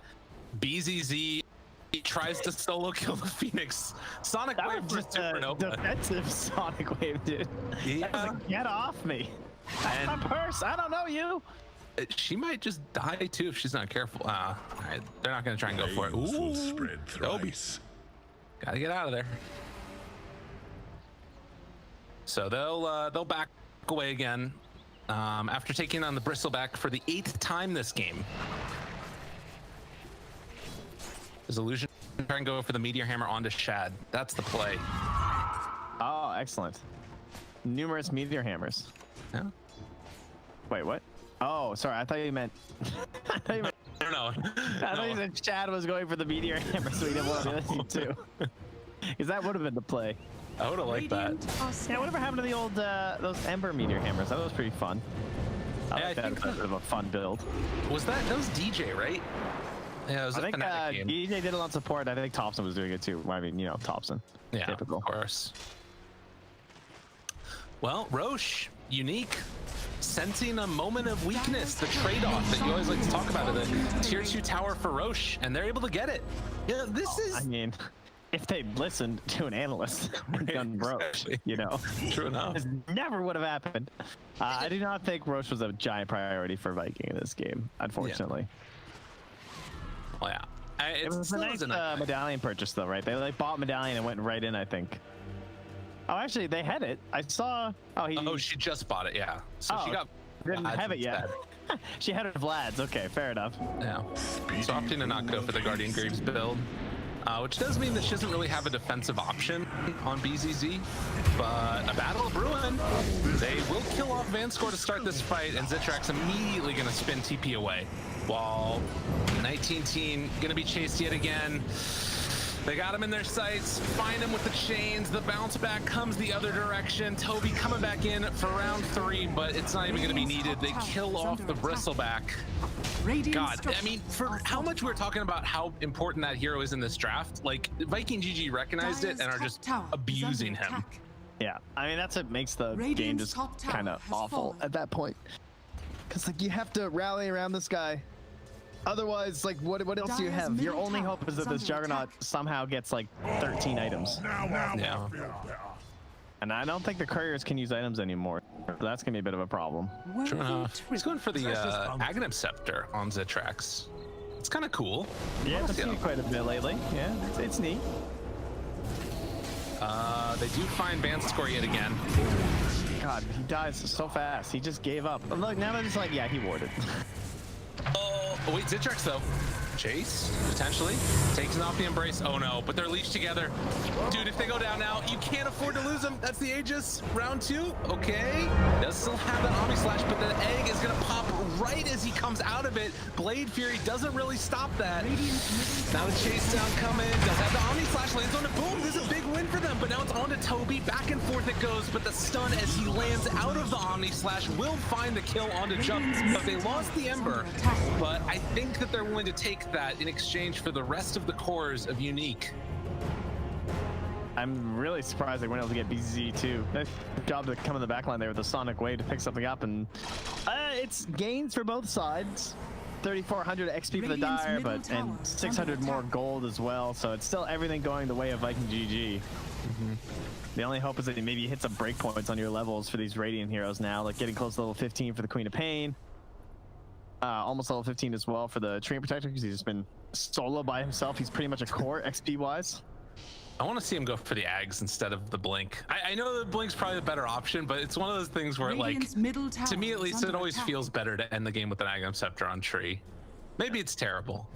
It's pretty terrible. Don't hurt my dreams like this. At least your heal is like way better in this game than normal. Look at me, like damage over times that would be taking off those like instances if it still worked that way with like blocking and stuff. It's like every hero has damage over time pretty much, except even Weaver does kind of. Aramis? Oh, if only had a Sonic Wave right there. BZZ could have gotten the kill, but does not. It is kind of a cool quad build, but I think she's dead again now. Phantom's Embrace. It's chasing her. She's got the bug on her. 2 different things to try and take off. No, she was in the Weaver bug instead of the other one. It wouldn't have mattered. She was dead anyways. That is definitely a viable part of the strat, though. Yeah.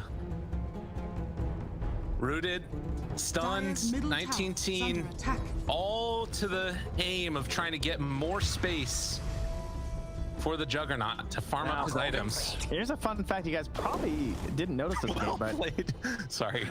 If you guys hit Bristleback in the back, it actually has a 40% damage reduction. Oh. That's why he's called Bristleback. Okay. Unfortunately, sometimes you can't really tell when he's that far behind. Yeah. But yeah, I haven't seen them put like any effort towards aiming. I don't think it's really necessary.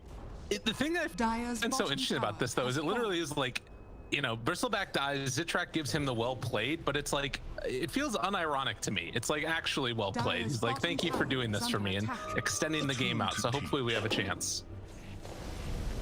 I wonder, have they gotten a repair kit too?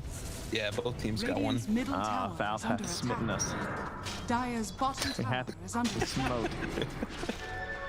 I like Lime Bog. Oh no, 19 teen again. If you hit him from the side, it's a 20%. Radiant structure. Dude, everybody's tipping him. This is so mean. You know he's having a bad game. Come on now. Oh. 112 and 14. Oh wait, no, sorry, not 112 and 14. 112 and 3. They don't have 14 kills. That would be quite the feat. Radiant's middle tower has fallen. Yeah, but this bottom tower. Dire's bottom tower. He's working on it. He's moving. He's making moves. Oh, blocking his path. Does have spin TP. Stun though. Trying to control. Oh no! Get out of there! Oh no! Illusion is going to lose his life afterwards. So too is the Jug. He was so close to that Agnum Scepter. Still a little ways away now. And the pain, it doesn't stop. These guys must be really good friends with Virtus Pro Prodigy or something. They're just like, how much time do you guys need? Yeah. You guys want to watch a few more replays? You guys done dinner yet? You can drag things on all you need. They're chilling. They don't have any worries, any cares, anythings. They're like, we want to see 60-minute items. Yeah, we're stuck inside all day anyway. You know, we're just quarantining. That's right. You know, to be honest, for some of these teams too, I mean, it's probably, you know, it's nice to be on the mainstream for a while. Some of the Division 2 games have been pushed back to others and stuff. This is just what you want to show off. I don't know if you saw me the other day on WePlay, but I was playing in the grand finals. Yeah, oh wow, really? How'd it go? It was okay. Some long fought battles. See, yeah, that does work. Yeah, exactly. Makes you seem real cool. Dude, Illusion is just keeping it out here though. Oh, the dust, good blink away. That keeps him alive. And they'll keep him off the tower for at least a little bit. While back towards mid, 19-team, we've seen this before. Again, no cares about back. Just all hitting Bristle. Chase, okay. A lot of damage on the Van score. He's trying to walk away for the moment. BZG showed the view. Have they overextended? Have they gone too far? Possibly not, as they're still going to be able to kill off the Bristle. They're still going to be able to kill Van score. And Aramis going for more. Get back is the call from Zitrax. Charge is the call from Toby. And that's a story of this game. Zitrax has the most ambitious quick buy. All right, guys, I'm done the Agnums. Next, I'll get the Abyssal, and then we'll go right for the Butterfly. Then I'll get the Rapier, and I think we can fight them. He doesn't have a TP. I mean, he had a Badger anyway. Right. So. Unfortunate. Omni Slash trying to bring down Toby. Oh, okay. Well, he got his Agnums. There you go. Wow, I don't know why they'd be snoring. Radiant's bottom tower is It's under a tough attack. game. Game is really hard. Sure, they're very mentally focused right now outside of Viking GG. What a absolute slapping of 2 games. Yeah. This is like the most vicious beatdown I've seen in a while, and this is the finals. I mean, the thing that's crazy about this too, I guess that, you know, you looked at Unique's performance in the group stages and they went 1 and 2. They're actually 3rd in CIS region, but they ended up being able to make it all the way in. And Viking GG 4-0. Now they did not drop a game. It just looked impressive. Like it. Yep. So 19-team ran at yet again. Boom. Not really concerned about the bristleback. What did 19-team do to Boom? You know? Did he slap his mother or something? Like, what happened? Jesus. BZZ blinks away, TP's out of there, and they find him. Oh, God. Whoa. Bristleback has just been getting the treatment. 114 and 3. Oh, Roach is back up. Oh, I haven't seen Sunray during Supernova yet. My Phoenix games have been casting. I feel like when people bought the eggs just for the hits, I never saw it either. It's true. I feel like the talent just makes you use it more often than the Aghanims would have. I guess the problem is that usually when you're dragging, you only use Sunray, right? Isn't that the whole problem? Yeah, I guess that could be. Does it count as the refresh right when you cast it? No, I'm pretty sure it's refresh when it hatches, right? Okay, got it. I ain't no Phoenix player though. It's fair. Those be my assumptions / memory of how it works. Well, one more tier 2 tower to claim, and we will see if they can get it easily or not. Just feeling like that might be the case. Is Weaver going for Aghanims? No, he's just gone Satanic. Mjolnir has a cheese up there soon as well. The Aghanims tends to work when the enemy team can actually have a chance of killing your allies, I think. That's true. It's usually a little better then. You could use it on 19 though, so that like when he's almost dead, they could then like refresh him back to full health and then just kill him again. Right. You know? You should be able to target enemies for like ultimate BM. Oh no. This would be a good game for it. Van score yet again, found, killed, and just wherever they go, Radiant is dying. It's like a mini game. It's like they're playing some horde invasion game or something on their phones where they're just like, how many creep waves can we pull away? How long can we annoy these guys by living armoring towers and meteor hammering and pulling waves? Like, it is shocking how little pressure they've been able to perform, like actually get on these towers. It's pretty impressive, you know? Yeah. Well, and I guess part of it is that they keep on heading back over and over again to cut those creep waves. Like right now, if they wanted to, they could just go mid. I think that's something that Viking GG are thinking about doing at this point. For my coffin. So we'll see. I hope so. We'll see. BZZ? What? Careful. Why did he right click him? Oh, run away. Run away. He's gonna be out. He's fine. Supernova now, and the Sunray on top of it. On a 19 team again. They have the disruption, trying to keep him away. Still leashed together though. And the Juggernaut likely to go down. Has the Swift Strike soon, and they'll get it off. All right, Omni Slash out as well. Zintrack trying to back away from them. Still staying alive. They're doing a good amount of damage here. 19 team lived through that, but they will lose the tree now. And probably the bristle as Toby is chasing. Does he have his juke shoes on? Not enough so. So they will lose the bristle. They'll lose the tree. And 28,000 gold lead. It's 35 minutes in. As Bash comes out, Van scores down, Swift Strike again, trying to run away from him, has the Manta style, but the Bash is there from Toby. And with another round, another salvo of damage, they're going to lose BZZ. Stunned now, but good game, well played is finally called as Viking GG are going to take it 9-48. And like you said, I haven't seen a snapping like this in a while. It's been that was Lab City. Cool game, check it out. Very, very well played. By Viking GG. I'm impressed. They